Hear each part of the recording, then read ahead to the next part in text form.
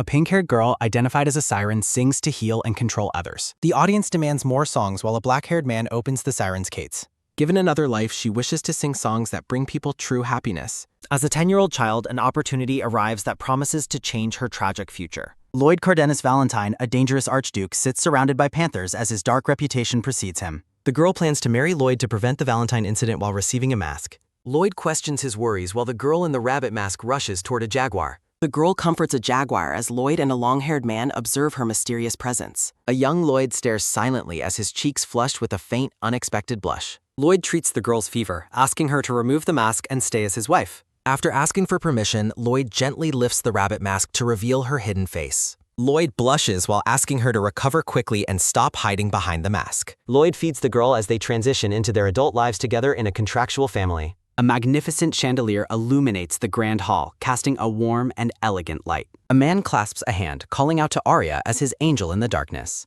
Arya sits dejectedly within her cage, her long pink hair flowing across the floor. Arya gazes through the bars with intense red eyes, her expression filled with cold defiance. A man demands that Arya sing for him, his mouth open in a commanding gesture. Arya sings from her confinement, her voice reaching out through the dark bars of the cage. The crowd pleads for Arya to save them with the power of her enchanting song. Surrounded by roses, Arya identifies herself as the very last siren left in the world. The silhouette of a bird trapped within a cage represents her own isolated existence. The audience is captivated by her beauty and demands that she sing for them again. Despite her visible distress, the man ruthlessly commands her to sing more right now. A sudden splash of blood covers the floor of the cage, marking a painful moment. Arya's hand trembles violently as it becomes stained with her own dark, coughed-up blood.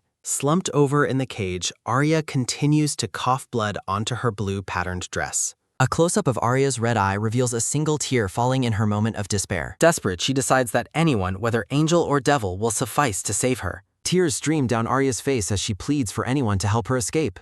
From outside the room, a voice questions if someone has become a crazy beast. Lloyd requests a room for a single day while the servants react with confusion and concern. Lloyd and the girl stand at the altar, entering into a contractual marriage for mutual protection. The young girl looks up with large, shimmering eyes, seeking safety in her new life. Lloyd stands beside her, his expression serious as he commits to their shared future. Lloyd argues with the blonde man, defending the girl's maturity while she wonders what they mean. Lloyd slams the door shut on the blonde man, shouting a final exclamation of frustration. Lloyd lets out a sigh, probably wondering why being an archduke involves so much paperwork. Lloyd walks across the ornate rug, his mind weighed down by the day's stressful events. The image of Lloyd's adult self looms behind his younger form, signifying his dark destiny. Narration describes the Devil Grand Duke as a traitor who killed the Emperor at age 18. A close-up of narrow, dark eyes reflects a cold and ruthless determination within the man. The blonde Emperor yells at Arya, accusing her of taking revenge after he saved her life. A sharp sword is drawn, the metal gleaming ominously in the dimly lit environment. Grabbing her hair, the Emperor declares that today's event will make Arya obey him. A close-up shows Arya's eye filled with tears as she suffers under the Emperor's cruelty. The shadowy figure of a man approaches the Emperor from behind with silent, lethal intent. The Emperor expresses shock as adult Lloyd Valentine suddenly appears at the palace door. A white slash cuts through the darkness, representing a swift and decisive strike of violence. Blood spatters as Lloyd executes the Emperor, finally ending the man's reign of terror. Arya sits trapped within her cage, her expression reflecting a deep, haunting exhaustion. A dark-haired man extends his hand toward the cage, reaching out in a protective gesture. Arya gazes at the man, identifying him as Grand Duke Valentine as tears fill her eyes. Their hands nearly touch amidst a brilliant, shimmering light that symbolizes a sudden, magical connection. Arya winces in sudden pain, letting out a sharp gasp as her body begins to fail. Collapsed on the floor, Arya clutches her wounded limb and laments the injury to her leg. Arya remains slumped against the bars, admitting her inability to escape her current, miserable confinement. Lloyd stands tall, questioning if she has become like a bird with its wings cruelly broken. Lifting Arya into his arms, Lloyd declares that her current state does not matter to him. Arya stares blankly ahead, her face pale as she processes the man's unexpected and sudden kindness. Holding her close, Lloyd challenges her to prove the limits of her own internal madness. Bandaged and blood-stained feet rest weakly as Arya exhales a soft, pained sigh of weary resignation. Tears stream down Arya's face while she reflects on a specific thought from her past. A vision of an open cage and scattered feathers accompanies her vow to save him in another life. Young Lloyd confronts Arya about her silence, asking if her lack of response stems from nervousness. The young girl's large pink eyes widen in surprise as she looks up at her companion. Lloyd's face turns bright red as he reacts with flustered shock to her grabbing his hands. Arya breaks into a radiant, joyful smile while surrounded by a field of blooming white flowers. Ornate violet lettering displays the title of the story against a stark and solid black background. A young girl in a green dress raises a finger to her lips, signaling silence. Narration explains how Arya's mother administered silencing potions from birth, rendering the child completely unable to speak. Count Cortez kicks the young girl, calling her a useless birth as she huddles on the floor. Arya describes her mother's terrifying personality and her refusal to visit unless she was administering more potions. Delicate pink flower petals drift slowly onto the white fabric of the young girl's long dress, 16 words. Overhearing the maids, Arya learns a woman took her own life with a dagger in the palace. Looking into a mirror, Arya realizes that she is actually the legendary creature known as a siren. Glowing figures represent the siren's heritage, granting her the ability to manipulate and control emotions through song. Text describes Count Cortez's legendary act of kidnapping a siren 12 long years in the past. Young Arya huddles alone on a red carpet, looking small against the room's grand architecture. Count Cortez screams at Arya for attempting to escape, ordering the servants to withhold all food. The Count violently grabs Arya by her hair, causing her to cry out in sudden pain. With a menacing look, the Count expresses shock upon realizing that the girl can actually speak. The Count laughs triumphantly while continuing to hold the terrified girl by her long pink hair. The Count demands Arya stop hiding her voice while she pleads for him to stop the abuse. Forced to sing at secret parties, Arya laments hearing and seeing forbidden things she never wanted to know. A circular window frames the full moon as a silent plea for salvation appears in text. Arya reaches toward a headless divine statue while many dark hands grasp at her from below. Rumors spread throughout the Empire suggesting that the siren is a monster rather than an angel. A blonde woman claims the siren's addictive songs have driven the imperial officials and the emperor insane. An angry crowd shouts about the fallen imperial family, demanding they seize power from the siren monster. The woman insists their uprising is a divine mission rather than treason, intended to save everyone. Bathed in a divine light, she promises to purify the palace and prevent any more innocent sacrifices. A grand, dark castle stands under heavy rain as war begins and forced conscription sweeps the land. Blood stains the ground while the military describes their brutal massacres as a necessary purification process. A loud, aggressive demand for the monster's execution echoes through the dark and rainy night sky. The emperor refuses the execution, insisting Arya remain his caged songbird for the rest of her life. Flashing white light accompanies the revelation that the emperor broke her leg and silenced her. A white wireframe of a decorative cage stands isolated against an empty and oppressive black void. Arya's thoughts drift through the darkness as she wonders exactly how long she has been imprisoned. Arya looks at her bloody hand and decides to embrace death just as her hope finally fades. Lloyd observes Arya through the bars, sensing her silent plea through her eyes. Narration describes Lloyd Valentine as the Devil Archduke while he questions Arya's intent. Lloyd encourages Arya to sing whenever she needs him, acknowledging her voice's reach. Arya questions the point of revenge, feeling like a bird with broken wings. Arya sings for her own death while surrounded by swirling, radiant magical energy. Lloyd regrets arriving late but expresses a desire to hear the siren sing freely. Arya asks if her song depraved him. He claims responsibility and welcomes hell together. Lloyd suggests that Arya could have reached heaven if she hadn't called for him.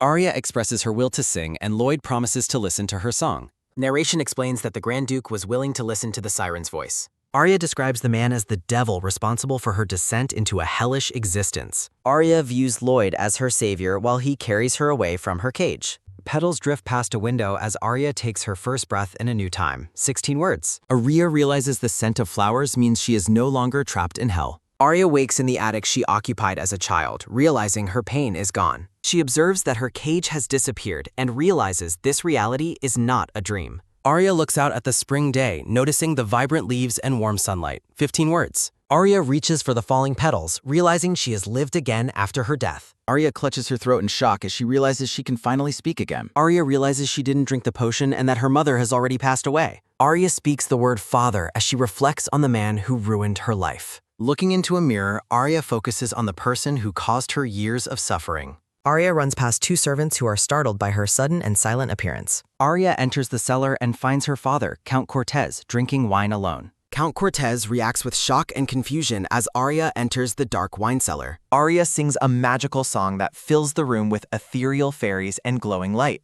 Count Cortez is stunned to see the daughter he considered a helpless idiot using magic. Cortez questions how Arya could hide her identity as a siren for so many years. Cortez wonders if Sophia was also a siren and hid the truth from him. Arya explains that sirens have different grades and she is far superior to her mother. Cortez plots to use her song to control the Empire and demands that she sing more. Arya stares at her father, realizing he is just a pathetic and greedy old man. Arya tells the Count that tonight is the first and last time he hears her song.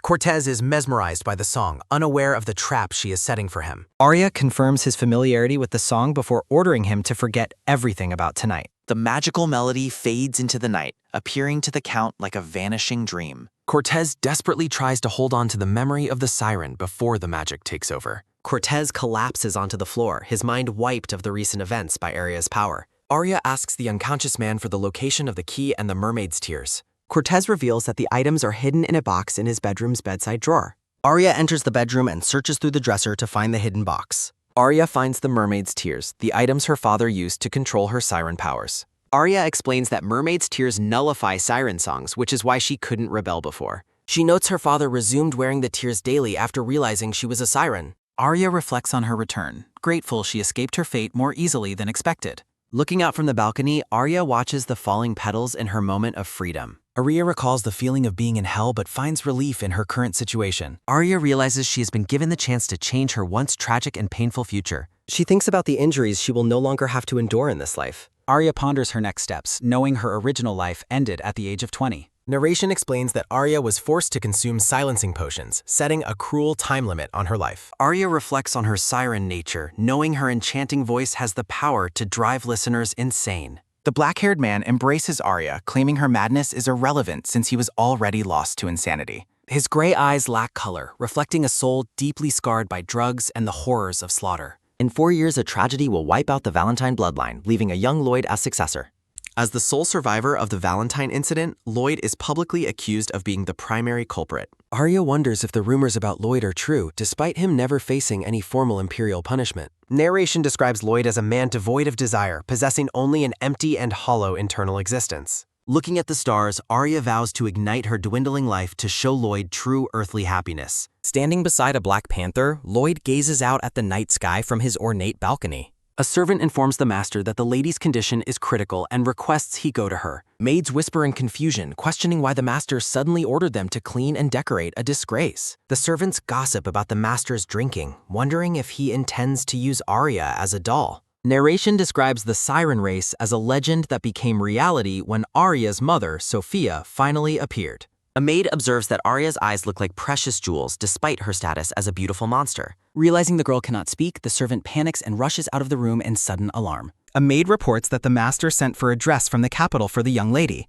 The servants discuss the master's plans, realizing the timing for their original conversation was absolutely perfect. Trembling with fear, a maid reveals that Arya is being sent to the Valentine Grand Duchy. The servants react with visible shock, announcing that Arya is intended to become the young master's wife. Whispering in the shadows, the maids decide Arya will likely die or be sacrificed to the devil. Chained and surrounded by roses, narration explains that Valentine wives are expected to bear heirs and die. Records state that any woman entering the Valentine family must cut all external ties for her life. A maid mocks Arya, confident that the girl is too weak to expose their history of harassment.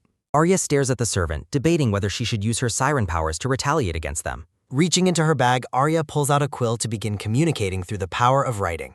Arya presents a note demanding edible food, leaving the servant stunned by the girl's sudden authoritative command. A bowl of unappealing green mush is violently knocked onto the floor, shattering into several small pieces. Holding a new note, Arya demands her requirements be met immediately while staring down the terrified maid. Arya enjoys a lavish tea service, noting how a noble lady should actually be treated by staff. Arya refuses to forgive the servants, denying them any chance to compensate for their previous cruel wrongdoings. While sipping tea, Arya reveals she has spent her life waiting for the chance to take revenge. Arya's radiant smile causes the maids to stiffen in fear as she reflects on her unscarred face. A discarded mask and a silhouette of a caged bird represent Arya's past life of forced confinement. Trapped within a cage, Arya recalls the predatory and dehumanizing stares she received from the imperial nobility. Looking through the window, Arya decides it is strategically better to hide behind her mask once again.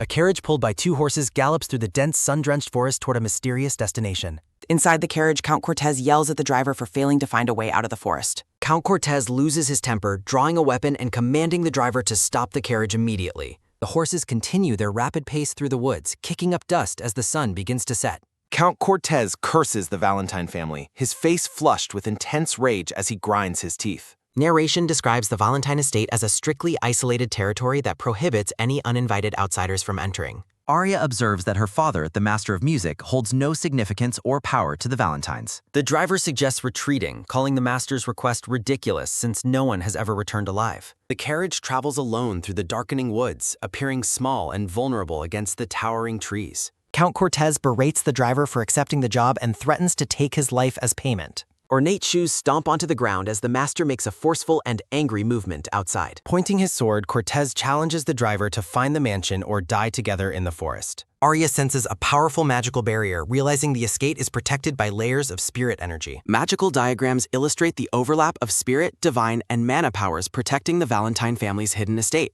Count Cortez and his companions notice something strange, fearing rumors of monsters are actually true. The blonde man argues with his companion, accusing him of laughing instead of listening earlier. The group stands tense as the blonde man attributes their unsettling situation to the devil's curse. Arya wakes up with a start, her eyes wide as she listens to a rhythmic thumping. Reaching into a dark bag, Arya retrieves the white mask she used for her former confinement. Arya decides to head out, putting on her mask before stepping quietly into the night. Observing the dead guards, Lloyd wonders when the Valentine reputation fell enough for nobodies to trespass. Looking down at the ground, Lloyd coldly remarks that the dogs will eventually eat the trespassers. Arya observes Lloyd's faded gray eyes, noting the lack of life within his cold, piercing gaze. Lloyd issues a lethal command to kill, prompting the massive wolves to lunge directly at Arya. Bracing for the impact, Arya tightly shuts her eyes as the predator's shadow looms over her. The wolf abruptly stops its attack, letting out a soft whimper instead of a lethal bite. To everyone's surprise, the wolf begins licking Arya's face affectionately while she stares in pure confusion. Realizing she is alive, Arya watches the giant beast wag its tail like a happy puppy. Lloyd questions if the beast has gone crazy, striking the wolf's head in a fit of anger. The wolves ignore Lloyd's commands, choosing to cuddle and nuzzle against Arya in a display of affection. Lloyd approaches Arya, dismissing the wolf's sudden change in behavior as a simple case of rabies. Lloyd questions Arya's identity and mask, noting his hounds only respond by instinct to strong forces. Lloyd explains that the dogs obey him because no one else in the world can follow his power. Crouching down to her level, Lloyd directly asks the young girl if she is actually stronger than him. Lloyd bluntly tells Arya she looks too weak, even weaker than a common, insignificant garden bug. Arya reflects on her siren ability to interact with animals, finding the large wolf strong and cute. Arya gently touches the wolf's face, enjoying a rare moment of peaceful connection with a living creature. Arya's eyes sparkle with joy as she thinks about how cute the large mountain wolf is. Letting out a frustrated click of his tongue, Lloyd stares out at the dark forest with annoyance. Lloyd warns Arya she's going to get buried by the mountain of wolves currently swarming her. Grabbing Arya's arm, Lloyd decides he will hear the rest of the details once they are inside. The grand Valentine mansion stands illuminated against the night sky, a symbol of isolated and dark power. A close-up shows a hand holding an ornate cup filled with a warm, reddish beverage. The butler tells Count Cortez his life was spared thanks to Arya and orders him to be grateful. Arya looks at the floating white object in her cup, wondering what this strange item could be. The butler leans in and whispers to Arya, identifying the sweet treat as a simple marshmallow. Confused by the new name, Arya wonders if the marshmallow tastes anything like a sweet melon. Sniffing the cup, Arya observes that the tea does not have the right scent she expected. Lloyd stands silently in the corner, his presence looming over the room like a dark, watchful shadow. Lloyd mentions he must feed his hounds before the wild mountain animals eat the remains of his enemies. Count Cortez reacts with horror, realizing the expensive guards and mercenaries he hired became simple dog food. Glaring at Arya, Count Cortez blames her for the loss of his guards and his current predicament. The hounds growl menacingly at the Count, their glowing eyes reflecting a hunger for his immediate demise. The butler reiterates that the Count was almost dog food until Arya's presence luckily spared his life. The butler offers compensation for the Count's cooperation and asks if there are any other remaining requests. His fear replaced by greed, Count Cortez asks exactly how much he will be paid for the transaction. Lloyd promises to pay however much the Count desires, remaining detached as he watches the man's greed. Cortez introduces Arya as his daughter, born from his late wife, to the young Master Lloyd. The Count dismisses Arya's current appearance, promising they will get to see her face later on. The butler asks why he hit her. Cortez explains she's a mute who won't leak secrets for money. Cortez notes Arya's only flaw is learning to read and write on her own despite her silence. Cortez suggests chopping off her arms if they are worried, prompting the butler to shout his name. The butler scolds Cortez for breaking procedures, making a fuss, and insulting the Valentine Grand Duchy. Cortez slams the table in protest while the butler explains they only tolerated him for his father's legacy. Arya thinks the butler is extraordinary for knowing her father's specific psychological weakness. The butler asks if Arya's mask prevented her from drinking the tea earlier.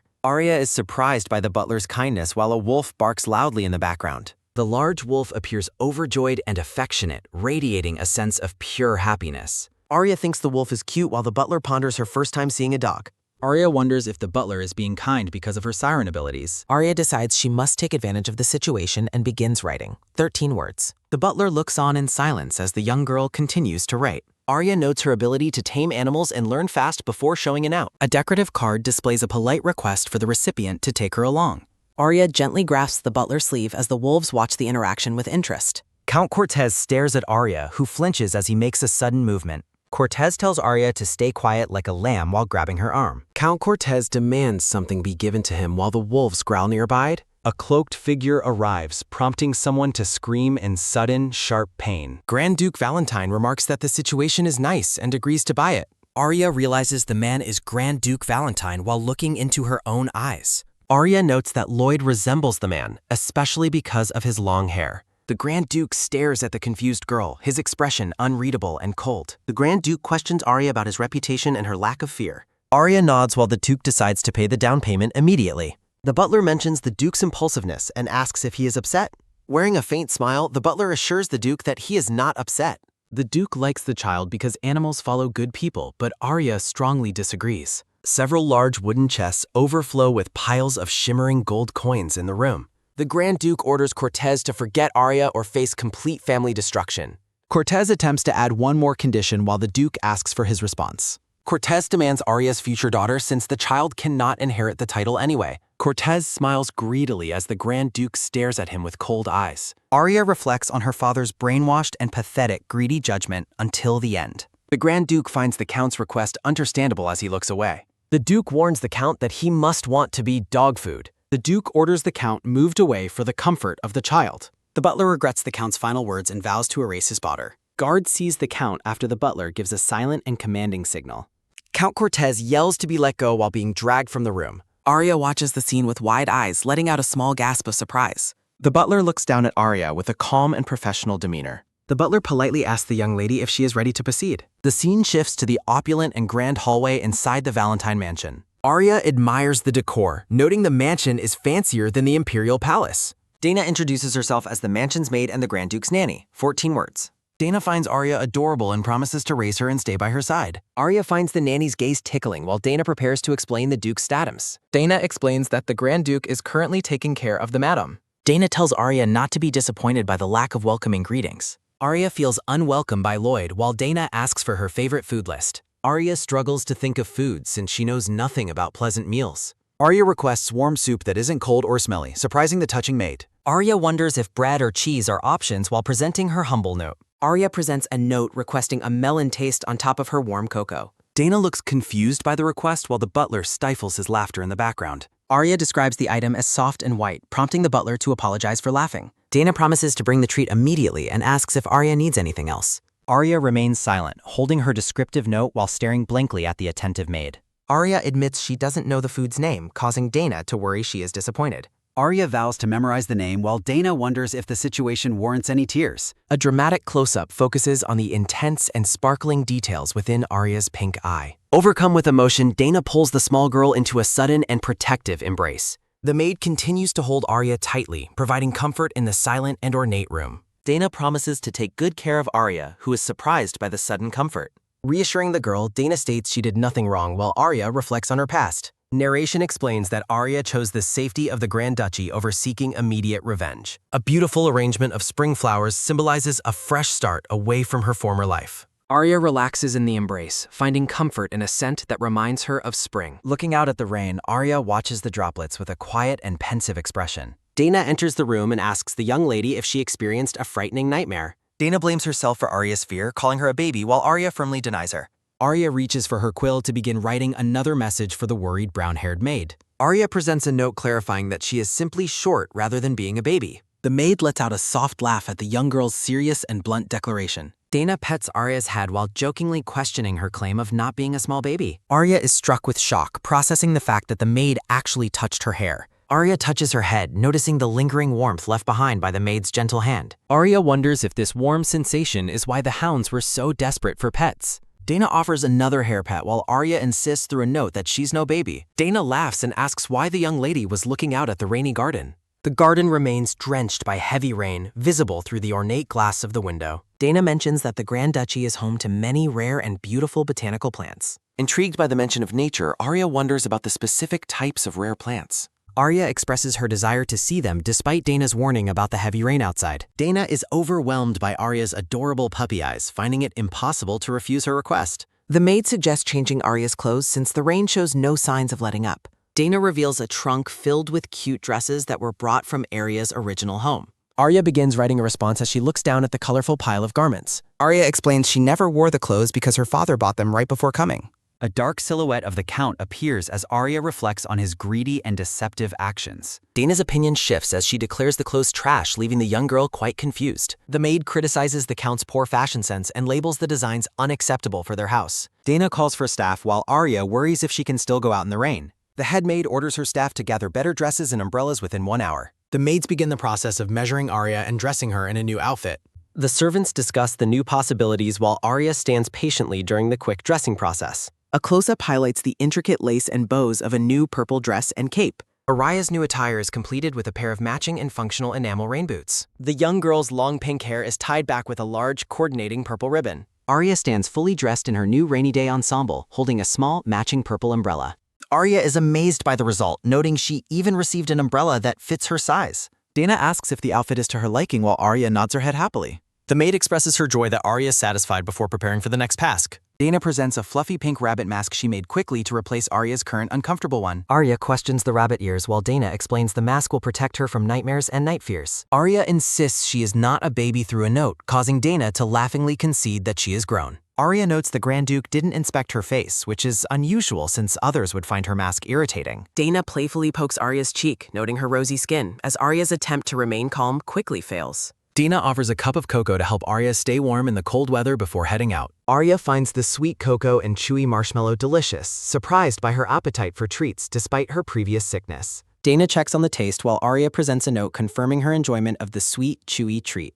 Dana gazes at Arya with genuine affection, openly questioning how the young lady can be so incredibly adorable. Arya is left utterly stunned and flustered by the unexpected compliment, repeating the word cute in her head. Arya remains confused by the praise while Dana notes the girl's clear lack of understanding regarding her own charm. The atmosphere shifts abruptly as a servant shouts for the head maid while forcefully throwing open the door. A maid rushes through the room with sudden haste as her long skirt flutters behind her. Outside, the garden is soaked by rain, with large lily pads and a blooming flower floating. Arya finds herself walking alone through the rainy garden, protected by her new blue plaid umbrella and matching outfit.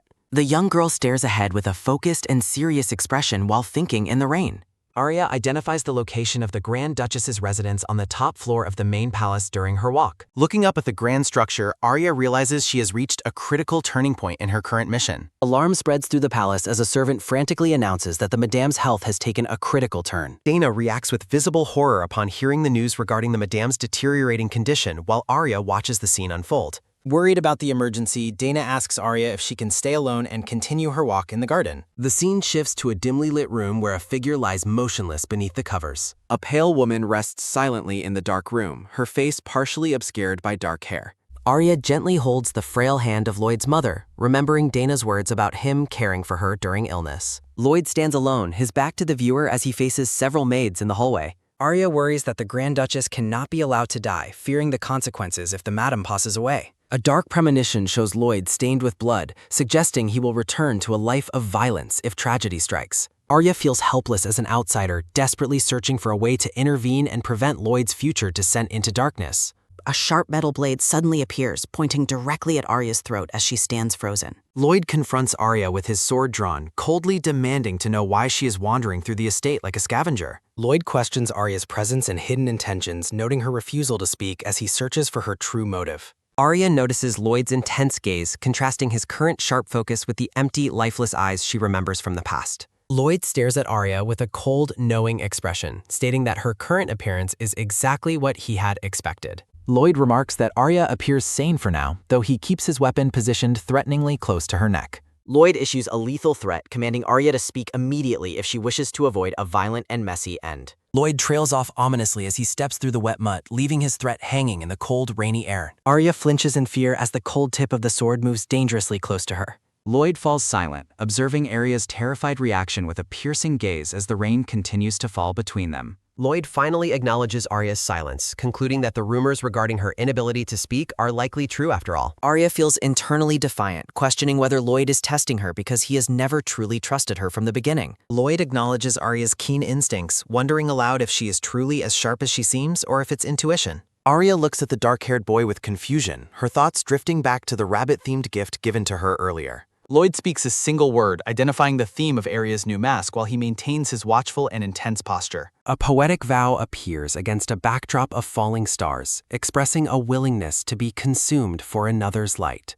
Arya thinks about the comforting sensation of being petted while Lloyd remains silent, his expression unreadable as they stand together. Arya lets out a small sound of surprise while observing the grand estate under heavy rain. The ornate stone arches of the Valentine Palace stand tall and silent under the heavy downpour. Lloyd makes a thoughtful sound as he takes Arya's small, wet hand into his own, bridging the distance between them. Lloyd mockingly questions Arya's lack of strength, comparing her frailty to his mother and noting her complete absence of muscle. The dark-haired boy's expression softens slightly as he looks down at the girl in the rain. Arya stands with a determined expression while preparing for the next step in her plan. Lloyd commands Arya to turn around while his hands reach toward her back. Lloyd adjusts the back of Arya's outfit, ensuring everything is properly secured and in place. Addressing her by a new nickname, Lloyd calls her Rabbit as he looks at her mask. Lloyd suspiciously asks Arya if she is actually the prey of the notorious gutter rat. Arya is confused by the underworld terminology while reflecting on her unexpected reputation among the Valentines. Arya considers the many enemies the Valentines face. Admitting Lloyd's suspicion toward her is actually reasonable. Lloyd explains that gutter rat minions are often mute or mutilated and notes Arya's suspicious origins. Lloyd mentions a specific method to determine whether Arya is truly a minion of his enemies. Someone questions the existence of such a test while noting the Emperor's struggle with underworld agents. Lloyd steps closer to Arya and commands her to repeat his words exactly as he says. Lloyd places his hand firmly on the hilt of his sword, ready for immediate action. Lloyd suggests they go hunt some rats while Arya stands silently under his intense, cold gaze. Lloyd dismissively tells Arya to go away as long as she refrains from interfering with him. Lloyd warns Arya that constant vigilance is her only hope for survival in the Grand Duchy. Lloyd bluntly states that the Valentine Grand Duchy has no room for a weak child. Maids discuss the madam's critical health and Lloyd's sudden disappearance as Arya peeks from behind a pillar. A maid sighs deeply while predicting that many lives will likely be lost by the day's end. The maids discuss the severity of the current crisis until one commands the other to be silent. The madam speaks words that sound like a final will, startling the servants with her grim tone. The madam expresses her desire to be buried under a cherry tree and her yearning for spring. Arya listens as a voice curses the world and the gods, feeling the weight of the moment. Arya focuses on the mention of the cherry tree, realizing its significance to the dying madam. Arya recalls seeing the specific tree earlier while walking through the garden during the heavy rain. Arya confirms she can see the cherry tree from the window, just as Dana had described. Bare, dark branches of the cherry trees stretch out against the gray and rainy sky. Rain continues to drench the skeletal branches of the tree as Arya watches from the palace. Arya prepares herself to sing the Song of Life, focusing all her energy on the tree. Touching the rough bark, Arya reflects on the novelty of singing in the open air. Arya marvels at the incredible feeling of finally being able to sing without any restrictions. Golden light and pink petals swirl around Arya as she begins her powerful siren song. A trail of magical energy flows through the rain, reaching toward the barren cherry tree. Arya reaches out as lyrics about fate shining down appear in the glowing magical atmosphere. The song promises peace against the elements, addressing the tree with deep and endearing affection. Arya continues her magical performance, radiating light as she channels her siren power into the garden. Arya smiles gently while her Song of Life continues to resonate through the dark, rainy palace. Pink blossoms begin to sprout instantly on the previously dead branches of the cherry tree. The entire cherry tree bursts into a full and beautiful bloom despite the heavy rainfall. Arya looks up at the miracle she created, surrounded by a sea of pink blossoms. Arya gasps in sudden pain as the strain of using her powerful siren ability takes hold. Trembling, Arya realizes her small body cannot endure the physical toll of such intense magic. Arya reaches a finger toward the birds fluttering among the magical blossoms in the garden. Holding a small bird, Arya quietly asks it to perform a crucial favor for her. Arya watches with hope as the small bird flies toward the upper windows of the palace. Arya collapses onto the grass, her long pink hair spilling out as her strength finally fades. The small bird arrives at the ornate glass doors carrying Arya's message into the palace. Two maids react with shock as a loud thud echoes from the balcony doors behind them. A maid turns around in surprise, questioning what could have caused the sudden noise. A white pigeon lands on the balcony railing, visible through the grand palace window. Maids try to shoo away the bird while the madam asks why they are making a commotion. Maids notice a bird hitting the window and plan to scare it away immediately. The pale madam hears the noise and expresses her desire to see the brave bird. Despite her condition, the madam requests assistance to dress so she can get up. The madam walks through the room, her silhouette illuminated as she moves toward the window. Staring outside with wide eyes, the madam questions if she is actually seeing cherry blossoms. Dana is confused, explaining it is raining too hard for cherry blossoms to be blooming. The brown-haired maid thinks to herself that such a botanical miracle is completely impossible. Pink petals drift past the madam as she looks out at the blooming garden scene. Reaching her pale hand toward the sky, the madam watches the blossoms dance in air. Thousands of pink petals swirl through the rainy sky, creating a breathtaking and magical atmosphere. The madam stands on the balcony, witnessing the impossible blooming of the palace's cherry trees. The scene shifts to a quiet morning in the grand dining room of the Valentine mansion. A hand pushes open the heavy doors, breaking the silence of the opulent bedchamber. Lloyd enters the room, his footsteps echoing on the carpet as he approaches the bed. The black-haired boy stands over the sleeping girl, who is still wearing her rabbit mask. Lloyd reaches a gentle hand toward Arya as she sleeps soundly beneath the warm covers. Close up on Lloyd's face as he observes the sleeping girl with a contemplative expression. Outside the palace, voices call out frantically for the lady while searching the vast grounds. 15 words. Maids worry about Arya's sudden disappearance, questioning how long she has been missing from her room. Someone claims to be the last to see her before noticing the young master's arrival. Lloyd admits he threatened Arya to leave, realizing she likely hid out of fear and danger. A heavy silence falls between the young master and the maids during the tense confrontation. Lloyd declares his intention to take full responsibility for finding the girl he calls the rabbit. The maids beg Lloyd not to threaten the lady again once he manages to find her. Lloyd curses his previous actions, wondering why he drove her away at such a dangerous time. Walking into the garden, Lloyd stops in shock as he notices the petals in the air. The cherry tree branches are laden with thick, vibrant pink blossoms despite the heavy rainfall. Lloyd stands in the middle of the garden, surrounded by the impossible spring-like miracle. 15 words. Lloyd questions the appearance of cherry blossoms, knowing the tree was previously dead and fallen. Confirming it is not a dream, the boy pinches his own cheek in disbelief. Lloyd looks around the garden, his dark hair windblown as petals continue to fall. Petals fall into a small hand as the scene focuses on the magical garden environment. Lloyd's feet stop abruptly as he discovers a brown bag left behind on the grass. A look of realization crosses Lloyd's face as he stares down at the abandoned item. Lloyd looks at the bag near the tree and identifies it as belonging to Arya. Lloyd curiously inspects the bag, wondering if it contains dangerous items like poison or hidden weapons. Finding notes in ink, Lloyd realizes she writes to communicate and worries about information being leaked. Lloyd picks up the papers, questioning why the notes appear so old and worn out. One note describes the beauty of the flowers and Arya's genuine enjoyment of them. Another note shows her request for melon flavor on top of her warm cup of cocoa. Lloyd realizes she meant marshmallow and reflects on her lack of knowledge about common treats. A faint, genuine smile appears on Lloyd's face as he continues reading the innocent notes. Lloyd notes the extreme age of the papers, feeling a growing sense of suspicion. Lloyd's expression turns grim and focused as he prepares to read the remaining papers.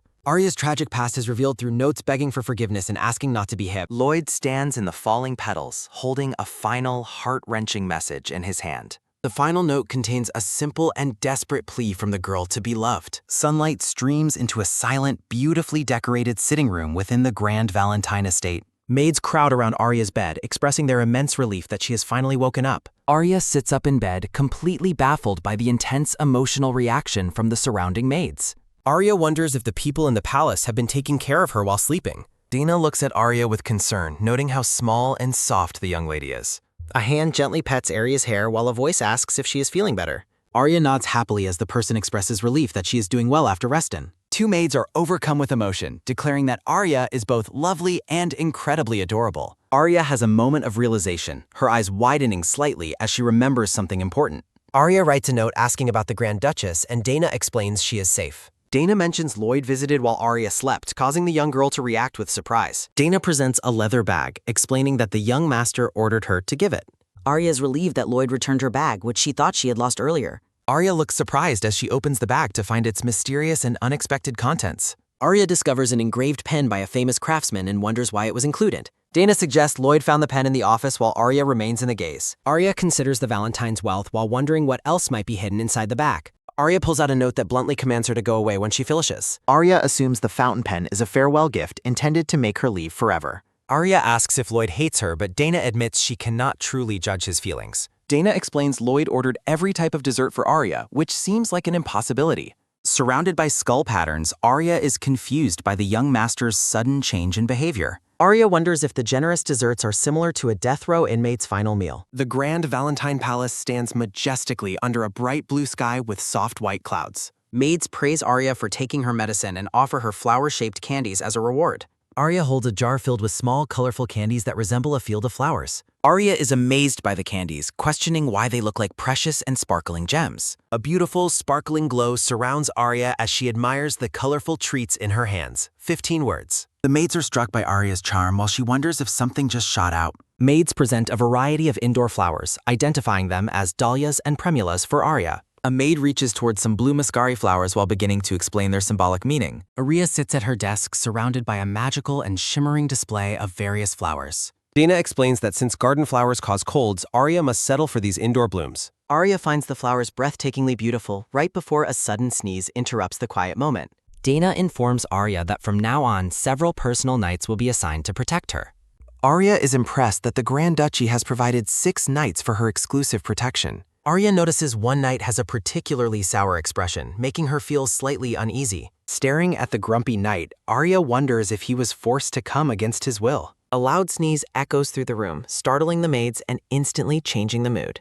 Arya sneezes again, worrying that the sound was too loud for the formal palace setting. The maids look shocked and concerned, leaving Arya confused by the sudden shift in atmosphere. A series of exclamation marks illustrates the collective shock and panic felt by the maids. A red-haired maid panics and declares that flowers will be blacklisted to protect the lady. The maids discuss potential infections and allergies, worrying intensely about the young lady's fragile health. Arya watches the chaos unfold as her pink eyes reflect the surrounding floral and magical atmosphere. Dana sternly points toward the door, ordering the other staff to remove all the flowers. Arya feels a sense of loss as the pretty flowers are removed from her sitting room. Dana apologizes for the careless mistake, citing her lack of experience caring for outside residents. Arya writes a note questioning what it means to be someone from outside the border. Narration explains the border mountains and notes that people within Valentine are exceptionally strong. Arya recalls that the wolves raised by the Grand Duke were significantly larger than normal creatures. Arya looks thoughtful while realizing the unique and powerful nature of the Valentine Estate's inhabitants. Lloyd reminds Arya that the Grand Duchy has no place for a weak child like her. Arya reflects on Lloyd's previous comments about her being weak and having no place. Dana insists that connection to the Valentine family provides a level of strength incomparable to anyone.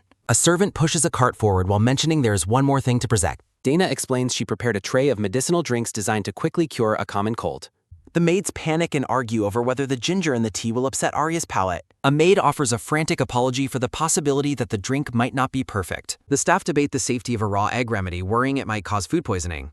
Dana warns that people from outside the border are weak, and Arya is the weakest among them. Arya feels indignant about being compared to a helpless infant just because of her physical constitution. Despite the overwhelming attention, Arya admits to herself that she does not dislike the constant care. Arya reflects on the novel sensation of feeling truly appreciated and protected by the palace staff. The peaceful atmosphere is interrupted as Arya notices a strange man standing in the doorway. A green-haired knight in formal armor stands silently with a cold and judgmental expression. The knight lets out a mocking laugh as he looks down at the young girl. The knight questions if someone so weak could ever fulfill the duty of producing a Valentine heir. Arya's heightened siren senses allow her to hear the knight's whispered insults despite his low volume. Arya reflects on the foolishness of those who try to rank human value based on physical strength. Feeling genuinely annoyed by the knight's arrogance, Arya begins to write a sharp and calculated response. Arya dismisses the knight's presence with a sharp wave of her hand as she finishes writing. The knight, Anshu, arrogantly assumes Arya is writing a request for him and offers his service. The maids are visibly horrified by Anka's disrespectful and overconfident attitude toward the young lady. Anshu maintains his arrogant posture, seemingly unaware of the growing anger in the room. Arya stares at the knight with a flat, unimpressed expression as she prepares to reveal her note.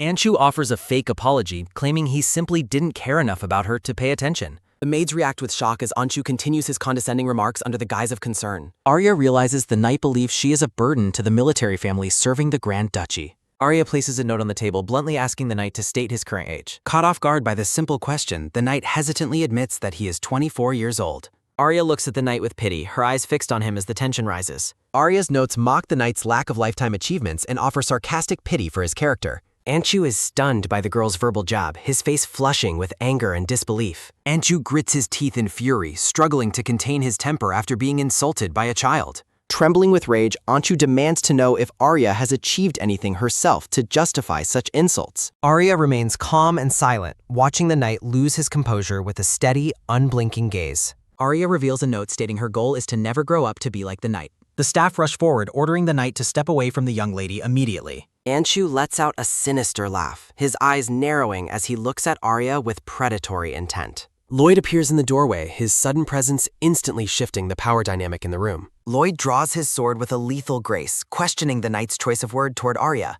Lloyd's face is a mask of cold fury as he prepares to punish the knight's disrespect. Arya shakes her head frantically, trying to prevent the situation from turning into a violent confrontation. Arya is visibly nervous, her face sweating as she realizes how much trouble her notes cost. Lloyd looks down at the cowering knight, his gaze more dangerous than the edge of his blade. Flanked by two massive black wolves, Lloyd dares the knight to repeat the name he called Arya. The knight's arrogance vanishes instantly, replaced by a look of sheer terror as he faces Lloyd. Lloyd stands firm, the dark energy and the presence of the beasts making his dominance absolute. Anshu stammers a desperate apology, claiming he misunderstood the young lady and admitting he was wrong. Lloyd finds the knight's sudden 180-degree turn in confidence to be absolutely hilarious. Lloyd issues a final cold command, ordering the knight to drop to his knees immediately. The knight's pride is shattered as he falls to the floor, kneeling in total submission. Anshu trembles while bowing deeply and stammering a desperate apology for his previous behavior. Arya thinks that such a forced apology is unnecessary and he should have been silent. Lloyd asks Arya why she constantly suppresses her emotions instead of expressing her true feelings. Arya is startled by the sudden question, feeling she has already communicated what was needed. A hand reaches into a dark pocket as the boy prepares to give something away. Lloyd presents Arya with metal knuckles, making her worry he intends for her to fight. Lloyd formally grants Arya his full authority as they sit together in the ornate room. Lloyd strips the knight of his title and demotes him to permanent stable duty. Arya looks on in shock as the boy declares this to be his final favor. Lloyd turns away, telling Arya to find a new home before he returns to Valentine Mansion. Arya wonders if the Grand Master's power is used primarily to exile people from the estate. Morning light fills the room while a quiet tapping sound echoes from the balcony window. Arya wakes up slowly, blinking her eyes as the persistent tapping continues against the glass. Rubbing her eyes, Arya sits up and wonders what is causing the strange morning noise. Arya recognizes the white pigeon from earlier landing on the windowsill with a letter attached. Arya observes the bird closely, curious about the paper tied to its leg. Arya holds the crumpled note in her hands, deciding to read the mysterious message. Arya reads the note about enduring life, her expression turning somber and deeply contemplative. Arya is startled, realizing that the message is a direct response to her earlier song. Arya panics, wondering if someone heard her sing and if her siren identity is compromised. Arya grips the paper, reflecting on the writer's determination to bear the weight of life. Arya looks toward the window, vowing to save the person who wrote the heartbreaking note.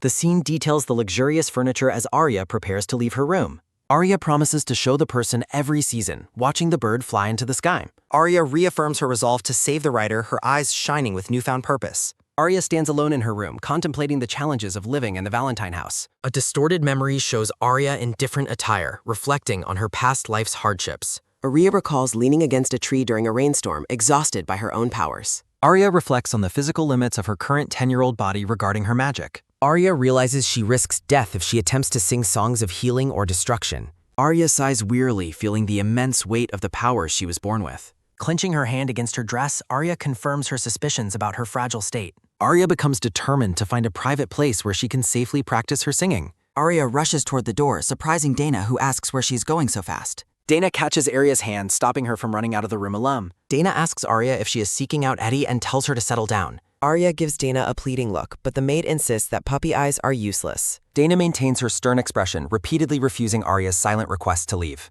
Arya intensifies her sparkling gaze, hoping to sway the maid with her adorable and persistent expression. Dana finally relents with a sigh, ordering Arya to return before the sun goes down. Dana warns Arya to seek assistance from anyone nearby if she happens to get lost. Arya holds up a note and cheers happily after finally gaining the maid's permission. Arya walks down the grand, carpeted hallway of the mansion, starting her secret exploration. Arya looks around for a practice spot but stops abruptly when something catches her eye. A sudden sound effect illustrates Arya tripping or having a clumsy accident in the hallway. Arya finds herself on the floor, staring up at a massive, panting gray wolf. Arya recognizes the creature, realizing it is the same animal she met in the garden. Arya strokes the wolf's face, asking the large beast how it got into the palace. Arya playfully asks if the wolf missed her while it sniffs her with affection. Arya is amazed, sensing that the wolf can actually understand everything she is saying. Arya commands the large wolf to give its hand and then orders it to sit. Arya makes a finger gun gesture, and the wolf playfully rolls over onto its back. Arya gently pets the wolf's head while praising the creature for doing a good job. Arya recalls a memory of a man warning her that her presence causes nearby deaths. Arya hops off the wolf's back, her small shoes landing lightly on the palace floor. Arya asks the wolf to take her to a secluded area where no one visits. The wolf sprints through the palace hallway with a determined young girl on its back. A tall, black-haired man in an unbuttoned shirt stands waiting in a grand doorway. Arya is visibly startled to encounter the man, wondering about his presence in the palace. Arya stands frozen in shock, her thoughts racing as she stares at the imposing figure. The wolf happily greets the man while the green-haired butler watches the interaction with concern. The black-haired man notes with surprise that Arya is using his hound as a horse. Arya quickly reaches into her bag to grab her notes for a silent written response. The man asks Arya to be nicer to his hound while she privately critiques him. Arya jumps down from the wolf's back and makes her way toward the waiting man. The black-haired man maintains a cool and expectant gaze as he looks down at Arya. Arya remains in a daze, struggling to find the appropriate way to address the man. Arya frantically sifts through her collection of papers, trying to find a suitable greeting card. Arya shows 2 different formal titles to the men, unsure which one is more fitting. Arya looks up nervously at the tall man, hoping her written communication is sufficient. The black-haired man carefully examines the notes Arya holds up with a silent, focused gaze. The green-haired butler reacts with intense shock after reading the message on Arya's paper. Arya reveals 2 notes, stating she came specifically because she wanted to see her father. The scene shifts to the ornate chandelier as the man considers Arya surprising and direct with it. The butler is baffled that Arya approached the man while other children would normally flee. Overcome with emotion, the butler wonders what hardships the girl endured in her past life. The butler observes Arya silently as she begins to write another message for the man. Arya holds up a note expressing her genuine happiness at seeing the man again today. The black-haired man remains silent as he stares at Arya, his expression unreadable and calm. The man admits he finds Arya interesting, a slight smirk-like smile appearing on his face. Arya thinks about the people who care for her and feels a genuine smile forming. Surrounded by a magical floral aura, Arya smiles brightly while holding up her latest note. Arya watches the man's reaction closely, realizing he has acknowledged her silent presence and intentions. The man wonders why Arya rode a hound across the palace just to see him. The group reflects on the long absence since they last saw each other in prison. The man continues to stare at Arya, his curiosity about her strange behavior clearly piqued. The man asks if Arya's visit means she wants to play a game of cut. Arya is caught off guard, frantically thinking about her true purpose for visiting the man. The black-haired man rests his hand on his chin, contemplating how to handle the child. The man asks if he should play with Arya using his son's intense training methods. The butler panics and objects, knowing the man's games are too dangerous for a child. The butler reminds the man that Arya is a fragile outsider who was recently sick. Arya imagines the Valentines playing violent, bloody games like devils, which leaves her feeling horrified. The man insults Arya's strength, but she nods when he asks if she is recovered. The man smiles mischievously while asking what Arya plans to do in his presence now. The wolf looks between the humans with confusion, unable to follow the current tense conversation. The man remains skeptical of Arya's intentions, asking why she is currently in his room. Arya becomes dizzy and overwhelmed by the man's interrogation, her eyes spinning in her head. Arya presents a note definitively stating that she wishes to stay by her father's side. Arya begins to cough as she notices the thick cigarette smoke filling the grand office. The green-haired butler whispers that secondhand smoke is bad for the weak young lady and reminds the black-haired man that many documents need approval today. The green-haired butler continues his quiet advice, suggesting the black-haired man tell Arya to come back later, which he eventually accepts. The black-haired man extinguishes his cigarette and orders the staff to ventilate the room, an instruction the butler immediately confirms. The large, ornate wooden doors of the study swing wide open, letting fresh air flow out into the quiet balcony. Arya stands in the doorway looking slightly dazed and unwell, her pink hair and lace mask highlighted by the morning light. Arya shivers in the drafty hallway, thinking about how cold it feels while clutching her dark dress with trembling hands. The black-haired man claims he is quite observant before tossing his heavy, dark cloak toward the small and shivering girl. The black-haired man gently drapes his large cloak over Arya's head and shoulders to protect her from the cold palace air.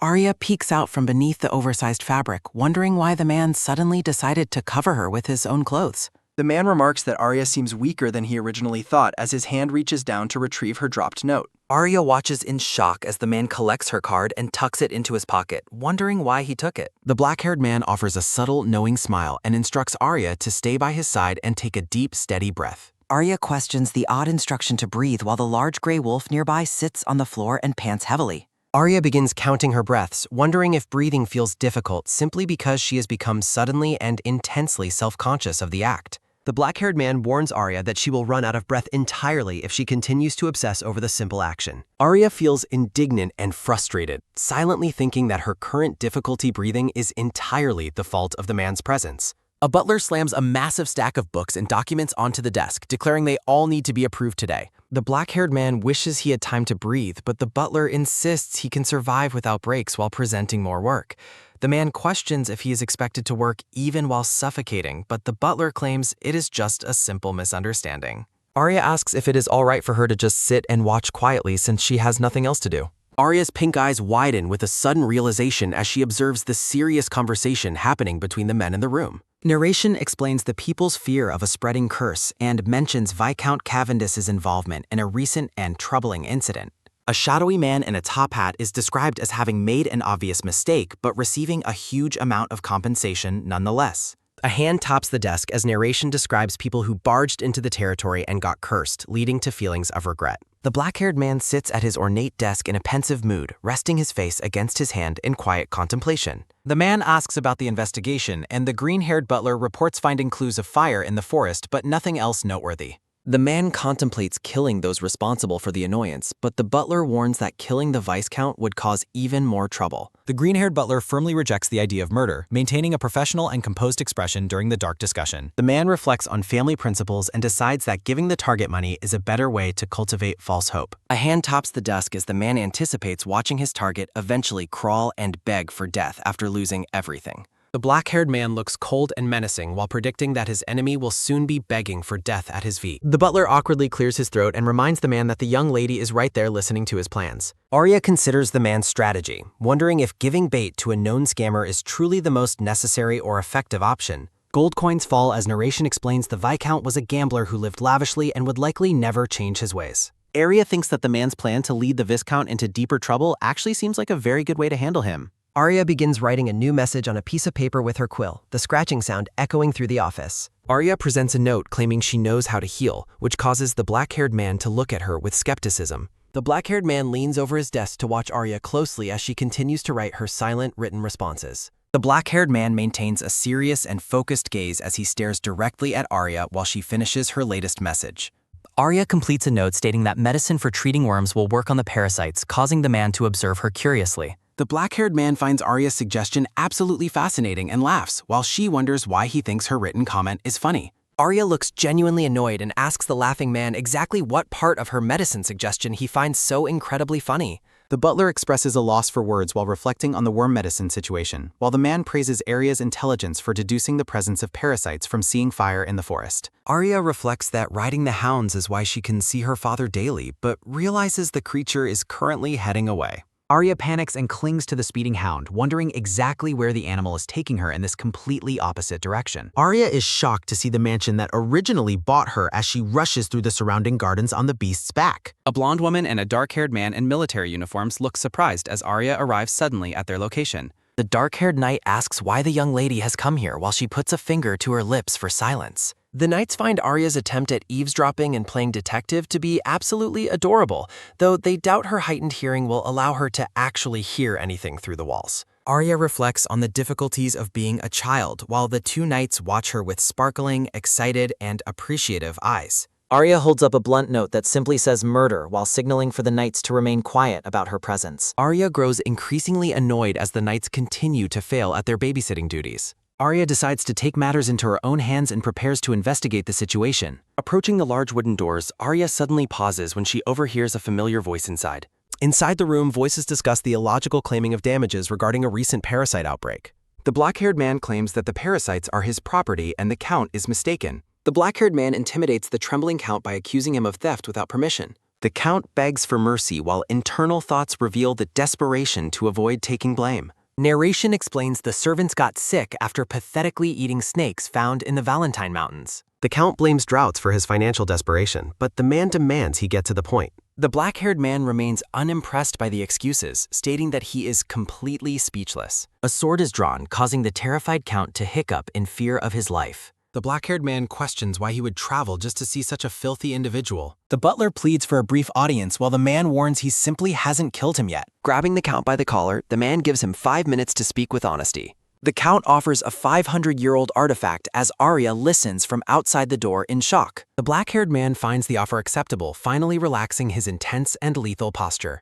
The man demands $700 million immediately and the remaining $300 million within a month. The black-haired man turns away, coldly stating that 1 month is more than enough time. The man orders the Count to leave and the terrified noble scurries toward the exit. Arya panics as she realizes the man is approaching the door where she is eavesdropping. The heavy doors swing open abruptly, revealing Arya standing there in the middle of the hallway. The Count looks down at Arya with disdain, rudely questioning the child's presence in his way. The Count tells Arya to move but stops suddenly when he recognizes her distinct hair color. The man roughly grabs Arya's hair accessory, his face twisting into a sinister and greedy expression. The Count laughs maniacally, realizing that this child is the key to a massive fortune. Arya trembles in sheer terror as the man looms over her with a predatory and crazed smile. The Count realizes Arya is the siren's daughter and wonders how such news remained a secret. Grabbing her arm, the Count threatens to expose her identity unless she sings her siren songs. The man calls Arya a divine angel and mocks how much her father would love her. Arya's expression turns dark as she is flooded with traumatic memories of her painful past life. Narration describes the unwanted secrets whispered to her while trapped behind the bars of a cage.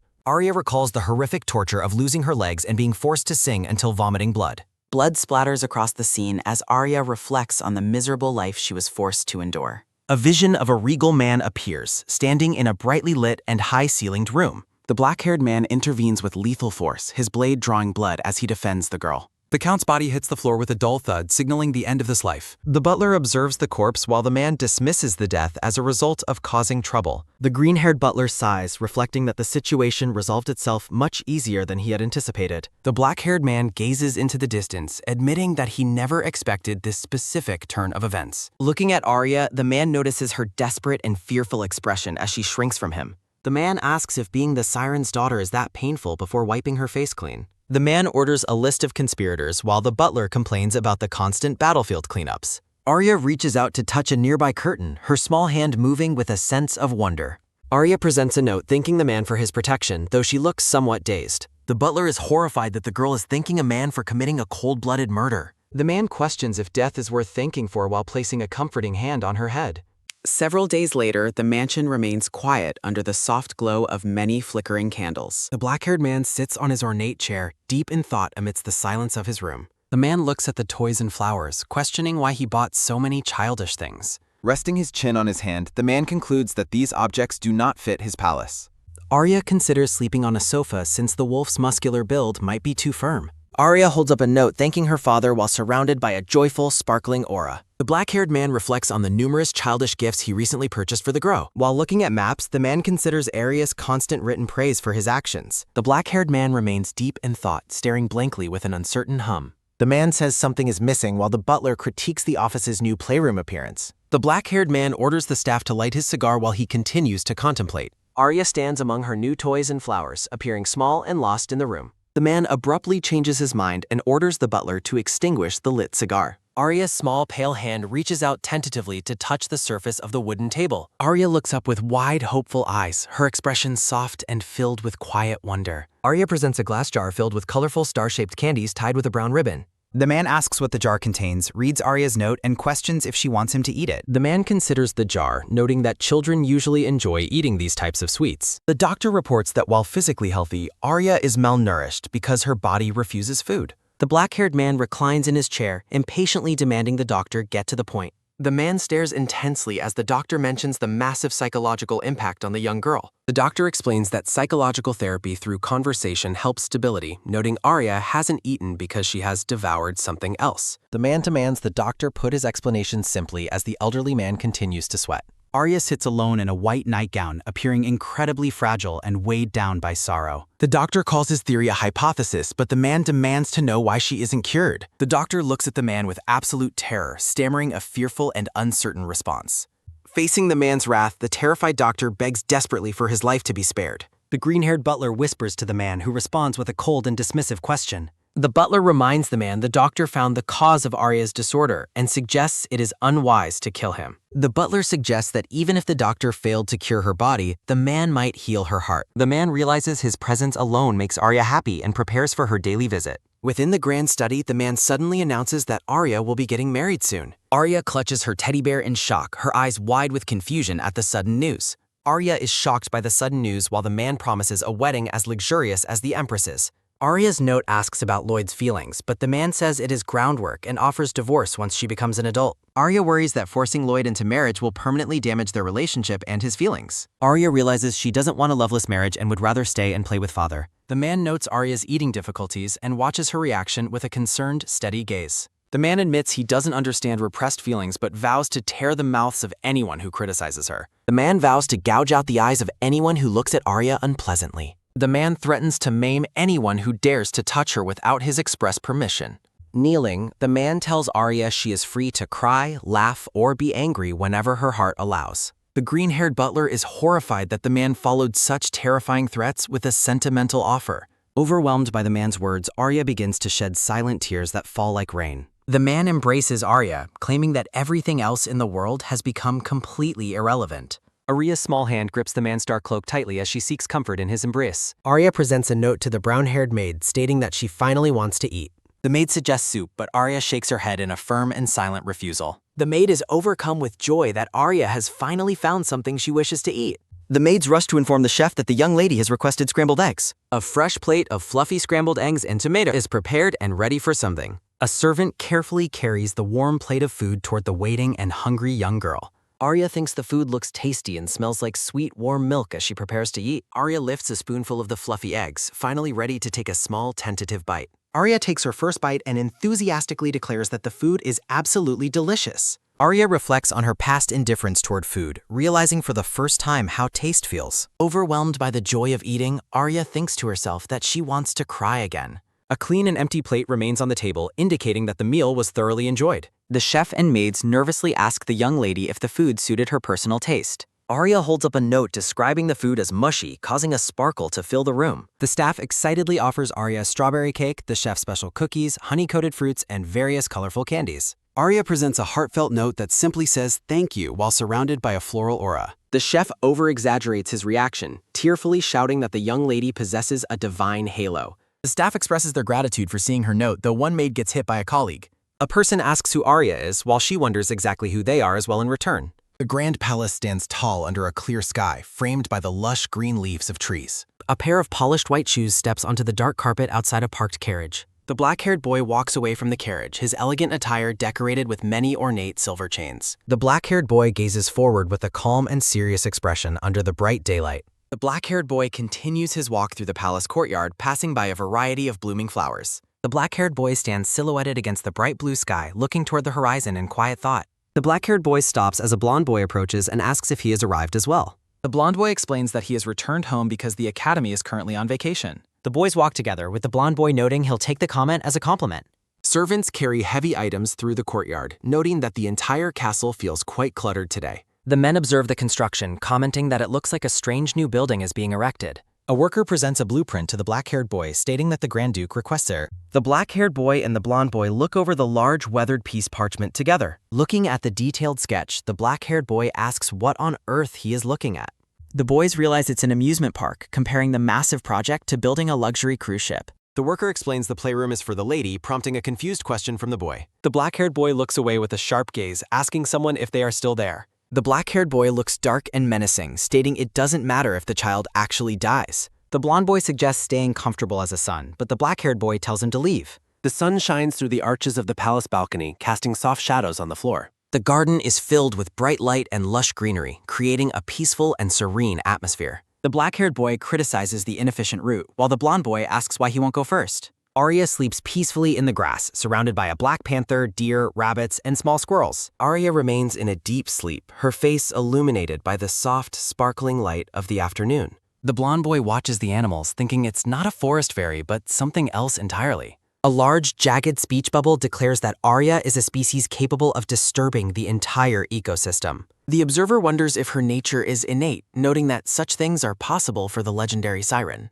Thoughts explain she tamed a beast that only follows its master and even tamed the demonic Duke. The black-haired boy gazes at the sleeping girl with a look of quiet and intense curiosity. Arya's peaceful sleeping face is shown in profile, her pink hair falling softly around her shoulders. Arya wakes up and rubs her eyes, wondering exactly when she had fallen asleep in the grass. Looking at the ground, Arya wonders what footprint she is seeing and who could have been there. Arya looks up at the trees, silently questioning who might have come and gone while she slept. A fresh plate of salmon and clams is served, glistening under the bright lights of the room. Arya eats the seafood with a fork while the chef and maids watch her with hearts in their eyes. The maid praises Arya for finishing her meal, expressing happiness that she is eating well these days. Arya touches her stomach and reflects on gaining weight, noting that her socks no longer come off. Arya looks at her hands, thinking her strength isn't enough to sing songs of healing or destruction. Narration describes the healing song that cures disease and the destroying song that can shatter an opponent. Arya explains those two songs can only be sung after she turns 14, but they must advance that time. Arya reflects that if she can't sing quickly, Lloyd's life will end miserably like in the previous timeline.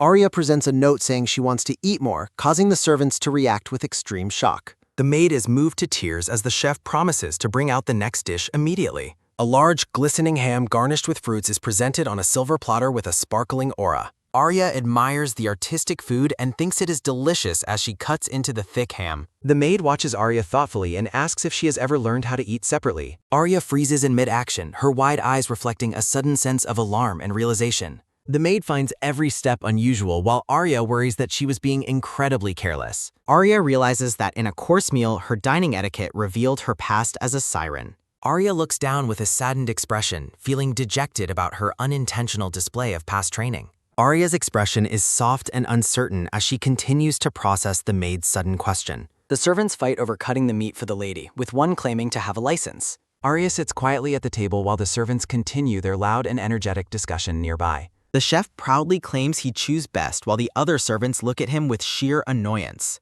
Arya feels overwhelmed by the chaotic staff and mentally calls out to the maid, Dana, for help. The maid asks if she can cut the food, prompting the chef to beg for her pardon. The maid happily offers to cut the food while the chef trembles in the background. The maid says she will cut it while the chef and servants cry about their own abilities. Tall sunflowers bloom under a bright blue sky, creating a peaceful and vibrant summer scene. A hand strokes Arya's hair as a voice compliments her on looking pretty today as well. Arya stands in an elegant yellow dress, surrounded by flowers and a shimmering, magical blue aura. The maid asks if Arya likes her look, and she responds with a polite note of thanks. The maid explains that the Grand Duke's relative returned yesterday and offers to guide Arya to him. Arya vigorously shakes her head in a firm refusal, clearly startled by the maid's unexpected suggestion. Arya worries about Lloyd being fine and plans to kick him out for not turning something off. The maid tells Arya to be careful as she runs off, comparing her to a cute rabbit. Sunlight fills a grand library with tall, arched windows and shelves containing a vast collection of books. Arya decides not to see Lloyd yet and will avoid him until the Grand Duchess is cured.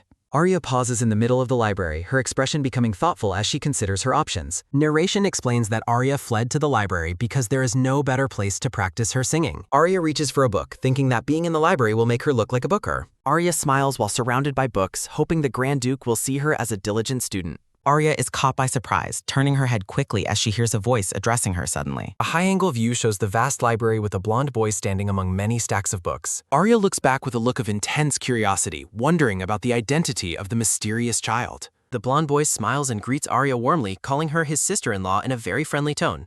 The blonde boy maintains his cheerful smile while standing amidst a garden of purple and blue flowers. Arya realizes the boy is the Grand Duke's relative, adopted for his genius but later turned into a spy. The blonde boy closes his eyes with a gentle smile, stating that he is very grateful to him. Narration explains the boy was a symbol of success, raised as an orphan before being revealed as a spy. Narration describes how Vincent Valentine relied on drugs and liquor before ending his miserable life in the past. The blonde boy stands in the library, his nickname being the Jinx Genius, as narration provides his background. Arya questions if the boy being a spy was true, her gaze becoming intense and deeply suspicious. The blonde boy asks what is wrong while Arya considers how cunning he must be to spy here. The blonde boy notes Arya's interest in epistemology, prompting her to wonder about the book she randomly picked. Holding a philosophy book, Arya wonders why she picked it and realizes she has never learned about this. Arya reflects on her lack of education while trapped, reading that humans must acknowledge things to exist. The blonde boy explains that ontology and epistemology are related and asks if Arya is interested in phenomenology. The blonde boy describes phenomenology as understanding things from a first-person point of view amidst the library shelves. Arya stares at the book in her hands, bewildered by the unrecognizable and complex text. Vincent expresses joy over Arya's interest in knowledge while she realizes he has completely misunderstood her. Vincent pauses for a moment, his expression shifting as a sudden realization dawns on him. Vincent explains that his survival is due to his reputation as a renowned young genius. Vincent's smile turns cold as he states that he has no patience for intellectual laziness. Vincent questions the value of an ignorant life, claiming he would rather die than be a failure. Arya watches him in silence, her expression unreadable as she processes his intense and dark worldview. Arya reflects on how the boy's banishment was ultimately a result of his terrible luck. Determining her next move, Arya looks up while Vincent maintains his calm and pleasant facade. Vincent greets Arya again while she wonders if his presence in the library is truly accidental. Arya laments that the library's acoustics make practicing her secret songs far too difficult and risky. Vincent questions why Arya is hesitating to choose a book from the massive library collection. Arya grows annoyed, wondering why Vincent is so persistent despite her clear lack of interest in conversation. A small hand reaches out, tapping a shoulder to finally get the other person's attention. Arya presents a note asking for a recommendation, prompting Vincent to offer his intellectual guidance. Vincent offers a specific book to Arya, his expression filled with a sense of helpful curiosity. Arya stares at a basic arithmetic book, her silence conveying a deep and simmering frustration. While Vincent acts superior, Arya struggles with simple math and internally fumes at his smug attitude. The scene shifts to a grand, elegantly decorated room filled with tall windows and opulent chandeliers. Dana looks at Arya with concern, asking if something has been troubling her lately. Overwhelmed by her current situation, Arya imagines herself as an erupting volcano ready to explode. Arya struggles to tolerate Vincent's interference, questioning if she should ignore him or take more drastic measures. Arya approaches a magnificent pipe organ in the library, noticing someone is already watching her. Vincent comments on Arya's arrival, noting that she seems to be a bit late today. Annoyed by the interaction, Arya decides to leave and turns away from the talkative boy. Vincent stops Arya, suggesting she must be musically talented given her prestigious and artistic family background. Vincent details the genius of Maestro Cortez, Arya's grandfather, who revolutionized music with his mathematical inventions. Vincent mocks Arya's silence before the girl's patience finally snaps under the weight of his arrogance. Arya walks away in a huff while Vincent drops his book in surprise at her departure. Arya sits at the grand organ, her small figure dwarfed by the instrument's massive white pipes. Vincent watches skeptically as Arya begins to play, criticizing her performance as short and poorly executed. Vincent orders Arya to stop, warning her not to play such a legendary instrument without proper knowledge. Arya's fingers dance across the keys, suddenly producing a sound that fills the room with light. 16 words. Vincent is stunned as he recognizes the complex masterpiece Arya is playing, realizing her true musical talent. The music transforms the atmosphere as Vincent reflects on the divine and heavenly nature of the organ. Vincent envisions a grand king of composers, moved by the sheer power and mastery of Arya's performance. Entranced by the shift in melody, Vincent realizes Arya is now flawlessly performing a complex violin piece. The music evokes a vision of free nomads dancing joyfully across a vast and windy grassland. Bright wildflowers sway in the breeze as the beautiful melody continues to flow through the air. Arya's hands move with expert precision, the golden light of the music swirling around the keys. Arya finishes her performance with a cold glare, flatly telling the stunned Vincent to get lost. Vincent admits he was chased out but feels satisfied that his predictions about Arya were finally proven. Vincent looks back with a knowing gaze, labeling the girl as a dangerous and invasive species. Vincent acknowledges Arya as a rare genius, possessing a talent that is truly overwhelming and undeniable. Vincent boasts about his own genius while Arya reacts with a look of extreme, silent disbelief. Arya's peaceful breakfast plans are ruined by Vincent's arrival, causing her to glare at him with annoyance.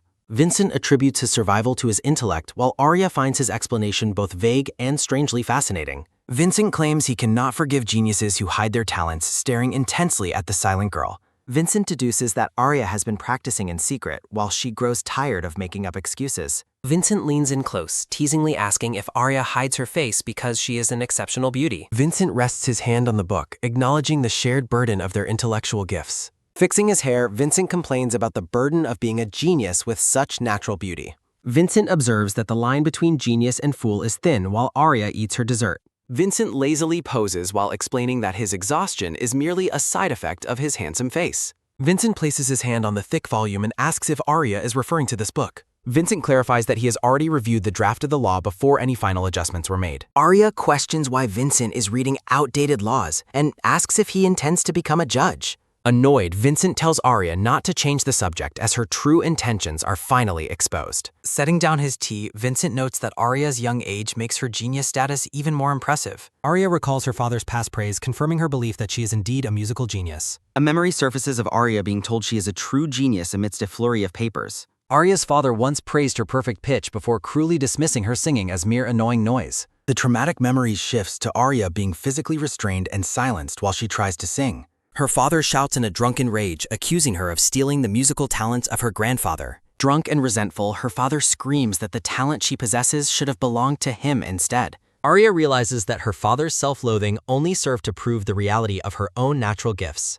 Narration describes the monstrous ancient abilities and heavenly pitch Arya inherited from her prestigious musical lineage. Arya understands Vincent's frustration, knowing that anyone who witnesses her talent immediately desires to possess it. Despite her incredible gift, Arya reflects on the fact that she has never truly been happy. The image of a caged dove represents the sorrow Arya feels toward her own restricted musical talents. Vincent claims the Valentine family will support Arya because they value art above everything else in life. Arya recalls her past status as a divine figure to the Emperor, realizing humans can never be gods. Looking down, Arya concludes that the pursuit of divinity is an impossible feat for any mortal human. Arya silently slides a new note across the table to catch Vincent's attention during their meal. Vincent is confused by Arya's sudden note, wondering if she is actually planning to sing for him. Arya's note warns that surviving as a genius also means one can die because of that genius. Arya presents a note explaining that those who label her a genius are the true source of danger.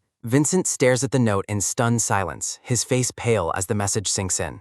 15 words. Arya writes that seeking recognition is futile, as true talent will naturally be acknowledged over time.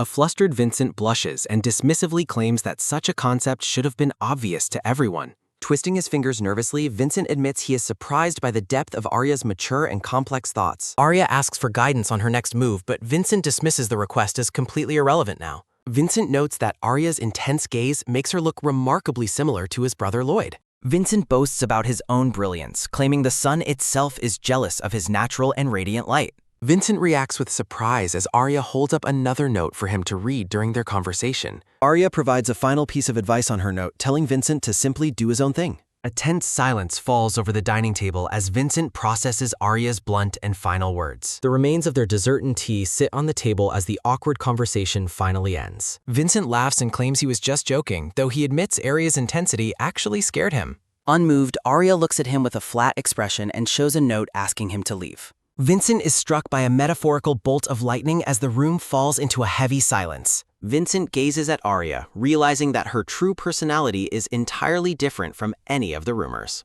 Vincent is disturbed by Arya's cold gaze, wondering if normality even exists for a child of her age. 17 words. Vincent turns serious and asks Arya what she believes her ultimate purpose or job truly is.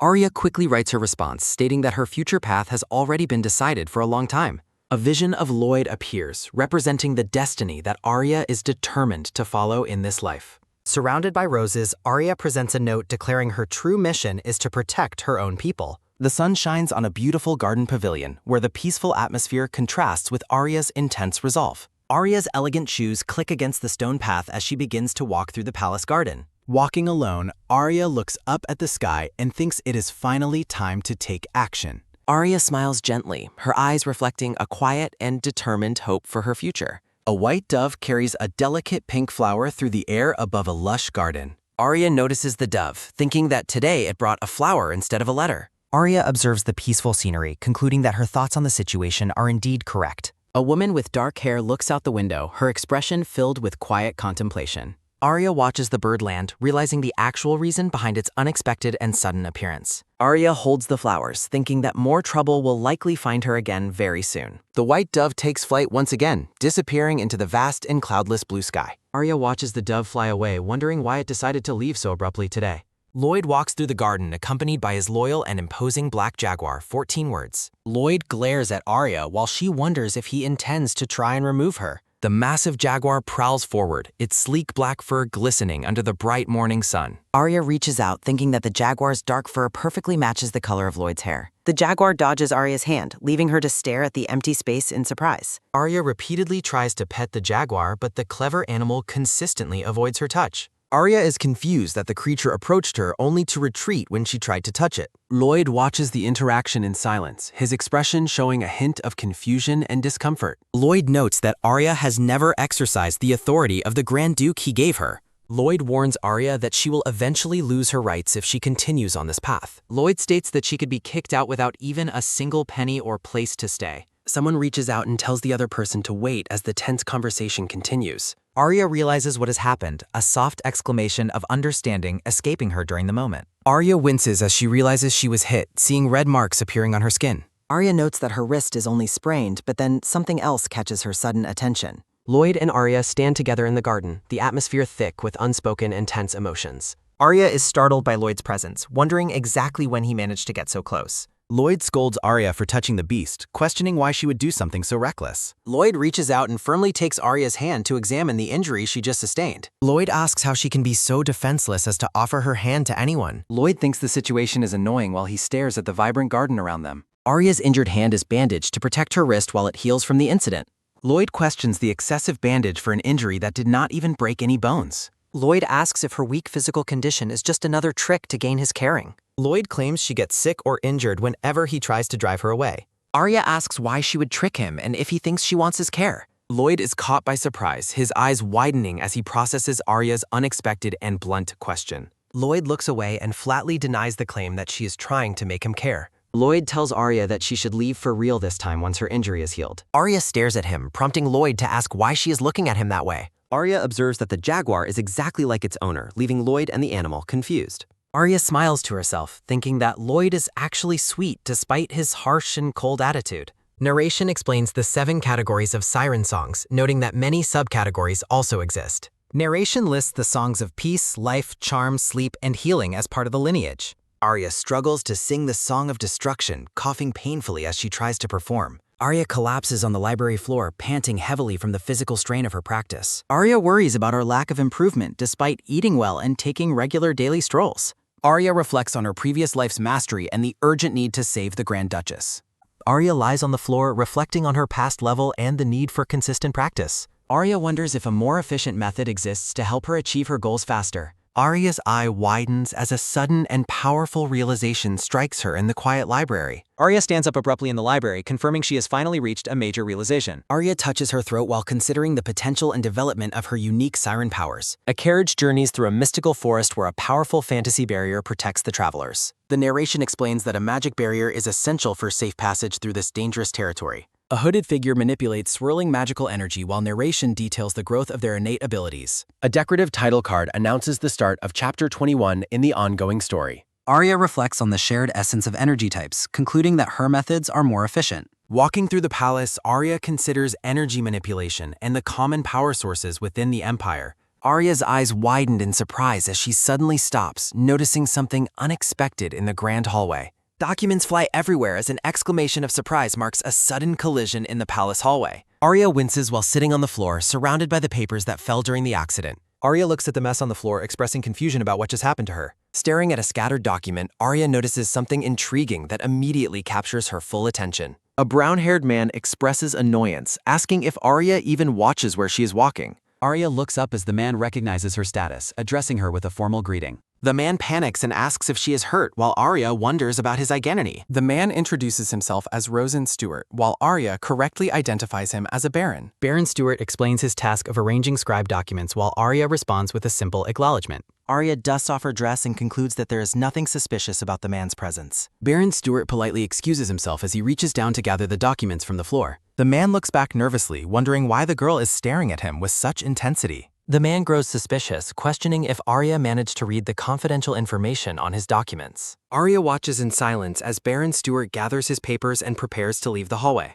Baron Stewart dismisses Arya's gaze, doubting her reading speed and criticizing her lack of formal manners. Walking away, the man thinks Arya will be evicted the moment the Grand Duchess passes away. Arya stands alone in the vast hallway, staring silently after the man who just departed. Arya admits she has an unsettling feeling as she reflects on the brief and strange interaction. Arya realizes why Vincent studied law, wondering if a certain group is aiming for something specific. Arya hums thoughtfully to herself as she considers the implications of her new and unsettling discovery. Arya is seen through a window pane, her expression showing a deep sense of quiet contemplation. Baron Stewart carries a heavy stock of documents past the grand spires of the palace exterior. Delicate white feathers drift through the air in front of the palace's tall and elegant windows. Arya reaches a hand toward a group of white doves fluttering around the palace hallway. A close-up shows a hand pointing toward the sky as white birds continue to circle nearby. The white doves beat their wings as they take flight against a clear and bright sky. Baron Stewart pauses, startled by a sudden sound, while feathers fall gently around his confused face. The man is swarmed by white birds, shouting in alarm as his documents begin to scatter. Panicked and sweating, Baron Stewart cries out in distress as his papers fly into the air.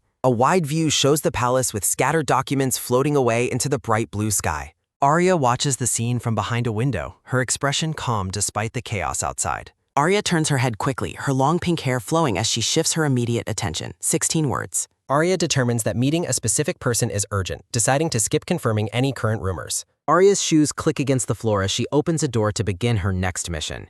A large gray wolf barks joyfully, wagging its tail in excitement as it greets the girl. Arya greets a wolf named Silver, who responds to her presence with a very happy bark. Arya asks for the strongest person besides the captain, clarifying she means the one after Lloyd. Silver lets out a powerful howl, seemingly responding to Arya's request for information about the strongest. Arya's eyes glow with a vibrant pink light as she makes a serious and determined decision. Arya commands Silver to lead her to that person while looking toward the Grand Palace exterior. A majestic white tower reaches toward the blue sky, surrounded by a dense forest of trees. Arya and Silver arrive at the room located at the top of the East Tower. Arya looks up at the palace tower, feeling the weight of the mission ahead. Arya stands before the door and asks Silver if the person is truly inside. Looking at the door, Arya repeats her question to Silver as they wait for entry. 16 words. Arya raises her hand and knocks firmly on the wooden surface of the tower door. Arya and Silver wait together in the silent hallway for a response from within. Arya senses a human presence and wonders if her knock is being purposefully ignored. Arya looks back at Silver, contemplating her next move to gain entry to the room. 16 words. Silver begins to scratch at the door, trying to help Arya get inside the laboratory. Silver throws his weight against the door to force it open for the young girl. Arya enters the room and praises Silver while noting that the place is a mess. A purple-haired man swears in frustration as Arya and Silver burst into his laboratory. Kaelin asks why they damaged his lab just to pretend no one was inside. The man stands tall in his green cloak, looking down at the uninvited guests. Arya apologizes for the intrusion while Kaelin identifies himself as the palace shaman. Arya reacts with sudden surprise upon learning that the man is actually a shaman. Arya reflects on Kaelin's reputation as a criminal shaman capable of replacing the devil. Kaelin stares at Arya with a weary expression, noting that she acts very grown up. 15 words. Arya notes that most people mistakenly identify her as a simple mage instead of siren. Kaelin declares he is busy and tries to usher Arya out of the room. Arya holds up a note stating her desire to learn how to use energy. Kaelin stares at her in silence, caught off guard by the girl's direct request. Kaelin is surprised that Arya even knows about the complex concept of energy manipulation. Kaelin explains that energy is a general term for various types of magical powers. Kaelin warns that attempting to use energy without talent or strength results in death. Kaelin boasts about his rare genius while dismissing the possibility of Arya succeeding. Arya asks how long energy control takes, and Kaelin replies it takes several years. Arya realizes that waiting several years would make her plans far too late to succeed. Arya presents a note asking if she can forcibly pierce her own core. Kaelin sighs deeply, clearly frustrated by the girl's reckless and dangerous line of questioning. 16 words. Kaelin shouts at Arya, asking if she is crazy for suggesting such a thing. Kaelin explains that running out of core energy is as fatal as losing blood. Kaelin tells her to stop the nonsense while she asks if shortcuts are possible. Arya looks at him with sparkling eyes while Kaelin admits the method is possible. Silver lies down as Kaelin mentions that some people are trained through mindless methods. 16 words. Kaelin notes that success requires resistance far beyond the capabilities of a normal human. Kaelin quotes a proverb about wisdom while advising the young girl to simply give up. Kaelin tells Arya to just give up on her quest to learn energy control. Kaelin reaches out his hand, offering to walk Arya out of his laboratory room. A brilliant pink energy swirls between their hands as Arya touches the shaman's fingers. Kaelin is struck with sudden shock as he feels the immense power within the girl. Kaelin recoils in disbelief, unable to process the incredible energy he just experienced. Kaelin wonders how a person can possess such an overwhelming amount of energy and charm. Arya realizes that she cannot hide the limits of her power from this person. Kaelin recognizes Arya's true identity, finally realizing that she is actually a siren. Arya stands silently with glowing pink eyes as the shaman discovers her secret. Kaelin turns away, his back to the girl as he considers the dangerous secret. Kaelin clutches his hair in intense frustration, struggling to process the presence of a siren. Arya remains perfectly still, her calm gaze contrasting with the shaman's visible and mounting distress. A decorative title card announces the title of the series in stylized purple and blue. Establishing lab shot with jar scrolls, a skull, and various alchemical equipment on shelves. Kylan sighs deeply while acknowledging the heavy truth about Arya's hidden and immense power. Kylan clutches his head in frustration, asking Arya if she has hidden her powers forever. Kylan notes that Arya's cold demeanor stems from her inability to feel life's miraculous energy. Arya reveals to the shaman that she possesses memories of her previous life. Kaelin is bewildered by Arya's explanation, unable to justify her existence using any magical theories. Grabbing the shaman's cloak, Arya insists she already knows the fundamental basics of manipulating energy. Kylan questions her ability to use energy without a core, and Arya simply says she does. Kaelin is stunned by Arya's nonchalance while she confirms her ability with a simple nod. Kaelin questions why she uses crude methods when her powers are inherently artistic and delicate. Arya explains that the crude method is her only way to finally learn how to sing. Arya reveals she sang until she vomited blood, leaving the shaman in a stunned silence. Narration describes Count Cortez as a cruel leader who controlled others like a heartless puppeteer. Narration explains how Cortez exploited a siren and sold her daughter due to her silence. Narration details a heartless species that abandoned human morality in exchange for mountains of gold. Inner monologue questions if Arya's childhood trauma led her to request such a dangerous procedure. Kylan expresses his intense hatred for such evil people while Arya stares at him silently. Shifting the subject, Kylan asks Arya for the true reason she came to find him. Arya demands he pierce her core, but the shaman pleads with her not to force him. Kylan warns that piercing a core won't grant mastery, but Arya insists she'll be ready. Kaelin asks Arya to explain why she is in such an urgent rush to gain power. A heavy silence fills the cluttered laboratory as Arya and the shaman face each other. Arya admits that the next part of her explanation will make her sound completely insane. Clenching her fist, Arya decides that revealing the truth is the only way to convince him. Arya looks up with a resolute expression, her eyes filled with an intense and unwavering determination. Kylan reacts with a sudden look of shock and confusion as Arya begins her revelation. Arya attempts to discuss future events, but the shaman frantically tells her to wait a moment. Kylan asks if she has predicted the future, but Arya dismisses the importance of her gift. Arya reflects on the shaman's reaction, wondering why he would dismiss something so naturally intriguing. Arya claims the future cannot be changed, leading the confused shaman to ask for her reasoning. A hand is raised as a voice explains that every single person has their own destiny. Arya contemplates her destructive destiny and wonders why she must bear such a heavy fate. Kylan asks if destiny is divine will, while Arya explains the world follows set laws. Arya describes the world as a precise machine where events fit together like tightly interlocking gears. Narration notes that Arya seems to truly understand the complex meaning behind the shaman's words. Simple truths are presented, stating that apples are red and the sky is always blue. Nature's cycle is shown through a deer eating grass and a lion preying on the deer. A glowing geometric magic circle represents the immutable and ancient order that governs all life. Arya holds an hourglass amidst clockwork, concluding that humans cannot change the world's fixed order. Arya likens changing the future to replacing a gear within the world's vast and complex machinery. Kylan notes that the world should naturally return to its original state without external interference. Arya asks if breaking the old laws will cause a brand new law to emerge. Kylan praises Arya for her quick understanding of the fundamental problem they are currently facing. A dark, spectral figure looms over Arya as the narration warns of possibilities that could occur. A blood-splattered hallway serves as a reminder that saving a life requires another in return. Clenching her dress, Arya worries about the consequences if the current path remains unchanged. A vision of Lloyd appears, representing the one Arya is most determined to protect. Arya recalls that Lloyd was her savior, and her resolve to save him becomes absolute. Blood splatters across the screen as Arya realizes the dire consequences of failing to change. Blood splatters as narration warns that the terrible tragedy is destined to repeat itself. A dark-haired man sits upon a throne surrounded by blood, representing a grim future. Narration states that he doesn't mind being ruined even while knowing it is currently happening. Arya looks up with fierce determination, declaring that she cannot allow that tragedy to happen. The scene shifts back to the quiet and cluttered laboratory filled with various alchemical supplies. Arya stands silently in the laboratory, her gaze lost in deep and heavy thought. Arya breaks the silence by noting that there is something strange about the current situation. Kylan looks at her with a questioning expression, asking her exactly what she means by that. Arya questions why she would possess knowledge of the future if it were truly unchangeable. Arya asserts that her knowledge of the future compels her to try and change things rather than doing nothing, while the shaman expresses his own uncertainty regarding the matter. Kylan is left speechless and utterly confused by the girl's bold and logic-defying claims. Arya declares that her actions are destined and that she embodies the world's will, commanding the shaman to simply follow her lead. Kylan comments on Arya's extreme stubbornness as she stands her ground firmly before him. Arya acknowledges that changing fate will be difficult and might fail, but she insists on doing what is right because she refuses to accept a wrong world. Arya resolves to pay whatever price is necessary for change instead of living in fear of the consequences. Kylan clutches his head, wondering why the young girl would take such a heavy burden of responsibility upon herself. Kylan reflects on Arya's belief in justice despite her uneasy past, questioning why she still trusts in the world.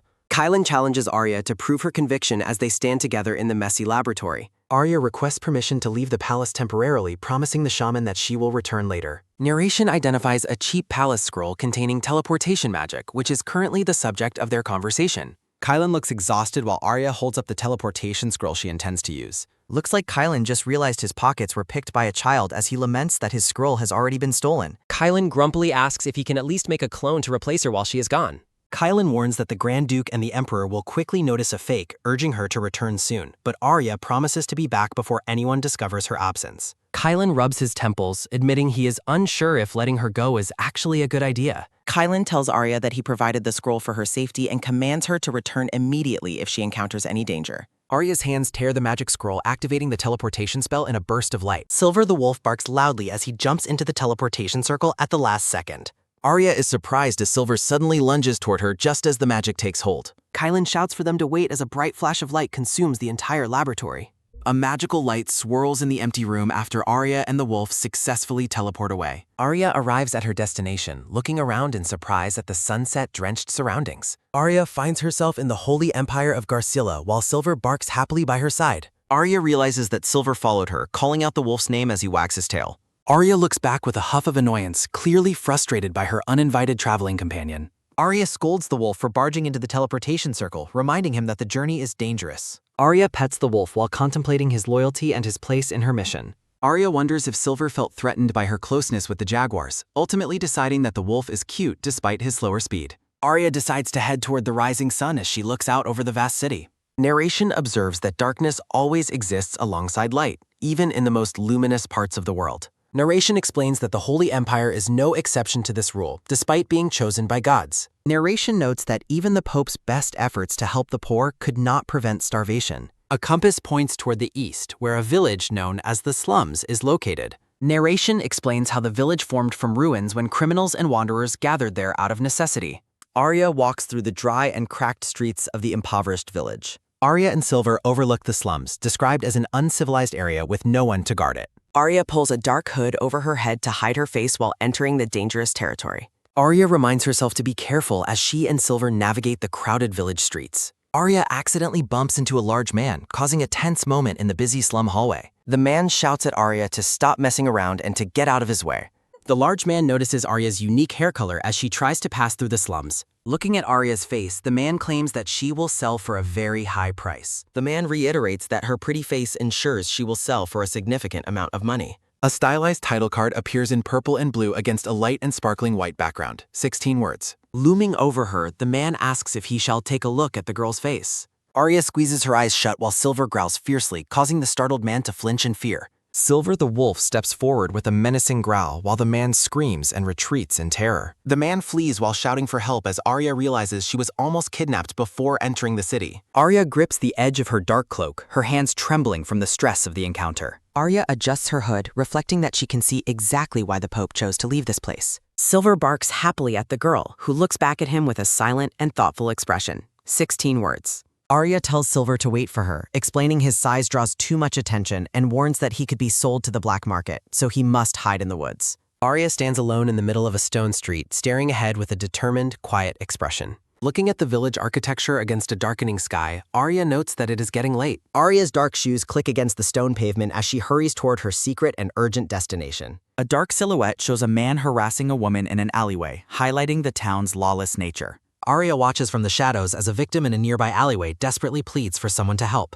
Looking on with a pained expression, Arya thinks to herself about how cruel the situation truly is. Narration expresses uncertainty if anyone still remembers that a temple once stood in this forgotten and ruined place. The narration describes how the current land has lost all of the ancient glory it possessed in the past. Narration explains that the temple crumbled until no one knew a hidden relic was stored within the ruined structure. In a vision, a blonde woman holds a branch while explaining that only the saintess searching at the deepest place could find the hidden relic. The blonde woman wonders who would imagine a saintess falling into a deep sleep inside an abandoned temple. Arya hears a sudden rustling sound in the nearby forest and looks up with a startled expression. Arya arrives at the ruined stone temple, announcing her arrival under the vast and sparkling night sky. Arya moves cautiously along the exterior of the ruins, using the stone wall to guide her path. Arya feels along the masonry while guessing that the entrance she seeks must be somewhere nearby. Arya looks down at her feet and confirms she has arrived at the correct spot for entry. Arya kneels in the tall grass, looking down at a wooden trapdoor set into the temple floor. Arya reacts with surprise to a sudden sound, wondering what it is and why it is so noisy. Arya hesitates as she senses someone is already here, wondering what her next course of action should be. Arya spots a man sleeping on the floor and realizes he is simply unconscious from drinking too much. Arya looks toward the interior of the ruins, thinking she must hurry and take the item back. The wooden trapdoor swings open, revealing a dark and narrow square passage leading deep into the ground. Arya descends into the hidden room, thinking that the area is much darker than she had originally expected. Arya searches through the dark and quiet room, certain that her objective must be hidden around here. A stone pedestal stands alone in the center of the dark room, holding a small object. Arya opens a dark wooden box, her hands reaching inside to finally claim the mysterious hidden item. Arya finds a branch while narration explains that God struck thunderbolts to punish power seekers, turning the hip branches into relics holding divine judgment. Arya places her hand against the cold stone wall, feeling for a hidden latch or a secret mechanism. Arya is momentarily confused when she discovers that the area she is touching is just a solid wall. Arya wonders if there is something on the other side of the wall, or if she simply needs to remove a single brick. A stone is removed from the masonry, revealing a dark and narrow gap hidden within the wall. Arya asks if it is all right if she comes in while she peers into the newfound hidden chamber. Arya holds an intricate gold necklace in her open palm, examining the piece with a curious expression. Arya identifies the jewelry as the specific necklace that Saintess Veronica was known to always wear. Arya notes the necklace holds no divine power but wonders what it is for before deciding to take it with her first. Looking out from the opening, Arya realizes she is in trouble as several men surround her position. A man speaks to Arya from above, mockingly telling her that she has finally arrived as they expected. The group of men looms over the young girl who is trapped inside the narrow stone opening. A rough hand reaches out and firmly grabs the edge of Arya's dark cloak. One of the men suggests checking her belongings, noting that her sword appears to be stolen from a noble. The man recoils with a look of intense disgust and confusion. A close-up reveals Arya's small hand clutching the seemingly worthless wooden branch. The men question why she brought a mere branch, wondering if she sought treasure in the secret passage, but concluding it was a total waste of effort. Arya flinches in surprise as she realizes the men have discovered her presence. A hand roughly pulls her cloak again while a voice suggests they can sell the little girl. Arya remains perfectly still under her hood as the men continue to hover around her. Arya is revealed wearing an ornate bunny-eared mask and elegant, dark high society clothing.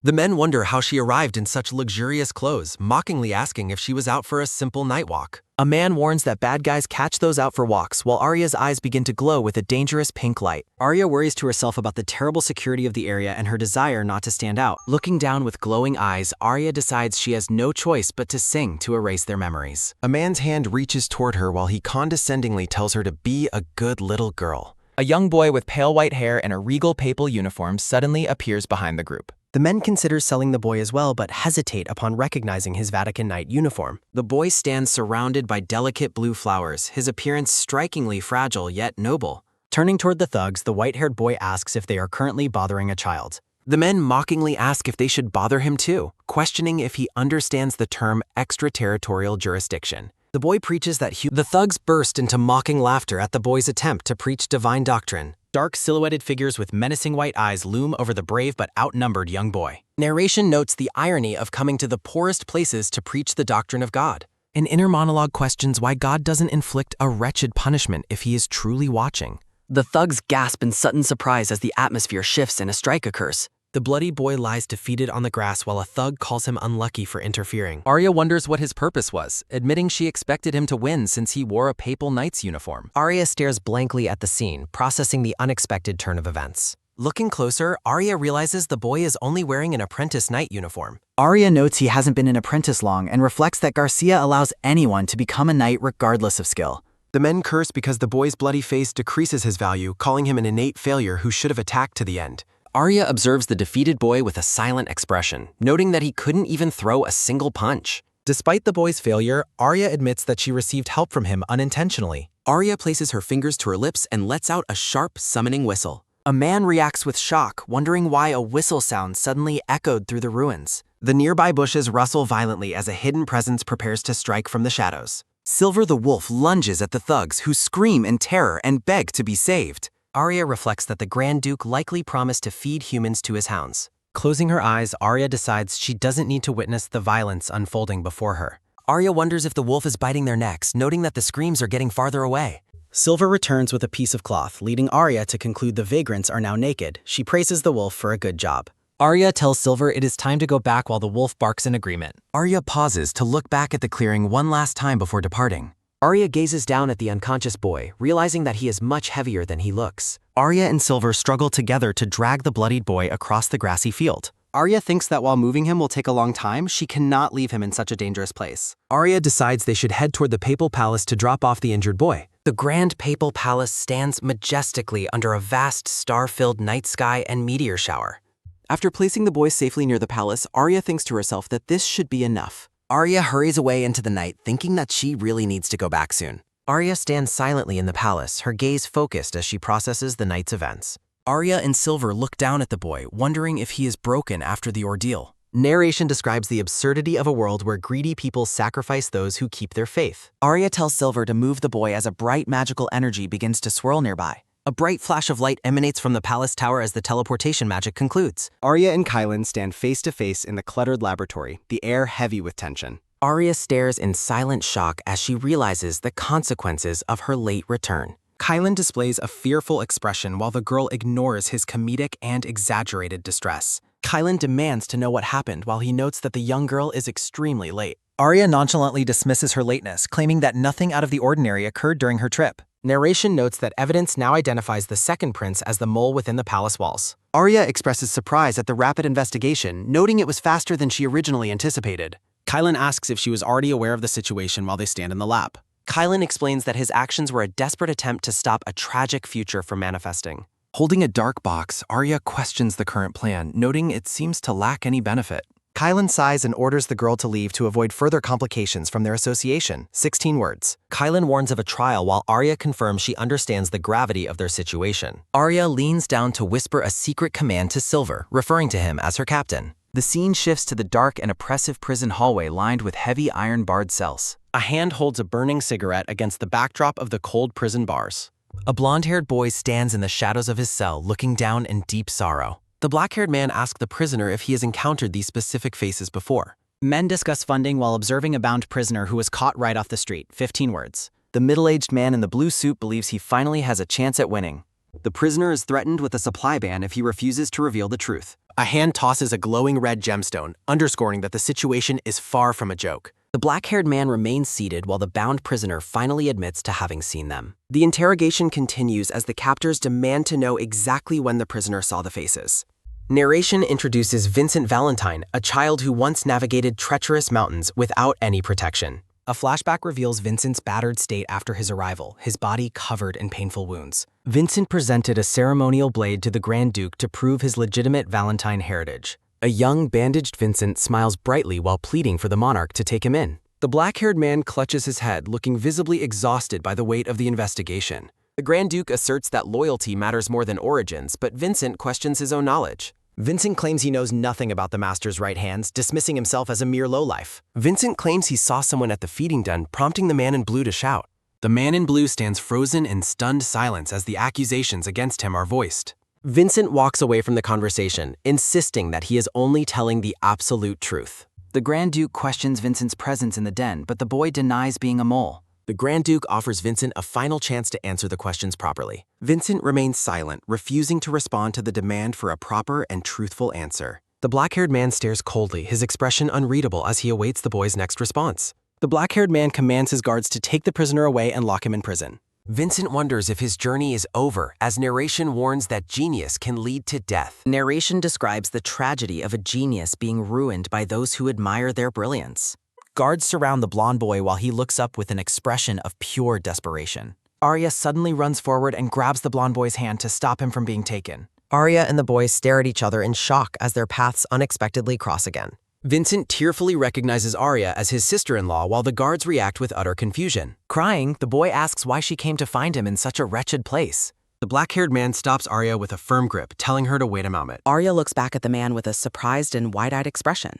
The black-haired man warns her against doing anything he considers to be entirely pointless. Dark text on a grainy background reinforces the command to not try in vain. The black-haired man stands amidst flowers, his gaze intense as he maintains his firm stance. 16 words. A stylized title card for the siren appears over scrolls and a desk of ink. Seated on his throne, the Grand Duke looks up with a look of mild curiosity. The black-haired man confronts the Grand Duke, noting he gave orders to bar entry.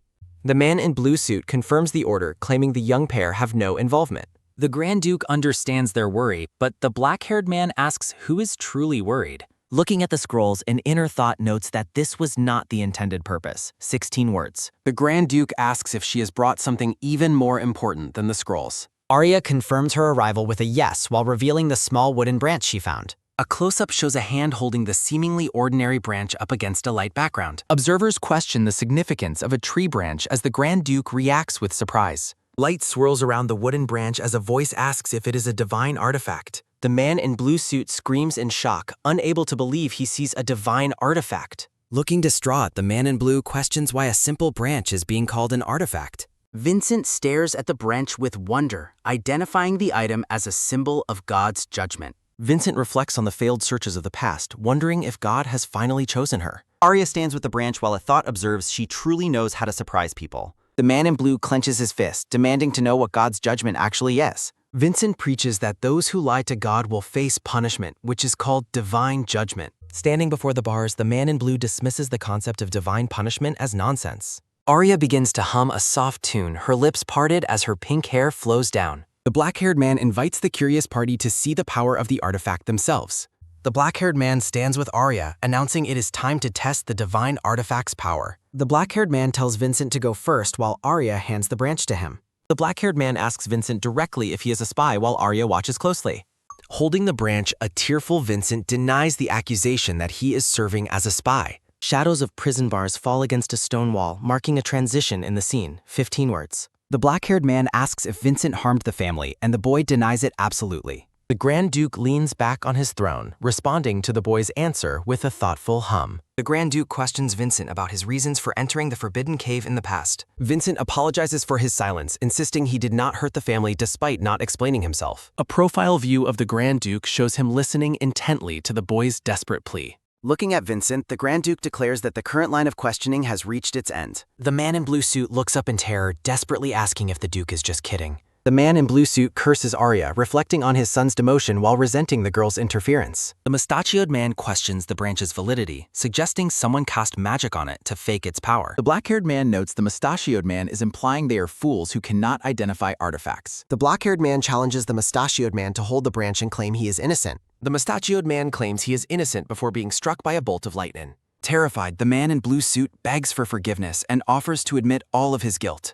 The man in blue suit insists his actions were a misunderstanding and begs for royal understanding. The Grand Duke asks if the man accused his son out of a sense of justice. The Grand Duke reviews the documents, noting their sole purpose was to blame his child before asking the man if he has something against Vincent. The man in blue suit stands in complete shock, asking how such a revelation is possible. The Grand Duke mockingly asks if the man's intelligence is insufficient to understand his current words. Vincent sarcastically apologizes, noting that facing the truth must be incredibly painful for the corrupt man. The man in the blue suit yells at Vincent, claiming his words make him angry. 16 words. The man in the blue suit conceded, suggesting the boy's explanation might be slightly understandable. Smiling smugly, Vincent points out that if he is being accused of spying, there should be a clear plan involved. Vincent advises the man that gaining trust should have been done slowly rather than by rushing in such a hurry. Vincent wins the most creative insult award by claiming his intelligence drops just by breathing the same air. Vincent touches his forehead while repeating his insult about the man's negative impact on his own intelligence.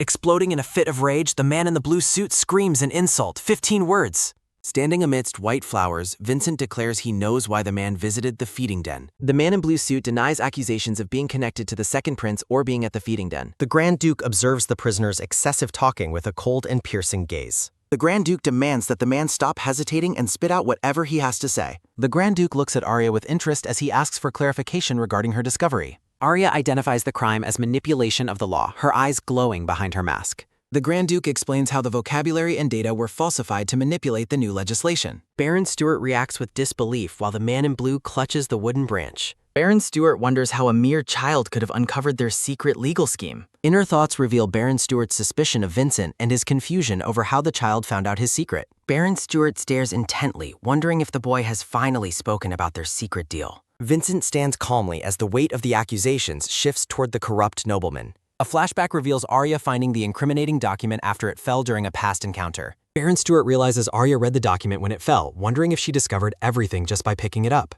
A mental observation notes the disbelief that a 10-year-old girl could be so perceptive. The Grand Duke lists several serious crimes, questioning if the goal was to destroy Valentine to commit such atrocities. The Grand Duke expresses his outrage at the man's audacity to commit such widespread crimes. The two men stand in the silent prison hallway, facing the consequences of their actions. Seated on his throne, the Grand Duke exudes an aura of absolute and terrifying authority. From behind, the Count is questioned about the validity of the damning evidence presented. The Grand Duke demands an answer from the Count, his patience visibly wearing very thin. The Count reflects on his misfortune while Baron Stewart is watched by several surrounding guards. The man in the blue suit clenches his teeth in a display of intense frustration. The two corrupt men exchange glances while a hand reaches out toward the wooden relic. Baron Stewart accuses the Count of the gravest sin, claiming he only followed orders in exchange for a promotion. Holding the branch, the Count mockingly denies ever promising a promotion to Baron Stewart. 15 words. The Grand Duke notes the branch's lack of reaction, concluding that the truth is revealed. The trio stands firm, thinking that the corrupt man has essentially dug his own grave. Arya observes that the men were fully aware they were breaking the established royal laws. A sharp sound echoes through the hall as a lethal blade is drawn from its sheath. The Grand Duke announces that immediate punishment will be carried out for all their crimes. Arya reflects on the Grand Duke's overwhelming power, feeling insignificant in the presence of his aura. Trembling, Arya stands beside the Grand Duke as he prepares to execute his divine judgment. The Grand Duke reaches out and gently covers Arya's eyes to shield her from violence. Vincent watches the scene with a solemn expression as the final judgment begins to unfold. A massive spray of blood erupts against the white background, marking the end of the trial. The prison's stone exterior remains indifferent to the swift justice being served within its walls. Dark blood pools on the stone floor, signifying the violent conclusion of the interrogation. The Count stares in pure terror as a sharp blade is held against his throat. Kneeling in desperation, the Count begs the Grand Duke to wait before delivering the final blow. The Grand Duke mockingly asks if the condemned man still has anything left to say. The Count desperately begs to be heard, claiming he knows an important secret regarding the feeding den. The Count claims he knows the secret reason behind Vincent's inability to explain his past options. The man in the blue suit screams that Vincent is only the son of a prostitute. The man in the blue suit continues screaming insults while Vincent shields the girl's eyes. The black-haired man watches the scene with a silent and focused expression. The man in the blue suit yells that the boy's origin is irrelevant now. Vincent's hands tremble as he shields the girl, who notes that he is visibly shaking. The man in the blue suit smiles maliciously even as a blade touches his throat. The man in the blue suit shouts that the boy is simply the son of prey. Through a blurred perspective, narration reveals Vincent was trying to hide a deeper secret. Standing in total darkness, Vincent reflects on the burden of being labeled as prey. The man in the blue suit claims the children of prey are doomed for generations. The man in the blue suit rants that deadly secrets belong in the dark. The man in the blue suit questions Vincent about his secret visits to the palace. The man in the blue suit screams about rescuing the boy's mother from the basement.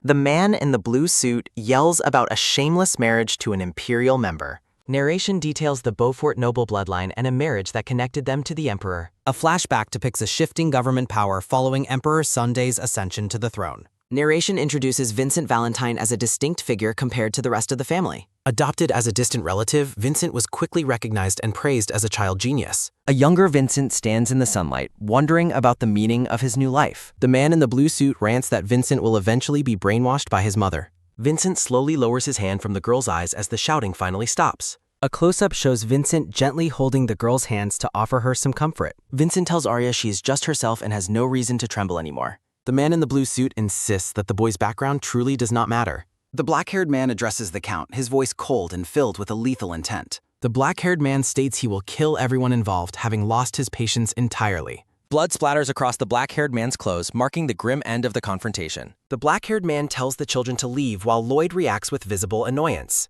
The children stand in the grand hallway as guards prepare to escort them away. Two knights bow deeply to the young nobles as they make their way out. Lloyd demands to know why he was kicked out, insisting the matter concerns his family. Arya stands alone among white flowers, reflecting on the heavy revelations she just heard. Chibi Lloyd claims that he is no longer angry after the intensity of the confrontation. Arya and Lloyd walk through the palace together, the atmosphere still heavy with tension. Lloyd looks at the girl, confirming that he followed her instructions exactly as requested. Lloyd sits alone in a lavish room, focused on reading a large, ancient book. A close-up shows Lloyd turning a page, revealing complex magical symbols within the tome. A sharp knocking sound echoes through the quiet room, interrupting the young boy's study. The heavy wooden door slowly creaks open, revealing a visitor arriving late at night. Lloyd lets out a tired sigh as he looks up from his magic book. Arya enters the room and Lloyd mockingly identifies her as a saboteur who appeared. Lloyd asks what she wants at this late hour, assuming there is no visit reason. Arya walks forward silently, her footsteps echoing on the polished wooden floor of the study. Arya presents a letter and asks Lloyd if the Grand Duke's authority remains valid. Lloyd confirms the authority is valid, noting the Grand Duke's need for absolute power. Lloyd reacts with shock and confusion as he processes the girl's unexpected and bold request. Holding the letter firmly, Arya orders Lloyd to do exactly what she says next, 15 words. Stunned, Lloyd questions why he would ever agree to follow such an outrageous command. Arya clarifies she is talking about the Grand Duke's authority to secure his absolute compliance. Lloyd sighs and gives in, telling the girl to just speak her mind already. The Grand Library stands silent, its towering pillars and endless shelves bathed in soft light. Lloyd reflects on Vincent's acquittal and the fall of the corrupt men, but he remains dissatisfied. Lloyd calls out to Arya, who looks back with a look of pure confusion. Lloyd asks if her current request is truly the only way she intends to use his authority. Arya stares back silently, her large pink eyes unreadable behind her mask. Lloyd observes that she ignores wealth and fame, wondering if he should finally ask about her intentions. In a rainy memory, a hand grips a dagger while voices discuss taking advantage of the chaos. Standing in the rain, Arya claims she wants a head rub because it makes her feel good. Lloyd dismisses the thought as complete nonsense, while Arya continues to look at him with confusion. Lloyd sighs, noting he is getting caught up in her pace and deciding they must leave. Lloyd addresses Vincent, suggesting they finish their conversation at a later time. Smiling brightly, Vincent agrees to speak later and addresses Lloyd as his brother. Lloyd walks away abruptly while Arya watches his departure with a lingering, thoughtful gaze. Vincent stands alone in the hallway, looking down with a somber and lonely expression. 15 words. A hand holds a crumpled letter, the paper worn from being gripped tightly in frustration. Facing Vincent, Arya notes she finally understands the reason behind his desperate words and actions. Arya observes that he must be desperate to survive and avoid being ignored by the family. Arya notes his schemes to gain support were cute, despite his claims of being a child genius. Arya warns him not to cross the line unless he wishes to die young like other geniuses. Vincent wonders if he just received a threat while Arya reaches out to pat his head. 17 words. Vincent stares in wide-eyed shock as Arya's hand gently rests upon his blonde hair. Blushing furiously, Vincent stands frozen while processing the unexpected physical affection from the girl. Arya stands calmly, her expression hidden as she reflects on the impact of her warning. Vincent remains in a daze, watching Arya as she turns and walks away from him. The massive and ornate palace stands under a clear sky, exuding an air of royal permanence. Piles of heavy books and scrolls clutter the tables within a sunlit and quiet study room. Reading in the library, Arya wonders if her previous warning was too much of a shock for Vincent. 17 words. Arya ponders if the boy will repeat the tragic mistakes of his previous lives. An open notebook sits among stacks of books as a thought asks if the Duke will find him. Vincent appears with a stack of books, greeting Arya as his sister-in-law for the first time lately. 17 words. Arya looks up from her book with a start, surprised by the boy's sudden appearance. Arya observes the heavy tome in his hands, realizing it is a book regarding the law. Vincent explains that the Emperor and Lloyd have moved his mother to a safe location. Vincent leans back with a smug smile, noting that Arya seems to be very curious. Arya looks away, simply acknowledging his statement with a quiet and internal confirmation. Narration explains that in the past life, Grand Duke Lloyd only found Vincent after several years. The grim truth follows, revealing that they only discovered Vincent's cold and lifeless body. Arya sits alone, questioning if her interference is truly enough to stop Vincent's destined death. Vincent addresses her as sister-in-law, prompting Arya to look back at him with interest. Sitting at the large table, Vincent asks Arya if he can inquire about something important. Vincent asks Arya directly why she felt the need to help him in the first place. Arya claims she protects her people, but Vincent asks if he is counted among them. Arya clarifies he is only Lloyd's brother, causing Vincent to look absolutely devastated. Vincent asks if he has any chance of becoming one of her people, but Arya repeatedly refuses. Arya finds his stubbornness annoying, noting she only helps him because of his relation to Lloyd. Vincent vows to earn a chance, accusing Arya of discriminating too much while she asks for his opinion. Vincent smiles confidently, asserting that he is simply very sure of his own great abilities. A hand taps rhythmically on the table, punctuating the silence of the grand study room. The camera pans across the library, showing a model ship resting near the window. Arya stands surrounded by falling petals, looking up as a new realization strikes her. The lavender-haired man stands in the grand room, muttering a curse under his breath. The Grand Duke asks the lavender-haired man if he intends to surrender the items brought. The lavender-haired man blames Arya's persistence for his presence while she hums nearby in chibi form. The Grand Duke questions the man's claim, noting Arya has never needed his own gifts. The Grand Duke's jealousy flares as he wonders why Arya would ask the man for anything. The lavender-haired man quickly clarifies that Arya did not actually make a fuss when asking. The Grand Duke becomes furious at the thought of Arya politely asking the man for something. Chibi Arya smiles brightly while the lavender-haired man screams for help within the palace walls. 16 words. A pair of hands displays a necklace found at the temple, marking it as a discovery. The lavender-haired man examines the jewelry, asking if the necklace is truly a holy relic. The man explains that holy relics usually hold power, which he cannot sense from this item. The conversation shifts toward objects that drain life force as metal cages sit in the background. The man describes a magic sword that drains the life force of ordinary people upon contact. The man warns that cursed gems like the necklace can take the life of their owner. A vision of a blonde woman appears with the note that the saintess cannot die. The lavender-haired man blows onto the necklace while standing in his laboratory filled with flasks. The necklace gem flashes a deep red before returning to its clear and original white state. The man confirms magic is ineffective, leading Arya to ask how the power is accessed instead. Arya notes the relic can hold divine power, blood, or perhaps even a person's soul. Arya imitates the man's earlier action and blows onto the gem of the gold necklace. The gem begins to glow, confirming that the necklace indeed possesses a hidden divine power. Arya puts the necklace on, declaring she wants nothing more to do with gods or powers. Arya focuses her attention and suggests they move on to the main point of discussion. Arya commands the lavender-haired man to pierce her core, which he immediately and flatly refuses. The man walks away, claiming he already proved why piercing her core is completely impossible. The man rants about the risks to her life while Arya calls him a fraud. The man explains that his visit to the tower was normal due to the coordinates located there. Arya reflects privately that the capital is actually the most dangerous place for her to be. Narration explains that the siren healed diseases and created miracles, challenging the authority of God. Thoughts reveal the public would lose their minds if the siren's existence became widely known. A bloody castle background underscores Arya's guilt over a war started because of her existence. Arya and the lavender-haired man stand silently in the laboratory, surrounded by various scientific equipment. The man observes Arya's focus on having her core pierced despite his continued refusal and nagging. Frustrated by the girl's persistence, the lavender-haired man clutches his head and lets out a groan. Arya watches him, thinking that sometimes it feels like he is actively looking for death. The lavender-haired man maintains his refusal and announces that he is leaving the room now. Surprised by his sudden departure, Arya reminds the man of a promise he supposedly made earlier. Arya stands alone in the laboratory with Silver the Wolf as a magic circle glows nearby. Arya exhales a tired sigh as she reflects on the difficult conversation she just had. Silver the Wolf looks up with a friendly expression, panting as it watches the girl. Looking directly at the gray wolf, Arya calls out to the animal using its name. Arya instructs Silver to bite the shaman's backside if they ever encounter the man again.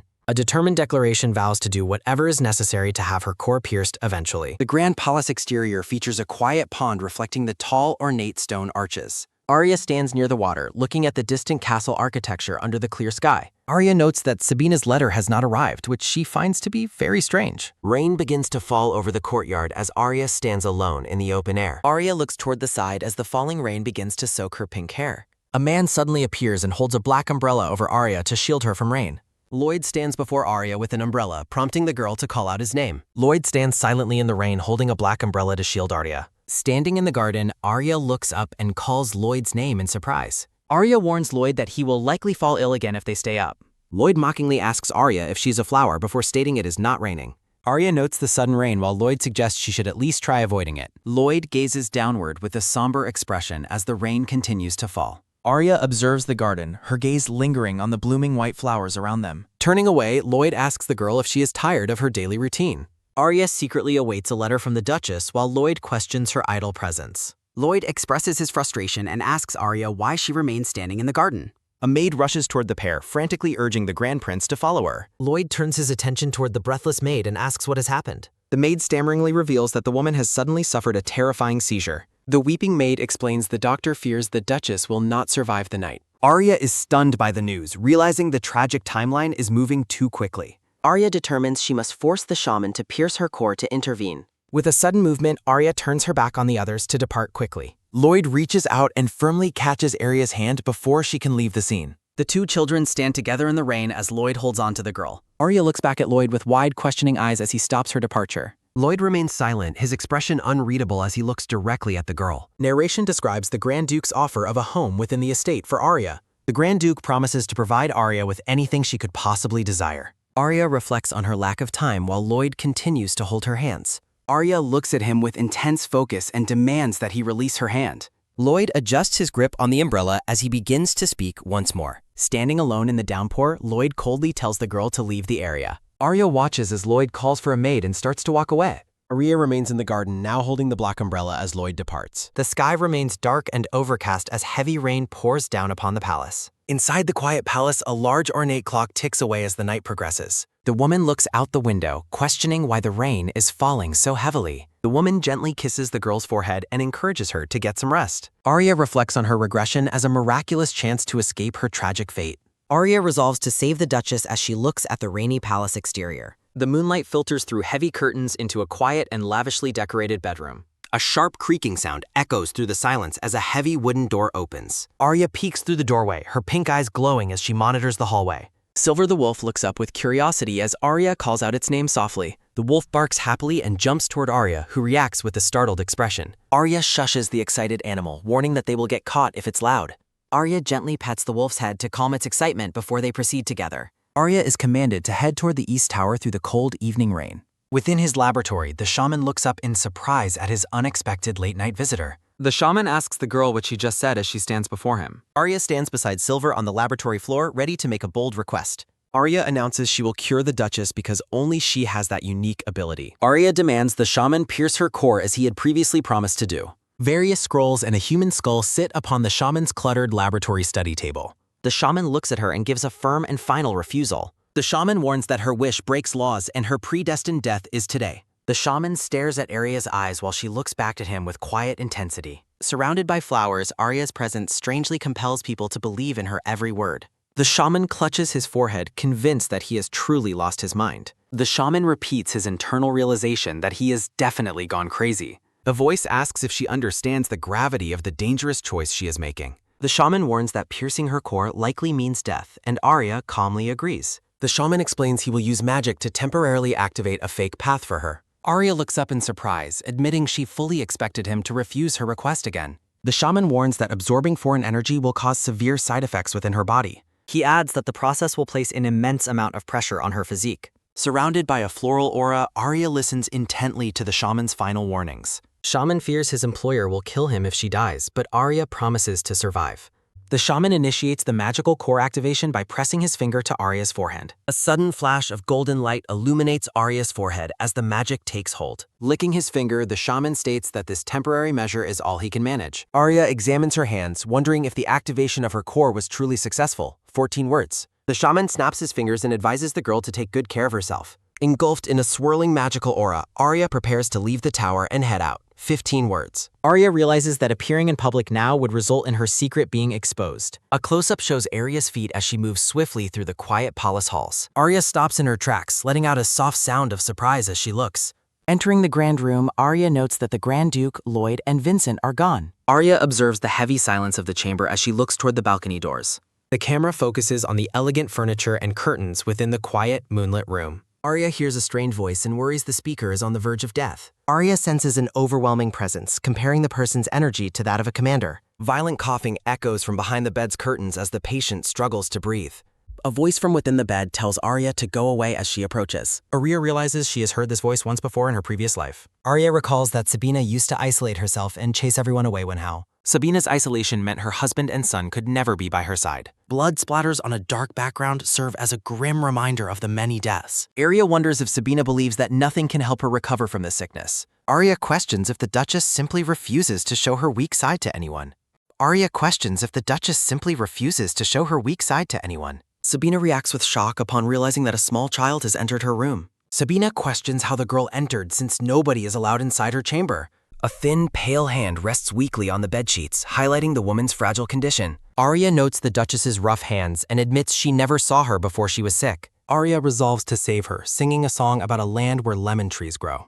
Visions of glowing lights and a clear sky fill the room as Arya sings. The lyrics describe silent myrtles and the desire to be with a loved one. Arya's song tells of a deer seeking a cave where a dragon lives. Sabina coughs into her hands while listening to the girl's hauntingly beautiful melody. Arya's song concludes with a wish to be together in that beautiful, distant place. Sabina stares at the girl with wide eyes, mesmerized by the power of her song. Sabina looks at Arya, acknowledging that they have a very long road ahead of them. Sabina blinks in disbelief, her gaze fixed on the girl as she begins to wake. Looking around the room, Sabina expresses confusion at her surroundings and the child. Sabina slowly sits up in bed, her black hair flowing as she reacts with surprise. Sabina sits up in her bed, astonished to find that she is still alive. Arya moves behind the bedroom curtains as she prepares to make her silent departure. Sabina looks at the pink-haired girl, calling her a fairy of spring in her days. Arya worries that her identity has been exposed after being seen by the Duchess. Sabina lowers her gaze in contemplation as Arya quietly slips away from the bedside.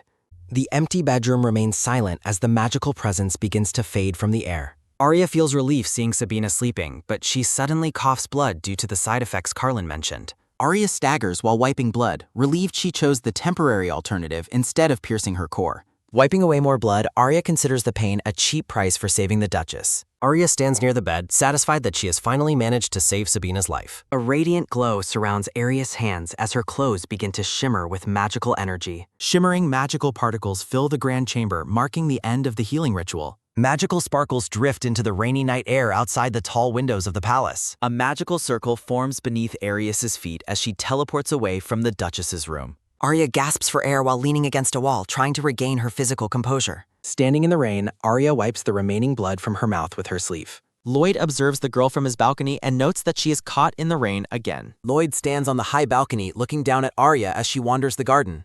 Arya wonders when he arrived and if he witnessed her bleeding or her sudden magical teleportation. Lloyd questions if the moisture on the girl's face is from the raindrops or tears. Arya assumes he saw nothing, but she wonders about the reason for his strange behavior. Arya ponders if her current situation reminds the boy of a scene from the opera Aida. Arya recalls a female lead in a play who could not cry despite being crushed. Arya compares herself to that character, while Chibi Arya explains it is a misunderstanding. Arya decides it's better for people to misunderstand her, as Chibi Arya avoids being burdensome. Lloyd remarks that Arya possesses a natural talent for rejecting the attention of other people. With a swift and agile motion, Lloyd leaps down from the high balcony into the rain. Lloyd lands on the ground and insists that the girl should at least listen to him. Lloyd warns Arya not to provoke his bad mood and chides her for neglecting herself. The two children exchange a silent and intense stare amidst the heavy falling rain.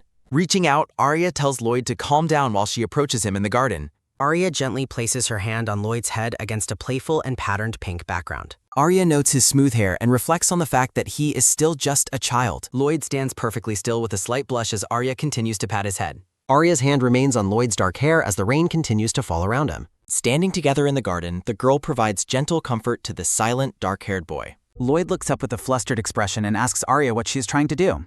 Arya admits to herself that she is not entirely sure what prompted her own actions.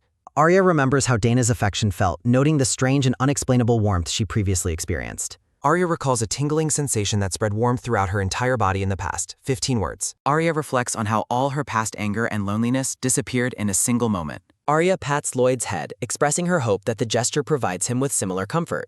Arya smiles warmly at him, silently wishing that the boy will never have to be sick. The two children remain in the garden as Arya continues her gentle and rhythmic head pat. Arya continues petting his hair while Lloyd suggests that she will become much more well-behaved. Arya blinks in surprise as she looks at Lloyd's serious face through the falling rain. Arya stares at him, internally comparing his brooding and quiet behavior to a grumpy cat. Lloyd grabs her wrist, telling her to stop and questioning if she thinks everyone is weak.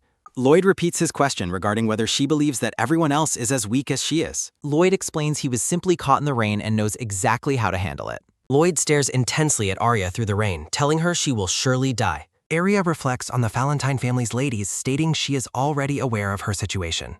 A close-up of a hand resting on a surface accompanies Arya's thought about her awareness. Lloyd stands silently in the rain, his back turned as he lets out a quiet sigh. Lloyd grabs Arya's hand firmly, declaring that he won't care even if she starts crying. Lloyd commands Arya to follow him as they stand in the rainy palace garden together. Heavy rain continues to pour down on the grand exterior of the ornate stone palace. Lloyd maintains a firm grip on Arya's hand while the rain soaks both of them down. Upon entering the palace, a maid asks the children what has happened to them.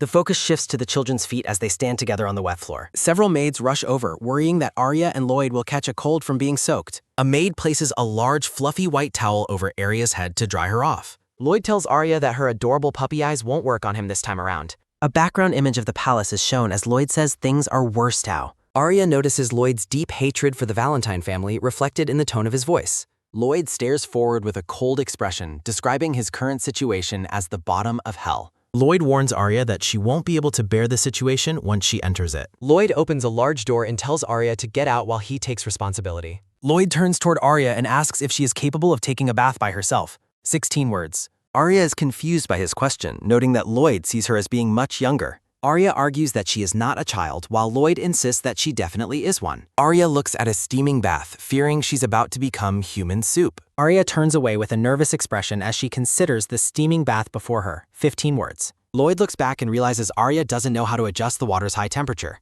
Arya reaches out and gently pats Lloyd's head, acknowledging that he has tried very hard. Lloyd tells her to hurry up and get bathed so she can put on some clothes. Lloyd tosses various dresses onto a rack for Arya to choose from for her change. Lloyd shuts the large wooden door behind him quickly, leaving Arya alone in the room. 15 words. Arya wonders if Lloyd is keeping an eye on her because of the loud noise. Arya reflects on her situation, knowing anyone would be angry finding her in the rain. Arya watches the bathtub fill up, wondering if Lloyd actually wants her to get sick. Lloyd informs Arya that he has ordered people to find a suitable house for her. Behind the closed door, Lloyd tells Arya not to get sick and to leave in silence. Arya is left stunned by Lloyd's sudden and unexpected command for her to leave him. Looking at the bathwater, Arya questions if Lloyd truly just told her to depart. Lloyd explains that marriage can only end in divorce once the parties involved have matured. A close-up of Lloyd's face appears as he tells Arya this is her last chance. A heavy door opens with a loud sound as the scene transitions to another room. Lloyd asks Arya why she came out of the room while she stands before him. Arya looks at Lloyd and firmly declares that she has no intention of running away. Arya reflects on Lloyd's words, realizing he could have lived a normal life without her.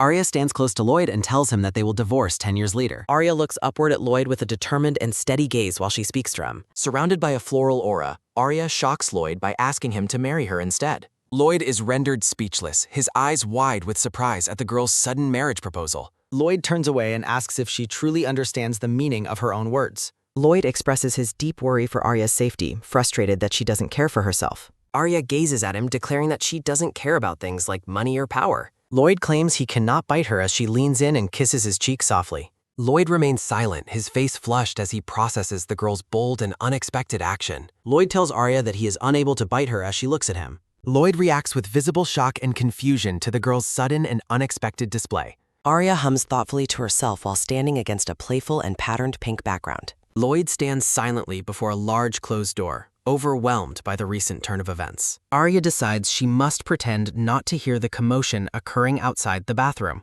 Surrounded by flowers, Arya sits in the warm bath while worrying about her current situation. Dana bursts into the room with a frantic shout, searching for the young master. Dana stops in her tracks, reacting with total confusion to the scene before her eyes. Arya notices Dana's surprise at her sleepwear while Lloyd remains silent and visibly annoyed.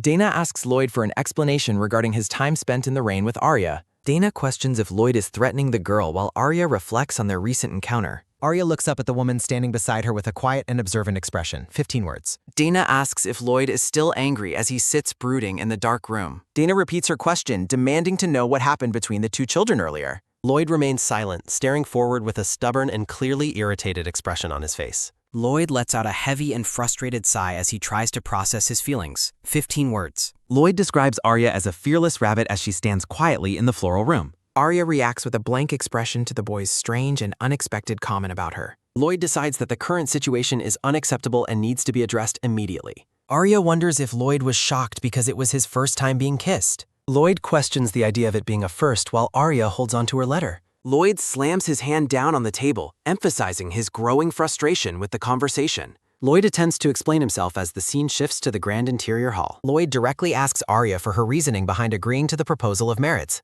Arya realizes her answer will determine her future and her ability to remain in town. Arya grips the letter tightly with both hands, preparing to give her most honest answer. Lloyd reacts with a confused sound as he listens to the girl's unexpected explanation. 14 words. Arya declares that her only wish is to bring true happiness to her savior. Lloyd stares at the girl in disbelief, unable to comprehend the meaning of her words. Someone rushes through the hall shouting news about a sudden and unexpected miracle occurring. Lloyd asks the butler for an explanation as the man enters the room looking panicked. The butler announces that the Duchess has miraculously recovered and is now able to walk. Lloyd urgently asks if his mother has truly survived the illness as he prepares to move. Lloyd questions the validity of the news while he quickly makes his way toward the door. Arya reacts with a soft gasp, realizing that her efforts to save Sabina were successful. Arya notices that the boy's hands are shaking with intense emotion after hearing the news. Butler confirms that despite her physical weakness, the Duchess is doing remarkably well and recovering. Lloyd commands the butler to lead him to his mother's side as he departs quickly. Arya remains behind in silence, watching the others depart while she processes her own feelings. The physical strain of her magical actions causes Arya to stagger as she stands alone. Arya collapses onto the floor as her energy finally gives out from the intense exertion. Arya wonders if the rain is the cause of her sudden and overwhelming sense of exhaustion.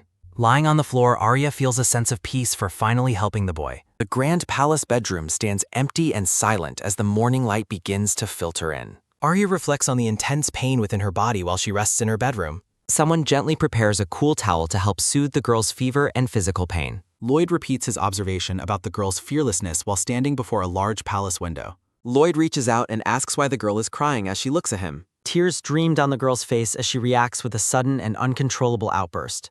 Arya realizes she is crying from pain but is relieved that she remained completely silent. In an ornate room, a thought bubble notes why people find habits so scary. A white towel rests on the golden tub while Lloyd observes that the mask is wet. Lloyd notes that she has a high fever and suggests taking off the wet mask. Chibi Lloyd sits beside Chibi Arya, who remains tucked under a patterned floral blanket. Lloyd asks if he should know his future wife's face as Arya stares back in shock. Lloyd sits silently by the bedside while Arya lies quietly under the floral covers. Still wearing her mask, Arya whispers a question about whether he will marry her. Lloyd rubs his ear and replies that he is simply following her previous suggestion. Lloyd reminds Arya that she was the one who asked him to marry her. Arya agrees with a blush but hesitates to continue her thought about the situation. Looking at the room's decor, Arya reflects on her past fear of being expelled. 15 words. Lloyd stands by the window while Arya recalls his dislike for those who are weak. Arya feels guilty, realizing her illness might have reminded Lloyd of his sick mother. As a towel is wrung out, Arya explains she didn't intend to be a burden. Lloyd acknowledges her words while stating she simply cannot take care of her own wounds. Chibi Lloyd calls Arya an idiot for being unaware of her own injuries. Chibi Arya wonders who he's calling an idiot while feeling glad she wasn't kicked out. Lloyd declares that he does not care about what her face looks like. Arya lies in bed, clutching the floral blanket tightly with a nervous expression. Arya considers that she cannot keep her face hidden for the rest of her life. A close-up shows Arya's hand hesitating as she prepares to remove her mask. Lloyd looks at her calmly and asks if she plans to chase him away. Arya looks vulnerable as she tells Lloyd that she is actually very ugly. Chibi Lloyd reacts with sheer bewilderment to the girl's claim about her appearance. Lloyd insists that her appearance doesn't matter as he sits by her bedside. 14 words. Lloyd tells her she is his first and repeats that her looks are unimportant. Lloyd sits on a plush chair and asks Arya if she can remove her mask. 16 words. Arya thinks Lloyd doesn't value such things, but worries her face will be disappointing. Lloyd assures her there is no need to worry as he already knows the truth. Glowing particles and pink roses surround the frame as the reveal begins. Arya's face is finally revealed, appearing radiant and beautiful amidst a sea of flowers. A close-up of Lloyd's reddened ear indicates his racing heart and visible embarrassment. Lloyd is stunned into silence, his face flushing red as he sees her clearly. Arya looks up with wide, sparkly eyes as her long pink hair flows around her. Chibi Lloyd is completely overwhelmed by her beauty, his face turning bright red. Arya holds a damp towel to her head, looking thoughtful and slightly confused. Above the fireplace, Lloyd's full name is displayed as a reminder of his lineage. Arya reacts with a small sound of surprise as she looks away in contemplation. Lloyd sits by the bed and directly asks the girl what her name is. 15 words. Arya realizes she hasn't introduced herself yet, calling this a messy reunion in her thoughts. Lloyd softly mumbles the girl's name to himself with a gentle and focused expression. Someone's hands wring out a fresh towel to place on the girl's forehead once more. Arya closes her eyes as the cool, damp towel is gently placed on her face. Lloyd tells Arya to rest and get more sleep while he stays nearby. The scene transitions to the grand white palace exterior under a bright, sunny sky. A blurry image of a girl appears as a voice asks for her identity. A concerned blonde woman with teary eyes asks if the person is okay. A boy with white hair and heavy bandages looks up with wide, startled eyes. Sitting up in bed, the bandaged boy asks if the woman is a saintess. A close-up shows the bandaged boy's eyes reflecting shock and curiosity at the visitor. The bandaged boy lets out a groan of pain as he struggles to sit up. Veronica instructs the boy to remain still, warning him that his injuries are quite severe. 15 words. The boy thanks her and asks why the saintess is crying over his current state. Veronica clasps her hands together and weeps as she looks at the injured boy. Looking at his wounds, Veronica expresses her deep distress over how much he was hurt. Veronica smiles through her tears, admitting that she was extremely worried about his safety. Gabriel stares at the Saintess with a stunned expression while covered in multiple medical bandages. A close-up focuses on Veronica's face as she gazes affectionately at the young apprentice knight. Narration explains that divine power determines one's rank and influence within the Holy Empire. The vividness of golden eyes serves as a visual indicator for high-ranking social status. Although her eyes are brownish gold, Veronica is described as a naturally kind and warm-hearted person. Veronica laughs joyfully while clutching a massive bouquet of vibrant flowers in her arms. The narrative states that everyone loves the Saintess as a sign of respect and affection. Gabriel reflects on her kindness toward a lowly apprentice knight who could be easily discarded. Gabriel wonders how anyone could possibly avoid liking such a gentle and compassionate person. Veronica asks if Gabriel fell, and he explains he tried to force himself to stay awake. Gabriel stares forward, questioning why he is so weak as his eyes glow with light. Gabriel tells her not to weep for him, prompting an outburst of shock from Veronica. Veronica leans in close to the boy, surprising him with her sudden and intense proximity. Veronica reminds Gabriel that everyone is God's child and he should never humble himself. Veronica questions if he's ignoring divine love while Chibi Gabriel tries to explain his meaning. Veronica looks down with a melancholic expression while sitting at her desk in the room. Veronica asks herself what happened after the events that separated her from the young boy. Gabriel sits in bed and contemplates the possibilities of what might have occurred back then. A grainy flashback shows Gabriel being severely beaten, wondering if he fainted from the pain. Gabriel remembers a specific child and wonders about the fate that befell her in the past. Looking at a blurry figure, Gabriel suspects the young girl was sold into a life of slavery. Veronica explains her attempt to save a child in danger while Gabriel acknowledges her words. Clenching the sheets, Veronica admits that she was ultimately unable to save the poor child. Gabriel envisions himself as a knight named Gabriel, granted grace by the Saintess's divine opportunity. Clenching his fists, Gabriel reflects on his childhood weakness and being fortunate to remain behind. Gabriel stares intensely at the viewer, his pale eyes glowing with a mysterious and divine light. Veronica remains silent as she looks at the bandaged boy sitting on the bed. Veronica reaches out and holds Gabriel's hand as she prepares to speak with him. Clasping his hand, Veronica tells Gabriel to stop blaming himself for things beyond his control. Gabriel looks up in surprise at the Saintess as she provides him with gentle physical comfort. Veronica holds Gabriel's hand firmly and reassures him that the knight was never in the wrong. A close-up shows Veronica's mouth as she begins to speak a single word of emphasis. Surrounded by white lilies, Veronica gazes forward with wide eyes and a look of surprise. A close-up focus on the side of Gabriel's face as he looks at the Saintess. Veronica looks at the side of his face and acknowledges that she has realized the truth. 16 words. Divine light begins to emanate from the boy's neck, illuminating the bandages and his clothing. The boy sits on the bed as golden light pours from his body and fills the room. Gabriel reacts with shock as the divine light intensifies, causing tears to well in his eyes. Veronica smiles at the boy, telling him not to be shaken and to trust her completely. A close-up of Veronica's face shows her realizing their past meeting was not a dream. Veronica notes that the weak boy possesses the power to potentially surpass the Pope's authority. Veronica's thoughts reveal her excitement at being the first one who discovered his incredible power. Gabriel is flustered as the Saintess touches his face while she thinks about her discovery. A view of the desk shows books and papers as Veronica expresses her trust in Gabriel. Veronica asks Gabriel if she can walk beside him on the long road ahead. Gabriel stares back with wide eyes, his face and neck covered in medical bandages. Gabriel wonders if the Saintess will allow him to walk with her after being right. Veronica looks at the boy with a compassionate and determined expression on her face. Veronica tells Gabriel to stay sane as she promises to cure his injuries immediately. Gabriel sits in silence, his eyes closed as he processes the Saintess's kind words. Veronica reflects on Gabriel's quick recovery due to his naturally strong divine power. Veronica tells Gabriel to rest while the boy thanks the Saintess for her help. A dialogue bubble indicates that the Saintess believes she simply did what was right. Veronica smiles brightly as she looks back over her shoulder before departing the room. The scene transitions to a clear blue sky filled with bright, fluffy white clouds. Veronica greets two other people outside the palace as the bright sun shines down. Veronica enters a room and closes the large wooden door with a sharp sound. 15 words. Standing alone, Veronica looks down with a solemn expression, the room dimly lit. 15 words. A close-up of Veronica's golden eyes shows her deep in thought about something. Veronica opens a drawer to reveal a white note hidden among various other items. A hand holds a note stating that someone shouldn't have doubted their chosen path. Veronica looks at her feet and wonders if God would even help her now. Veronica asks an unseen boy if she is right while she begins tearing the note. Calling it a childish thing, Veronica throws the torn pieces of the note away. A wide view of the grand palace exterior appears under a bright, clear sky. Arya lies in bed, looking feverish as she wonders about the noise in her room. Arya's pink eyes are shown in a close-up as she remains silent and watchful. Vincent and Lloyd are working at a table near Arya's bed, causing her confusion. Lloyd mentions Arya's lifelong muteness while Chibi Vincent expresses his annoyance with the situation. Lloyd looks at Arya with a serious expression as he prepares to speak further. Lloyd observes that the girl appears to be holding back a great deal of pain. Lloyd tells Vincent to never mind and asks Arya why she doesn't speak up.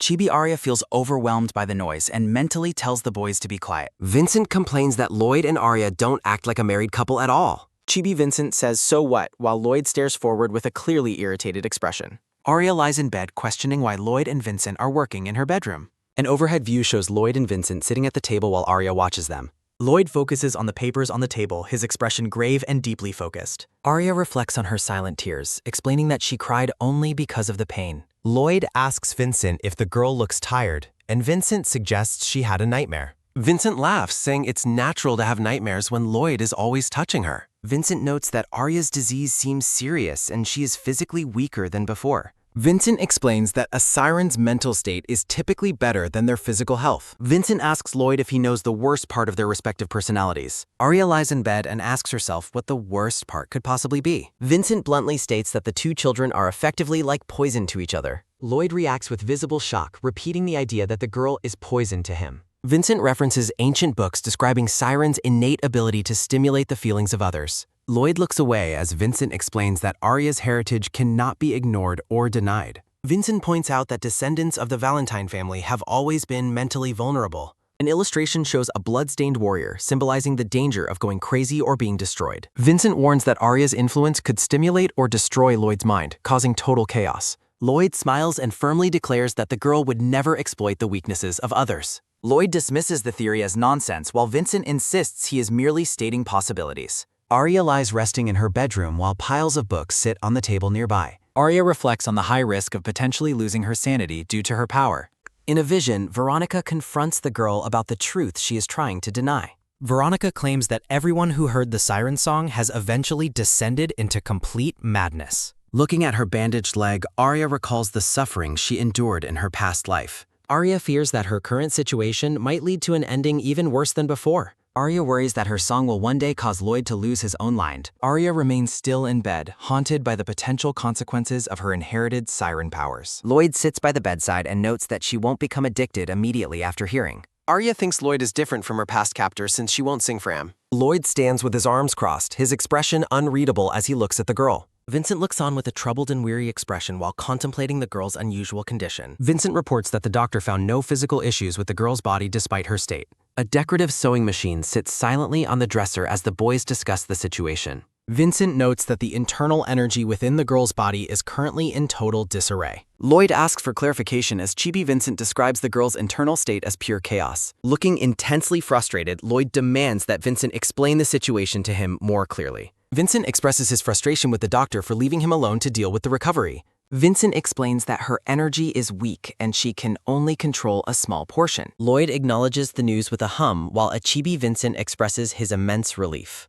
Vincent states that she needs stabilizing medicine until her energy returns to a normal level. Vincent notes similarities to the Valentine family while Chibi Lloyd listens with a curious expression. Vincent suddenly looks surprised as a new thought about the stabilizing medicine occurs to him. An ornate bottle filled with glowing medicine becomes the focus of the boys' urgent conversation. The focus remains on the bottom of the decorative glass bottle containing the important medicine. Vincent gives instructions on the medicine's dosage while Lloyd confirms he will handle the task. A hand reaches out and firmly grasps the medicine bottle from the top of the dresser. Lloyd promises to deliver the doctor's instructions to the girl once she finally wakes up. Lloyd holds the decorative medicine bottle, his gaze fixed on the girl's pale, resting face. Chibi Vincent asks Lloyd to proceed with the care while they stand alone. A portrait hangs on the wall as Vincent announces his departure from the girl's bedroom. Lloyd repeats the medicine schedule to himself while carefully watching over the sleeping pink-haired girl. As Arya begins to awaken, she sees a blurry figure and hears Lloyd calling her. Arya looks up in shock as she realizes that Lloyd is closely holding her in bed.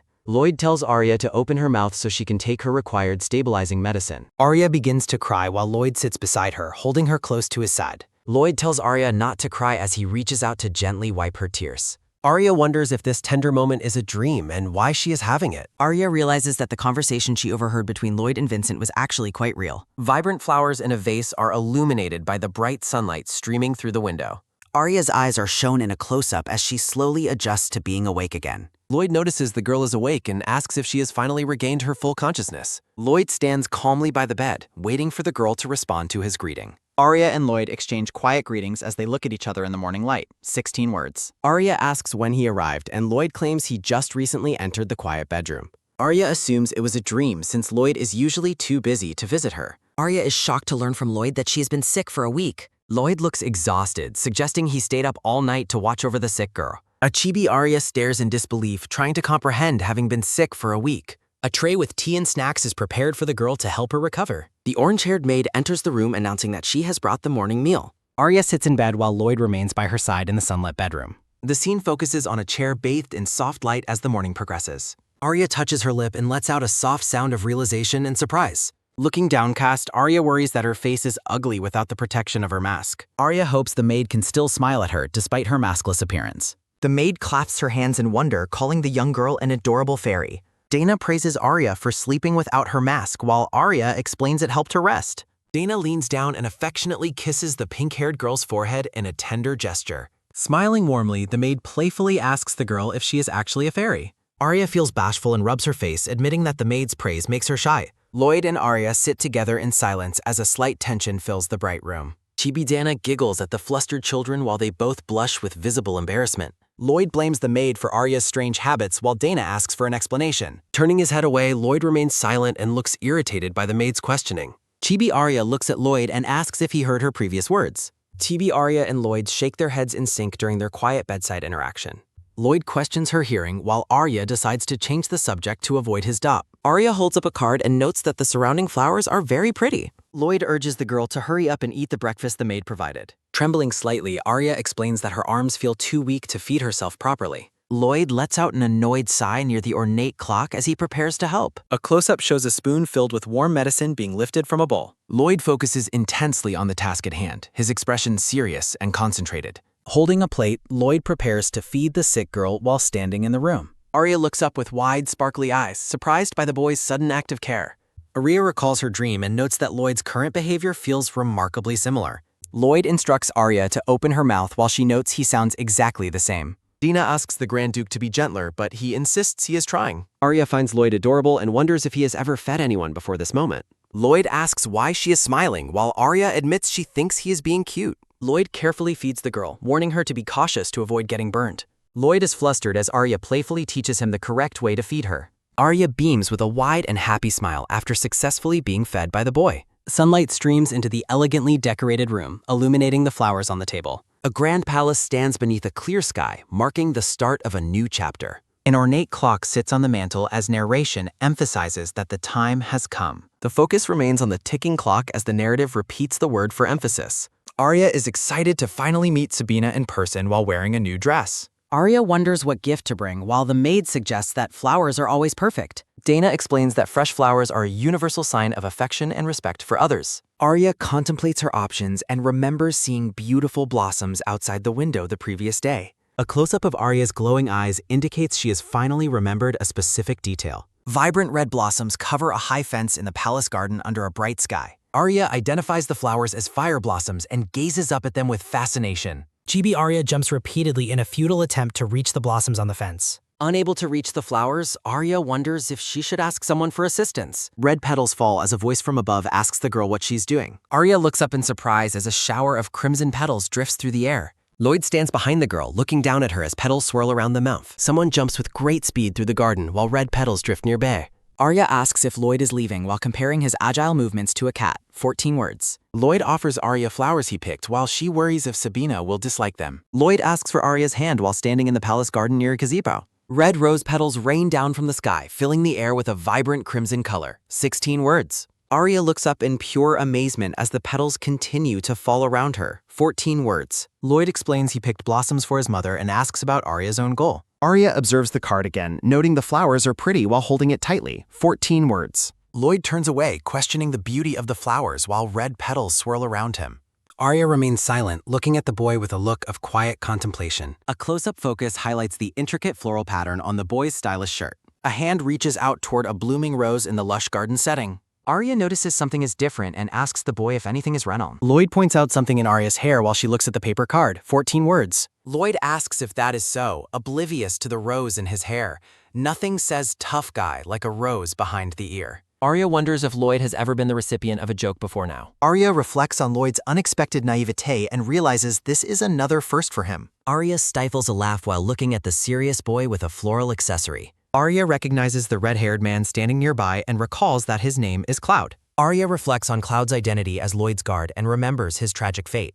Lloyd asks if his guard is crazy for laughing, prompting Cloud to offer an apology. Cloud silently pleads for help as he reacts to Lloyd's intense and icy stare. Lloyd's irritation grows as he glares at his guard with a look of extreme annoyance. Lloyd orders his guard to turn away, but Cloud argues it would prevent protection. Cloud decides to treat Lloyd's cold behavior as a unique form of training for himself. Lloyd and Arya walk away together as Cloud departs in the opposite direction. Arya looks back with a confused expression, questioning the strange interaction she just witnessed. The two children reach out toward each other, their hands nearly touching in the garden. A soft memory of Arya smiling warmly appears as she reflects on their growing bond. Arya wonders about the boy's confusing behavior while he looks visibly flustered and agitated. Lloyd suddenly reaches out and firmly grasps the girl's hand in his own. The pair stands together in the sunlit garden, holding hands as they prepare to move. Lloyd urges Arya to depart, warning her that she might potentially get injured. Lloyd dismisses his safety while Arya reminds him to take better care of himself. Lloyd holds her hand firmly and insists he will be fine because of her. 14 words. Lloyd looks at the girl with a serious and protective expression on his face. Arya beams and asks the boy if they can continue holding hands for now. Lloyd lets out a deep sigh while looking away with a clearly flustered expression. 14 words. Lloyd confirms they should go now while standing in the colorful palace garden. 14 words. Arya enters the grand bedroom, her face blushing deeply as she prepares for the meeting. Lloyd looks at the girl, his gaze steady as they arrive at their destination. Chibi Lloyd asks Arya if she is afraid to meet his mother in person. Lloyd notes Arya's unusual expression while she wonders how to best respond to him. Lloyd suggests they enter the room immediately without any further preparation or delay. Arya lets out a small sound of surprise as she enters the mother's room. Sabina welcomes the children into her room as she sits resting in her bed. Arya expresses her quiet shock as she finally looks upon the face of Sabina. A close-up shows a hand resting gently on the soft white sheets of the bed. Sabina notes their arrival while sitting comfortably in her beautifully decorated bedroom. Lloyd asks his mother if she is feeling better as the children approach her bed. Sabina rests comfortably in her bed, noting that only a minor pain remains. Arya envisions a strong warrior while hoping she can one day fight just as effectively. Lloyd looks bewildered as Arya watches him with sparkles of intense admiration in her eyes. Arya gazes up with wonder and asks if she is allowed to touch the rose. Sabina laughs as Lloyd looks incredibly flustered with roses pinned into his dark hair. Sabina observes her son, noting his life has been dominated by endless study and training. Sabina remarks on Lloyd's bland childhood, pointing out his singular familiarity with rigorous academic pursuits. Lloyd becomes increasingly overwhelmed and confused by his mother's playful teasing about his behavior. Sabina teases that his first love prefers summer, while Lloyd quickly tries to deny it. Sabina questions his denial as she reaches out toward the children in the sunlight room. Sabina remarks on the intensity of young love while holding a vibrant red rose. Lloyd fumes with irritation while Arya thinks about her inability to stop looking at him. Lloyd feels speechless, privately considering Arya a genius at making others follow her own will. Arya beams with joy, noting that she finds it impossible to stay angry at him. The Grand Palace stands tall as the children begin visiting Sabina with much more frequency. A wide view of the palace grounds captures the peaceful atmosphere of their daily visits. Sunlight filters into the elegant room, marking the passage of many similar and quiet days. A cold tension fills the room as Lloyd and the Duke exchange a heavy silence. Arya feels the immense pressure between the two men, worrying that their relationship has worsened. Lloyd questions the Duke's sudden desire to marry Arya after previously suspecting her of being a spy. The Duke claims Arya as his daughter, while Vincent frantically reminds him he only has sons. Lloyd mockingly asks who was responsible for bringing her to the palace as his fiancée. Lloyd accuses his father of treating the girl carelessly and only now pretending to show concern. The Duke challenges Lloyd's authority, questioning if he truly has any rights over the girl's future. The two men glare at each other with intense hostility, their red eyes filled with rage. Sabina intervenes, commanding them both to stop and reminding them they both tried to kill Arya. Sabina questions their sanity as she observes the chaotic state of the room from her bed. Sabina asks what they did while she was sick, leaving Tristan and Lloyd visibly shaken. Sabina gently calls Arya to her side, offering her a brief respite from the men's bickering. Arya steps forward and reaches out to the woman, seeking comfort in her gentle presence. Sabina pulls Arya into a protective embrace, vowing to defend the precious child from any harm. Sabina looks down with a calm yet firm expression while she holds the young girl close. Arya rests her head against the woman's chest, feeling safe within her kind and warm embrace. Sabina's eyes glow with a dangerous intensity as she prepares to confront the two men. An oppressive and furious energy emanates from Sabina as she glares at Lloyd and the Duke. Arya looks at her card and concludes that all the past suffering is finally over. Sabina warns Arya never to hide her pain or she might mistakenly believe she is fine. Sabina encourages Arya to hate the two men if she wishes, while Vincent praises her normalcy. The empty room remains silent as the conversation shifts to events that occurred in the past. The focus remains on the quiet bedroom while the narrative explores the weight of past actions. Sabina advises Arya not to speak with the men until they offer a sincere apology. Sabina tells Arya that she is simply unaware of how deeply she has been hurt. Arya recalls a man from her past telling her that only fools ignore their own injuries. Arya finally understands the true meaning behind the words she heard during her previous life. A vision of Arya trapped behind bars appears as she reflects on her past life's suffering. Lloyd watches her intently while Arya realizes she was far more damaged than she ever admitted. Tears stream down Arya's face as the reality of her suppressed pain finally breaks through. Sabina holds the weeping girl tightly, providing the comfort Arya so desperately needed for so long. Sabina commandingly orders Lloyd and the Duke to leave the room so Arya can rest. Sabina repeats her demand for the men to depart, her expression brooking no further argument. Lloyd looks completely stunned and flustered after witnessing his mother's direct and bold intervention.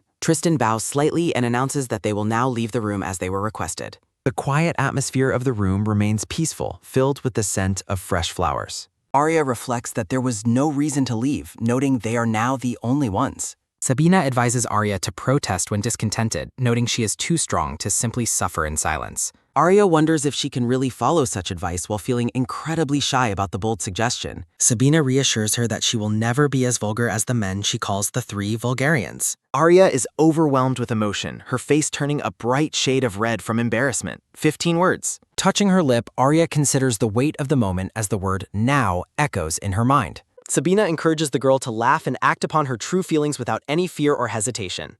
Arya feels incredibly flustered as she tries to comprehend the idea of acting solely on her own feelings. Arya realizes she got caught being awkward while Sabina tells her not to smile in such a way. Sabina tells her not to be wary and to act like a child, just as her sons would. Arya imagines Vincent and Lloyd as little devils while reflecting on how they frequently flash through her mind. Arya lets out a joyful and genuine laugh, finally feeling comfortable in the woman's presence. Sabina gives the girl a warm hug, expressing her satisfaction that the young child is finally opening up. Arya reflects on the Grand Duke's similar advice, realizing that laughing or getting angry is finally acceptable for her. An off-screen voice notes that the pair truly resembles a husband and wife in their shared mannerisms. Sabina invites the girl to share any secret she might have whenever she feels the time is right. Arya looks up in utter shock, her wide eyes reflecting her fear of being discovered as the singer. Sabina promises that no one will ever condemn the girl for whatever secret she might be hiding internally. Addressing her as a spring fairy, Sabina touches Arya's face while waiting for her to respond comfortably. Arya realizes with a start that the woman already knows her secret identity as the mysterious palace singer. The focus shifts to the elegant architecture of the room as the heavy conversation continues. Standing outside the room, Tristan observes the closed door and laments that they have been kicked out. Tristan prepares to leave while Vincent suggests Lloyd find a place to properly vent his lingering anger. Vincent notes that Lloyd looks like he has much to say while the boy remains visibly frustrated. Vincent asks Lloyd what he did to the child, while Lloyd internally questions his own recent actions. Lloyd recalls hearing the word salvation mentioned before as he leans against the ornate pillar in thought. Tristan claims he gave her advice, leading Vincent to question if it was actually helpful or real advice. Tristan explains he promised to be on her side, which was the only reason she finally agreed to eat. Shocked by the revelation, Lloyd asks if her condition was truly so serious that she was unable to eat. Tristan details Arias's previous struggles, noting she could only handle soup and water without becoming physically ill. Narration reveals that the speaker expected Arya to disappear eventually and was unaware of her hidden suffering. Narration highlights that Tristan was the one who originally saved the young girl from her abusive biological father. Lloyd wonders if Aria's determination to marry him was simply a way to repay her debt to Tristan. Tristan approaches his son, stating that there is something important he wishes to ask the boy immediately. Tristan reflects on how Arya has enlightened the darkness of the palace since the day she first arrived. Arya holds a vibrant bouquet of flowers, her hands trembling slightly from the weight of emotions. Tristan asked Lloyd if he only wanted to keep Arya nearby because of her remarkable magical ability. A panther appears behind Lloyd as he fiercely commands his father to stop talking such nonsense. Tristan questions if Lloyd forced her to return the favor while the boy reacts with utter confusion. Tristan dismisses the idea of using her as a shield, regardless of her actual magical or spiritual abilities. Lloyd warns Tristan that he will seize the title of Duke immediately if his father dares to interfere. GB Lloyd screams a warning for his father never to touch Arya while the other men watch. Lloyd turns away in a fit of rage, unable to process his father's provocative questions. Lloyd marches down the hallway, his footsteps echoing the intense frustration he feels toward his father. Vincent calls Lloyd clumsy while Tristan accuses him of talking ambiguously on purpose to irritate the boy. Vincent complains about Lloyd's difficult personality while Tristan notes how adorable it is to see the boy's thoughts. Tristan remains deep in thought, his expression unreadable as he contemplates the boy's fierce reaction. A mysterious voice suggests that Arya may possess a critical key found in Garcia. Vincent asks for clarification while Tristan remains silent with a stern and thoughtful expression. Lloyd walks down the long, red-carpeted corridor, moving away from the previous tense confrontation. Tristan considers that Lloyd will be worthy of marriage if he succeeds in his tasks. Vincent is visibly perplexed by Tristan's claim that the young girl is actually his daughter. Dana informs the group that priests from the Great Temple will be arriving very soon. Arya sits up in her large bed, looking startled by the sudden and unexpected news. Arya questions the temple's identity, prompting the maid to playfully ask if others even exist. Arya focuses on the name of the faith, her eyes reflecting deep and troubled thoughts. The narrative explains that the state religion of Garnia is currently the world's final faith. The text emphasizes that every marriage requires divine permission according to the laws of God. Arya reflects on her suspicion that individuals from the Holy Empire would eventually make contact. Arya wonders why the priests are visiting personally instead of simply sending the necessary paperwork. Clenching her dress tightly, Arya silently wonders if the upcoming meeting will truly go well. Arya asks if a meeting is mandatory, but Dana reassures her it is not necessary. Dana leans in close to offer a warm and gentle goodnight to the young lady. Arya sits alone in her dim room, quietly repeating the name of the Holy Faith. Looking at the ornate chandelier, Arya doubts that the situation contains anything particularly special. Arya blinks slowly as she processes the weight of the information she recently received. Startled by a sudden sound, Arya looks toward the corner of her elegantly decorated bedroom. Arya wonders if someone is arguing nearby despite the late hour and the quiet night. The candles on the chandelier flicker as a faint creaking sound echoes through the silence. Arya cautiously walks down the grand hallway, her long nightgown trailing softly on the floor. Arya wonders about the vassals of Count Beaufort as she moves quietly through the dark. Arya peeks around the corner, her eyes wide as she tries to locate the noise. Spotting a specific doorway, Arya identifies it as the source of the voices she hears. Arya decides to eavesdrop on the private conversation happening behind the closed and ornate doors. An off-screen voice urgently whispers for everyone to lower their voices to avoid being discovered. Chibi Arya reacts with shock, noting that the sudden change in volume truly frightened her. Tristan agrees with an off-screen speaker while Arya realizes she can hear their conversation clearly. Arya hears a mention of a brother and wonders if it refers to the visiting priests. Someone notes that Garnia is sending its most talented individuals to the Valentine family's estate. Tristan argues for the necessity of darkness, while his guest notes the priest's impressive verbal skills. Tristan recalls his strict upbringing, while the blonde man suggests temple life cannot last forever. A teacup is set down while someone notes that it is still far too early. Tristan questions the profound impact that a child's environment can have on their overall development. Arya reflects on the secrecy of Valentine while hearing about Garnia's children for the first time. Tristan predicts the priests will become corrupt, while Arya hopes the outcome is less severe. Looking at the paintings, Tristan decides upon his next course of action regarding the current situation. The blonde man asks if Tristan knows of children who develop divine powers later in life. Tristan asks if he is referring to an ambitious knight before trying to recall his name. Arya's eye widens in shock as the stranger mentions a child with an angel's name. Arya wonders if the child is Gabriel as a vision of a young boy appears. Narration introduces the Paladin Commander. The Paladin Commander, a man responsible for the massacre of millions in Penida. A terrified victim pleads for help as a violent sword strike cuts through the darkness. Covered in blood, the Paladin Commander declares that his violent actions are simply God's will. The commander urges his knights to remain firm, claiming they are merely cleansing the new empire. A final command echoes through the darkness, instructing the soldiers to kill without any hesitation. Trembling with fear, Arya notes that she can still vividly remember that man's terrifying voice. Arya desperately hopes the name refers to someone else, noting that angel names are quite common. Someone mentions a rumor that the child originally came from a slum. The blonde man expresses his approval while sitting at a table in the palace. The blonde man explains that power developed later is unstable and could ruin a country. Someone recalls how a boy begged for a chance to prove his growing strength earlier. Arya believes there is no one more suitable as she notices the group emerging. The grand and ornate doors swing open wide, signaling the end of the meeting. Tristan walks out, expressing his relief thanks to the actions of another individual. An off-screen voice lets out a breath of relief that the situation is settled. Arya watches from the shadows as Tristan and the blonde man walk down the hall. Arya reflects on the conversation, noting their refusal to send priests at any cost. The men discuss how others refuse to volunteer and prefer to shift their heavy responsibilities. Arya considers that everyone is human, regardless of their religious status or divine preaching.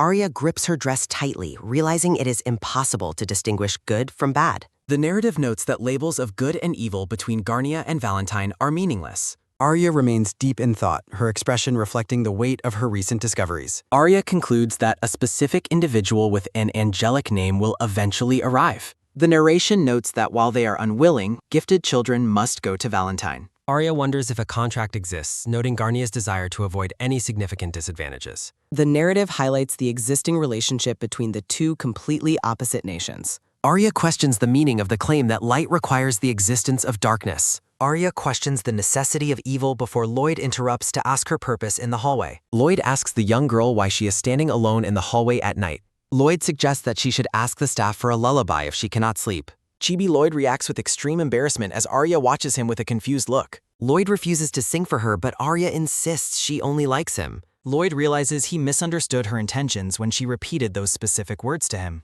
Arya stops to consider a new thought that has just occurred to her. Lloyd notes they meet often despite living in separate palaces, and Arya quickly agrees. Lloyd reveals that he has converted one of the nearby rooms into his personal office. Lloyd is surprised she didn't know about his office while she reacts with genuine shock. Lloyd scratches his head and pauses to think about how to explain things further. Lloyd recalls frequently seeing Arya standing beneath his office window looking up at the sky. Lloyd concludes that Arya actually had no idea he was watching her from above. Lloyd looks away with a slightly flustered expression as he processes his own private observations. 15 words. Arya tells Lloyd that his mother claimed he had made some sort of oath. Lloyd feels overwhelmed as he recalls all the mistakes he made in the past. 14 words. Lloyd asks her to let him see her as he tries to compose himself. Lloyd denies ever making a swear, claiming that there must be some sort of misunderstanding.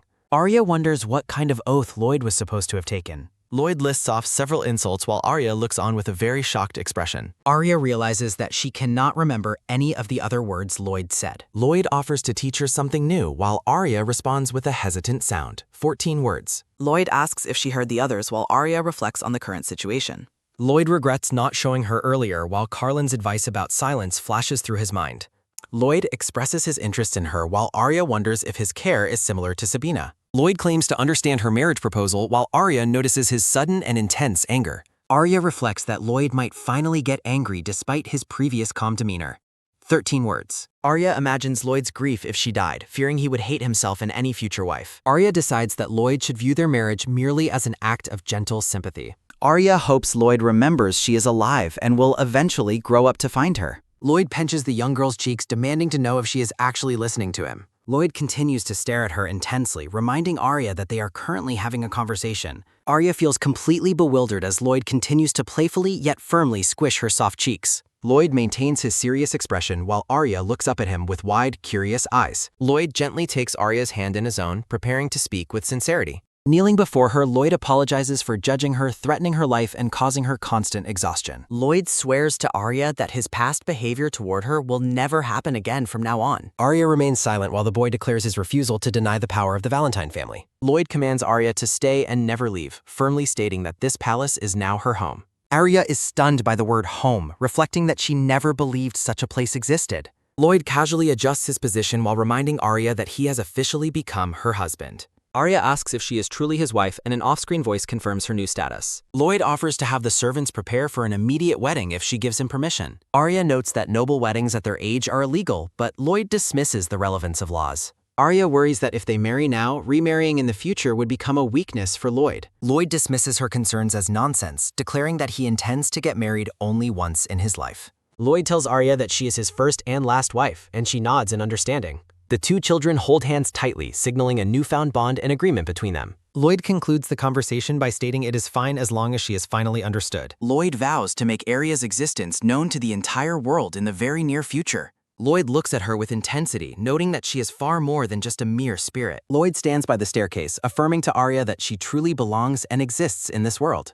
Narration clarifies that Arya is neither a mythical siren nor an elf, defining her unique nature. Arya's eyes glow with a soft pink light as she processes the depth of Lloyd's words. Holding his hand, Arya feels happy yet remains fearful of repeating the tragedies of her past. Lloyd tells Arya that it is perfectly acceptable for her to feel worried about the future. Lloyd promises to violently punish anyone who dares to touch her, intending to set a grim example. Arya lets out a small sound of realization as she looks toward the boy she loves. Arya reflects on the adult Lloyd, the man who once showed her the meaning of revenge. Memories of Lloyd through the years flash by as Arya admits she has always liked him. Lloyd raises her hand to his lips, and Arya realizes her feelings have remained completely unchanged. A distant voice offers a final farewell as the scene shifts to the Grand Palace of Garcia. A young man with white hair and bright eyes stands tall in his formal white uniform. Gabriel agrees with the Saintess and urges her not to overwork herself during her daily duties. The Saintess vows to grow stronger, though Gabriel warns her not to push herself so hard.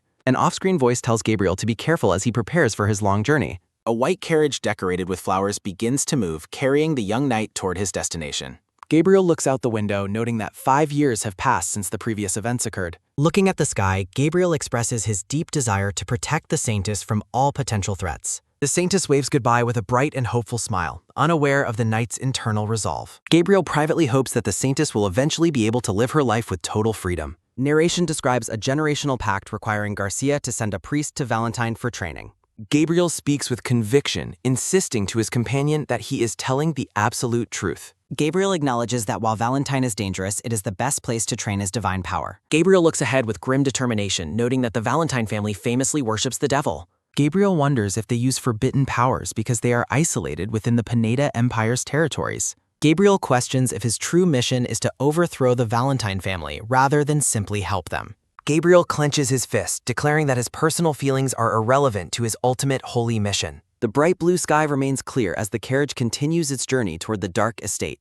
Scattered leaves drift through the air, marking the passage of time as Gabriel heads toward Valentine. The bearded chef stares intensely at the young girl, his expression reflecting a mixture of exhaustion and determination. The chef asks for her preference between vanilla and chocolate, while Arya decisively chooses strawberry flavor from the ranking sheet. Struck with inspiration, the chef declares his intent to fulfill the girl's request with newfound energy and purpose. The chef commands his staff to prepare a strawberry cake immediately, and the maids quickly agree to the task. Arya observes the lively atmosphere, noting that everyone seems happy now that they have found a sense of hope. While eating cake, Vincent notes that Arya has not yet recovered despite the staff's efforts to find hope. Vincent explains that the people vaguely hope the generational curse of the Valentine family has finally ended for good. Arya privately determines to lift the family curse before her own life and marriage inevitably come to an end. Overcome with exhaustion, Arya listens as the narrative notes that the curse is not something that can be handled easily. Vincent explains that only the master and the heir are privy to the deepest secrets of the Valentine house. Vincent claims that her recovery is unrelated to the curse, prompting the young girl to ask for the actual cause. Arya reacts with a start when the boy identifies an unknown external factor as the reason for her recovery. Vincent explains the curse persists because Valentine remains full of sins, leaving the young girl in a state of shock. The boy looks at her with a heavy gaze while questioning the nature of the sins mentioned in the story. Vincent is shocked by her ignorance, questioning if his brother was overly protective while Arya demands a quick explanation. Facepalming, Vincent doubts his own discretion, but admits he can piece together at least some parts of the mystery. Narration reveals that the Valentine clan once held a divine prophecy regarding a coming day of judgment and salvation. The story explains that God abandoned humanity after a man was tempted by devils and opened the gates to hell. Arya reflects that humanity actually feared divine salvation and chose to leave God to preserve their worldly possessions. Vincent suggests that God was in the wrong, leading the curious young girl to ask for his specific reasoning.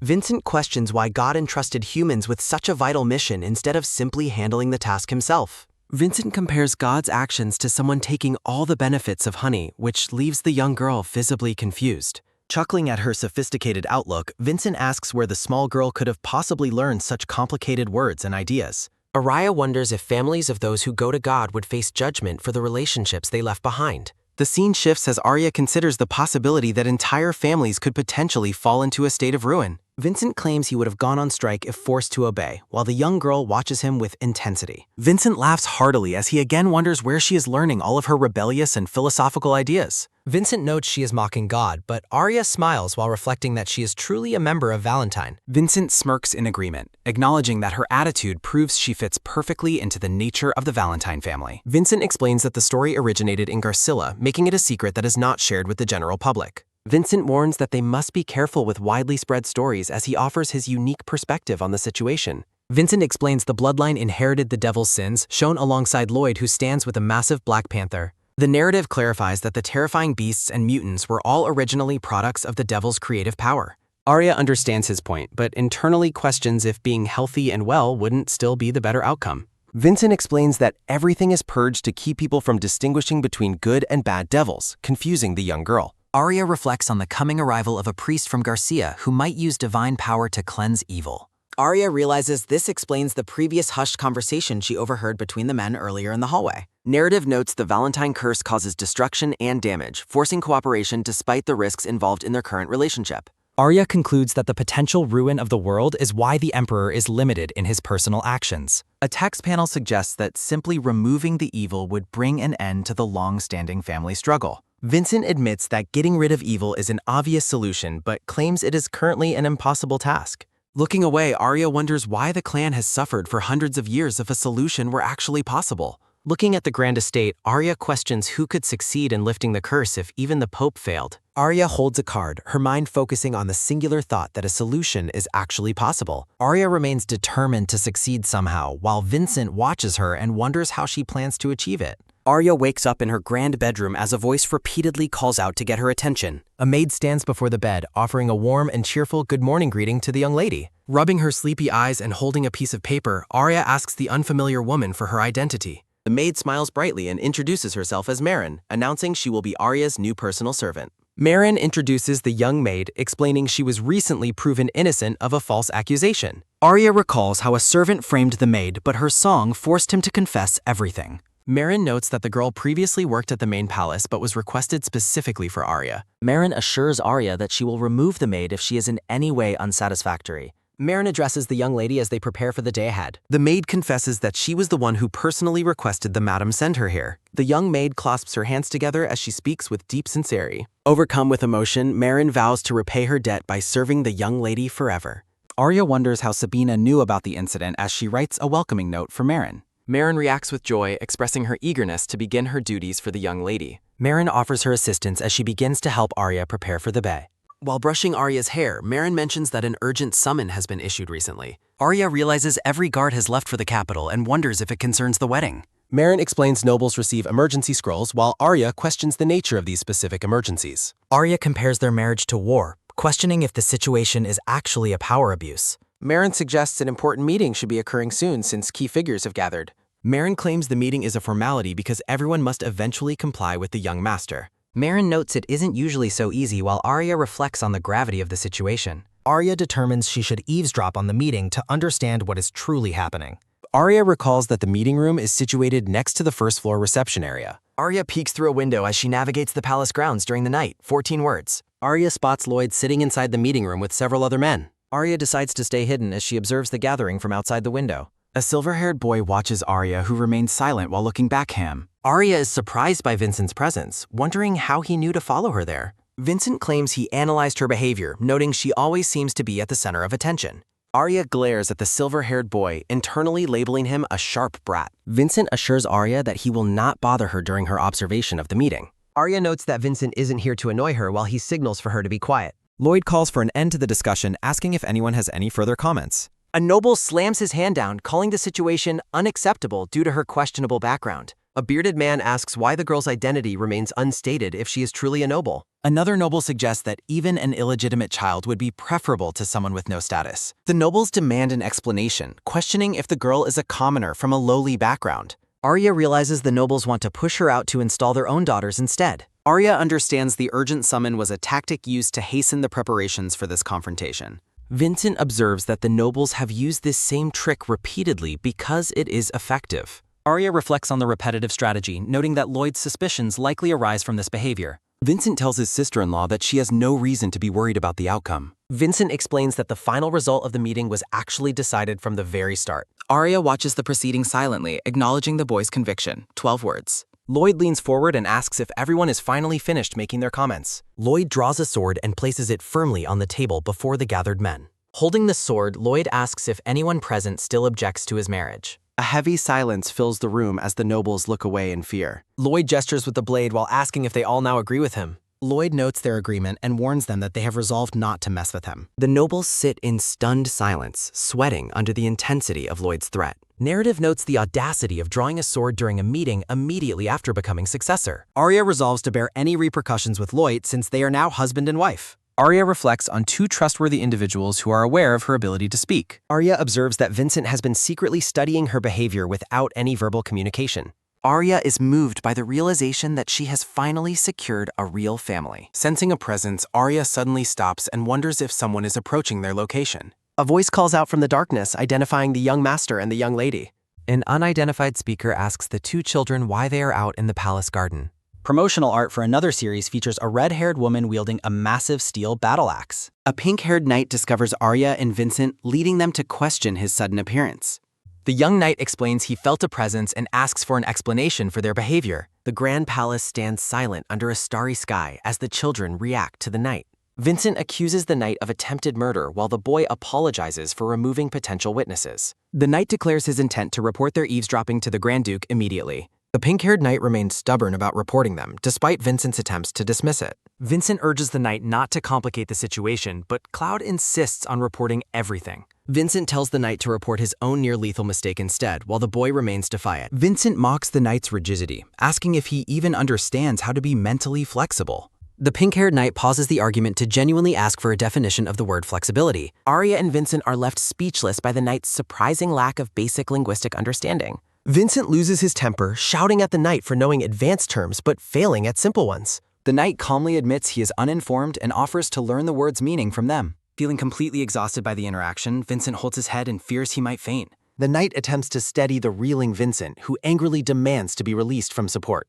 Vincent insults the knight's speech patterns, leading Arya to wonder if such strange creatures exist. Arya observes the chaotic interaction, noting that this knight is uniquely capable of infuriating Vincent. Looking toward the palace, an off-screen voice asks what the group is currently doing. Voices call for their boss as they wonder why the area has become so incredibly loud. Lloyd appears, looking down at the group with a calm yet authoritative and curious expression. Arya looks back at Lloyd, attempting to find the right words to explain the situation. A close-up shows a small hand firmly gripping the sleeve of Lloyd's dark formal jacket. Arya looks up with wide pink eyes and asks the young man for his reasoning. Arya requests that the knight named Cloud escort her once the formal ceremony has finally ended. Vincent is shocked into silence while Cloud blushes at the young lady's unexpected personal request. The scene shifts as the sun rises over the sprawling and majestic White Palace grounds. Marin encourages the young lady to smile as they begin the final preparations for the day. Arya looks stunning in a lavish white wedding gown decorated with numerous blooming pink roses. Marin praises Arya's beauty, claiming her appearance would even enchant the souls of forest goblins. The maid continues her gushing, suggesting that Arya's bright smile could melt snow and herald spring.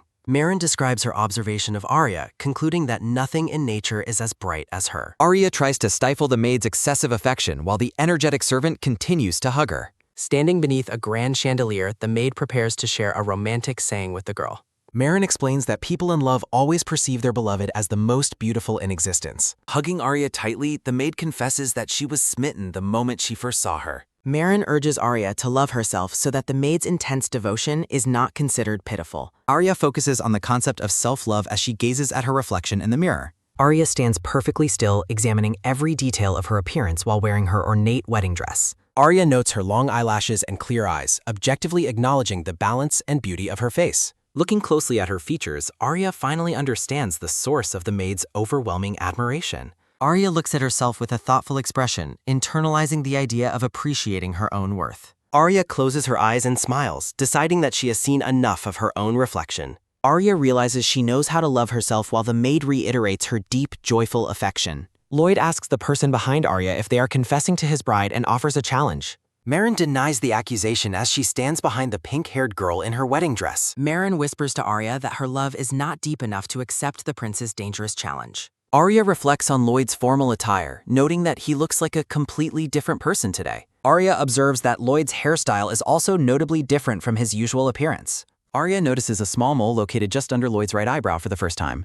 Arya feels awkward and unsure where to look since Lloyd has remained silent during the process. Arya wonders about the famous design of Lloyd's outfit despite him only being a 10-year-old boy. Arya reflects that she previously never considered Lloyd to be a handsome individual until this moment. Blushing deeply, Arya looks away as she continues to process Lloyd's striking and regal appearance. 15 words. Arya reaches out to adjust the delicate jewelry and veil decorating her long pink hair. Arya considers the bridal tradition of the groom removing the veil and wonders what she should do. A close-up reveals Arya's wide and vibrant pink eye looking through the lace of her veil. Lloyd touches his ear and looks away with a flushed face, visibly embarrassed by the intense atmosphere. Marin's voiceover asks the young lady if she is aware of a romantic saying about beauty. The narration explains that people in love will always find their beloved to be the most beautiful.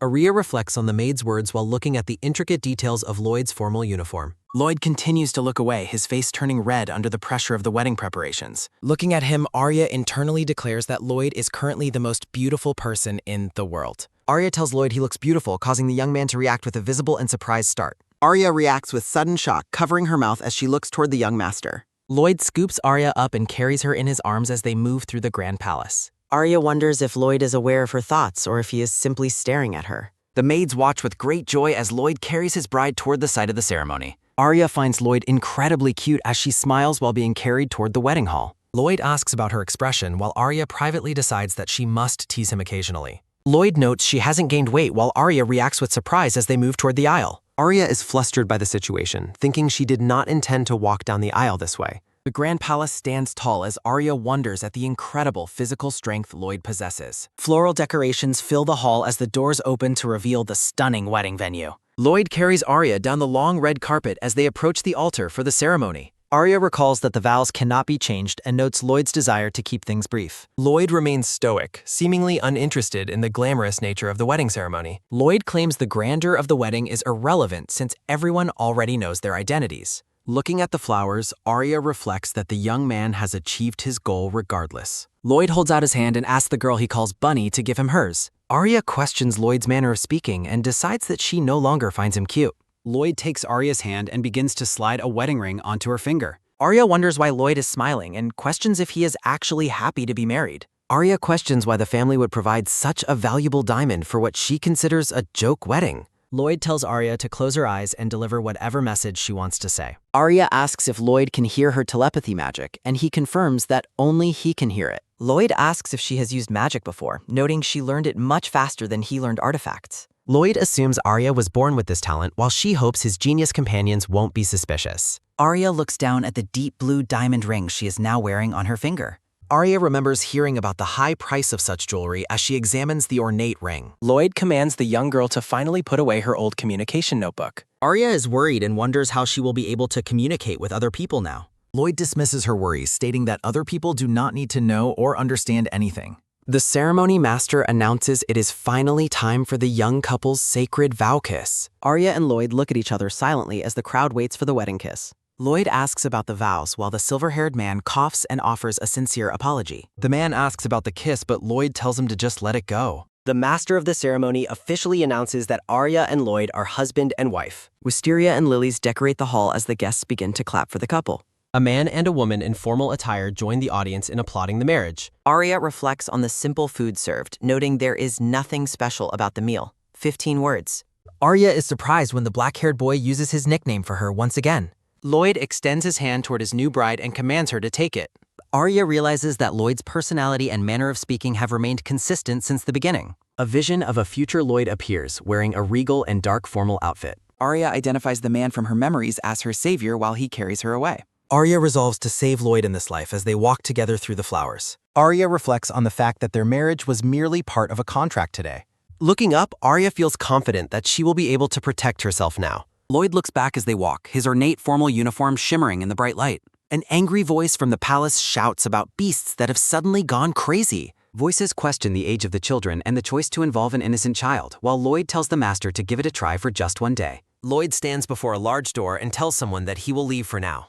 Arya wonders why Lloyd reacted with such anger regarding the idea of sharing a room. Lloyd points to the sofa, stating he will sleep there so she can have the bed. 16 words. Lloyd asks if Arya intended for them to sleep together after she remains completely silent. Lloyd tells Arya to sleep first, explaining he will return after he has finished bathing. Arya watches Lloyd leave and silently expresses her gratitude that he was born into the world. Arya looks forward with determination, vowing to ensure that Lloyd will definitely be happy. Arya wakes up suddenly in the middle of the night and wonders about a noise. Arya rubs her eyes and questions why she hears a scratching sound from the sofa. Arya sits up in bed with a startled expression as the scratching sound continues nearby. In the dark room, Arya sees Lloyd hunched over and struggling on the floor nearby. Arya is horrified to see Lloyd coughing up a large amount of blood onto himself. Arya is horrified as she realizes the young man has just vomited blood onto himself. Arya questions why Lloyd must suffer when he deserves to be happier than anyone else. Lloyd explains he didn't want to enter because a seizure appears sometimes, though it's not a deadly disease, while Arya reflects it was more than just a seizure. Lloyd describes the family karma, noting that atonement for sins shouldn't be committed generation after generation because that is how one becomes evil.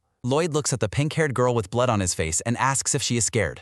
Lloyd asks if he should let go of her hands if she is currently feeling spared. Arya suddenly hugs the bloodstained boy tightly, ignoring the mess on his white shirt. Lloyd is stunned by the embrace while Arya cries silently against his shoulder. Lloyd points out the bloodstain on his clothes and worries about getting it on her. Lloyd rests his hand on Arya's back as they continue their emotional embrace in the room. Lloyd tells Arya to get off of him, but the crying girl simply calls out his name. Arya sobs loudly as she clings to the young man amidst the darkness of the room. Lloyd looks at the crying girl and asks if he told her what would happen. Arya's hands shake as she grips his clothes, her tears falling onto the carpeted floor. 16 words. Arya refuses to be pushed away, clinging to him with even more strength and desperation. Arya asks if he knows the country where the lemon blossoms bloom as she holds him. Arya continues her song, describing the orange-yellow light under dense trees and the gentle wind blowing in the air. Lloyd tells her to stop, but the girl continues to sing her calming melody. Arya finishes her song by mentioning the high laurel trees while leaning against the boy. Arya embraces Lloyd in a quiet room, expressing a longing for them to stay together. Lloyd firmly commands the pink-haired girl to stop her emotional display as they sit together. Arya is startled and visibly distressed, her pink eyes shimmering with unshed tears for the boy. Lloyd's hands and clothing are heavily stained with blood after his sudden and violent medical seizure. Narrator text explains Lloyd's fragile mental state and the poisonous lineage he was born into. Tears stream down Arya's face as she softly whispers the name of her suffering young husband. 16 words. Lloyd questions how Arya is able to speak to him after hiding her voice for so long. Lloyd reaches out his blood-stained hand, struggling to comprehend the sudden revelation regarding his silent bride. Looking into Arya's eyes, Lloyd demands to know her true nature and what she actually is. Arya looks back at Lloyd with a stunned and sorrowful expression after he identifies her as Siren. Lloyd concludes that Arya was the mysterious individual responsible for curing his mother's incurable illness previously. Lloyd asks how she hid her voice and notes her father knows nothing of her ability. Arya explains her mother forced her to drink water that suppressed her voice, causing unknown side effects. A heavy, introspective silence falls between the two children as they process their shared and painful secrets. Arya notes they now share a secret, and Lloyd agrees they will soon learn much more. Arya promises to explain everything later, insisting that Lloyd has done nothing wrong despite his current state. Lloyd questions who she truly is to speak such comforting words and what knowledge she actually possesses. Arya gently grasps Lloyd's hand, offering her support as he struggles with the aftermath of his seizure. Claiming she had a nightmare, Arya requests that they hold hands and sleep together for the night. Lloyd looks at the girl with skepticism, accusing her of using the same excuse to avoid separation. Arya invents a monster story to stay close, while Lloyd reacts with visible and silent annoyance. Lloyd reluctantly agrees to the arrangement, specifying that they will only be holding hands during the night. Arya offers her constant help whenever Lloyd calls, and he promises to come to her aid immediately. Lloyd makes a solemn promise to Arya, solidifying their bond through a quiet and mutual agreement. Arya reflects on Lloyd's knowledge of her magic and resolves to prevent the upcoming Valentine Riot event. Lloyd presents a small jewelry box to Arya, identifying the contents inside as a formal wedding gift. Arya asks about the contents of the box, and Lloyd reveals they are rare mermaid teardrops. Lloyd explains that the pearls are a symbol of love, causing a sudden and unexpected reaction. Arya quickly clarifies that she does not mean romantic love, leaving the young master feeling completely flustered. Arya presents the pearls as evidence of her loyalty while vowing that Lloyd will surpass his father's legacy. Narrative text announces the arrival of an apprentice from Garcilla sent to cleanse the Palace of Evil. Lloyd warns Arya that they don't need to treat the new arrival well since help wasn't intended.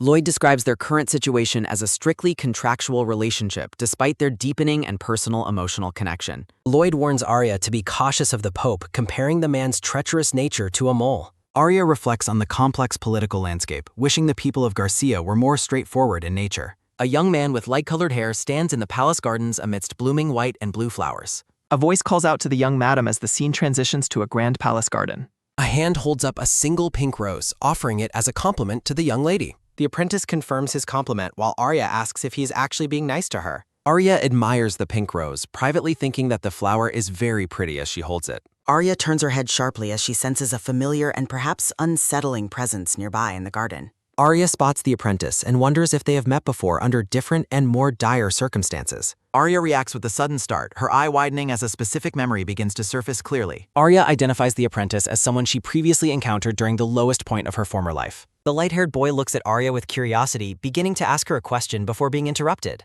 Arya reflects on the boy's sharp intuition, labeling his ability to sense her thoughts as entirely useless. A chibi-style maid reacts with explosive anger, shouting at someone off-screen for their perceived and rude behavior. Marin aggressively defends Arya's status, warning the boy that she is destined to be the master's wife. The light-haired boy asks if they have met before after hearing about Arya's status as a wife. Marin is shocked into a comedic state of horror as she stands protectively beside a confused-looking Arya. Gabriel stammers as Marin berates him for his blatant and rude attempts at flirting with Arya. Marin remains furious while Arya reflects on her past encounter with the apprentice at her lowest point. Gabriel denies ever meeting her, but Marin aggressively dismisses his claims as being completely impossible. Gabriel apologizes for his behavior, and Arya notes that he might have a reason for any lies. Gabriel expresses relief that Arya is safe, admitting he worried about his failure to protect her previously. Marin is suspicious of Gabriel's tone as he offers a belated and formal greeting to the madam. Gabriel introduces himself as a commoner from Garcia who has arrived at the palace on a mission. Arya wonders if he is a namesake, recalling that his legendary divine power was discovered much later. Examining his eyes, Arya notices a hint of gold, signaling the presence of immense divine power. Arya identifies Gabriel as the Pope's henchman, reflecting on how arrogance leads to being labeled a monster. A close-up shows Arya's hand tightening as she processes the complicated history she shares with Gabriel. Arya resolves to move past her resentment since Gabriel currently has no meaningful connection to her life. Arya changes her mind, realizing that winning Gabriel over could help her avoid a future crisis. A close-up shows hands exchanging a small note amidst the lush floral backdrop of the garden. Gabriel stands in the garden as Arya and Marin move away together after their brief encounter. Gabriel reads a note claiming Arya saved an angel and believes this provides him with enough time. Arya prays in the chapel, determined to win over the devout Gabriel to secure her own safety. Arya realizes she is alone with Gabriel in the quiet and sacred atmosphere of the chapel. Gabriel approaches Arya inside the grand chapel, his presence casting a shadow over the pink-haired girl. Standing before Arya, Gabriel states that he has a very important question he needs to ask her. Gabriel asks if she saved him, and Arya confirms her role by showing him a written message. Arya admires Gabriel's radiant appearance, privately concluding that the apprentice truly looks like a heavenly angel. Arya claims he is sparkling, but Gabriel denies the compliment while feeling flustered by her observations. Gabriel mentions the collapse of a palace wall, and Arya takes credit for the strange occurrence. Arya looks up at Gabriel and asks if he understands the method she used to save him. Gabriel asks if she is curious while Arya nods in agreement during their conversation in the chapel. Arya giggles while sitting beside Gabriel, who blushes intensely as they spend time alone together. A massive wolf suddenly bursts into the scene, its presence creating a moment of intense danger. Gabriel panics and warns Arya to flee, citing reports of evil contaminated monsters lurking within the Grand Duchy. Gabriel is stunned when Arya calmly pets the wolf and asks if the creature has been tamed. A panther and dove arrive, further shocking Gabriel as the animals behave with unnatural and peaceful calm. Gabriel realizes that Arya was never in danger because she has the help of these loyal animals. Gabriel apologizes for his interference and thanks Arya for saving his life during their previous encounter. Arya touches Gabriel's face and encourages him to remain confident in the path he has chosen. Gabriel is stunned, remembering that he heard those exact same words from a saintess in the past. Arya smiles while holding her note, wondering if her comforting words were just a simple coincidence.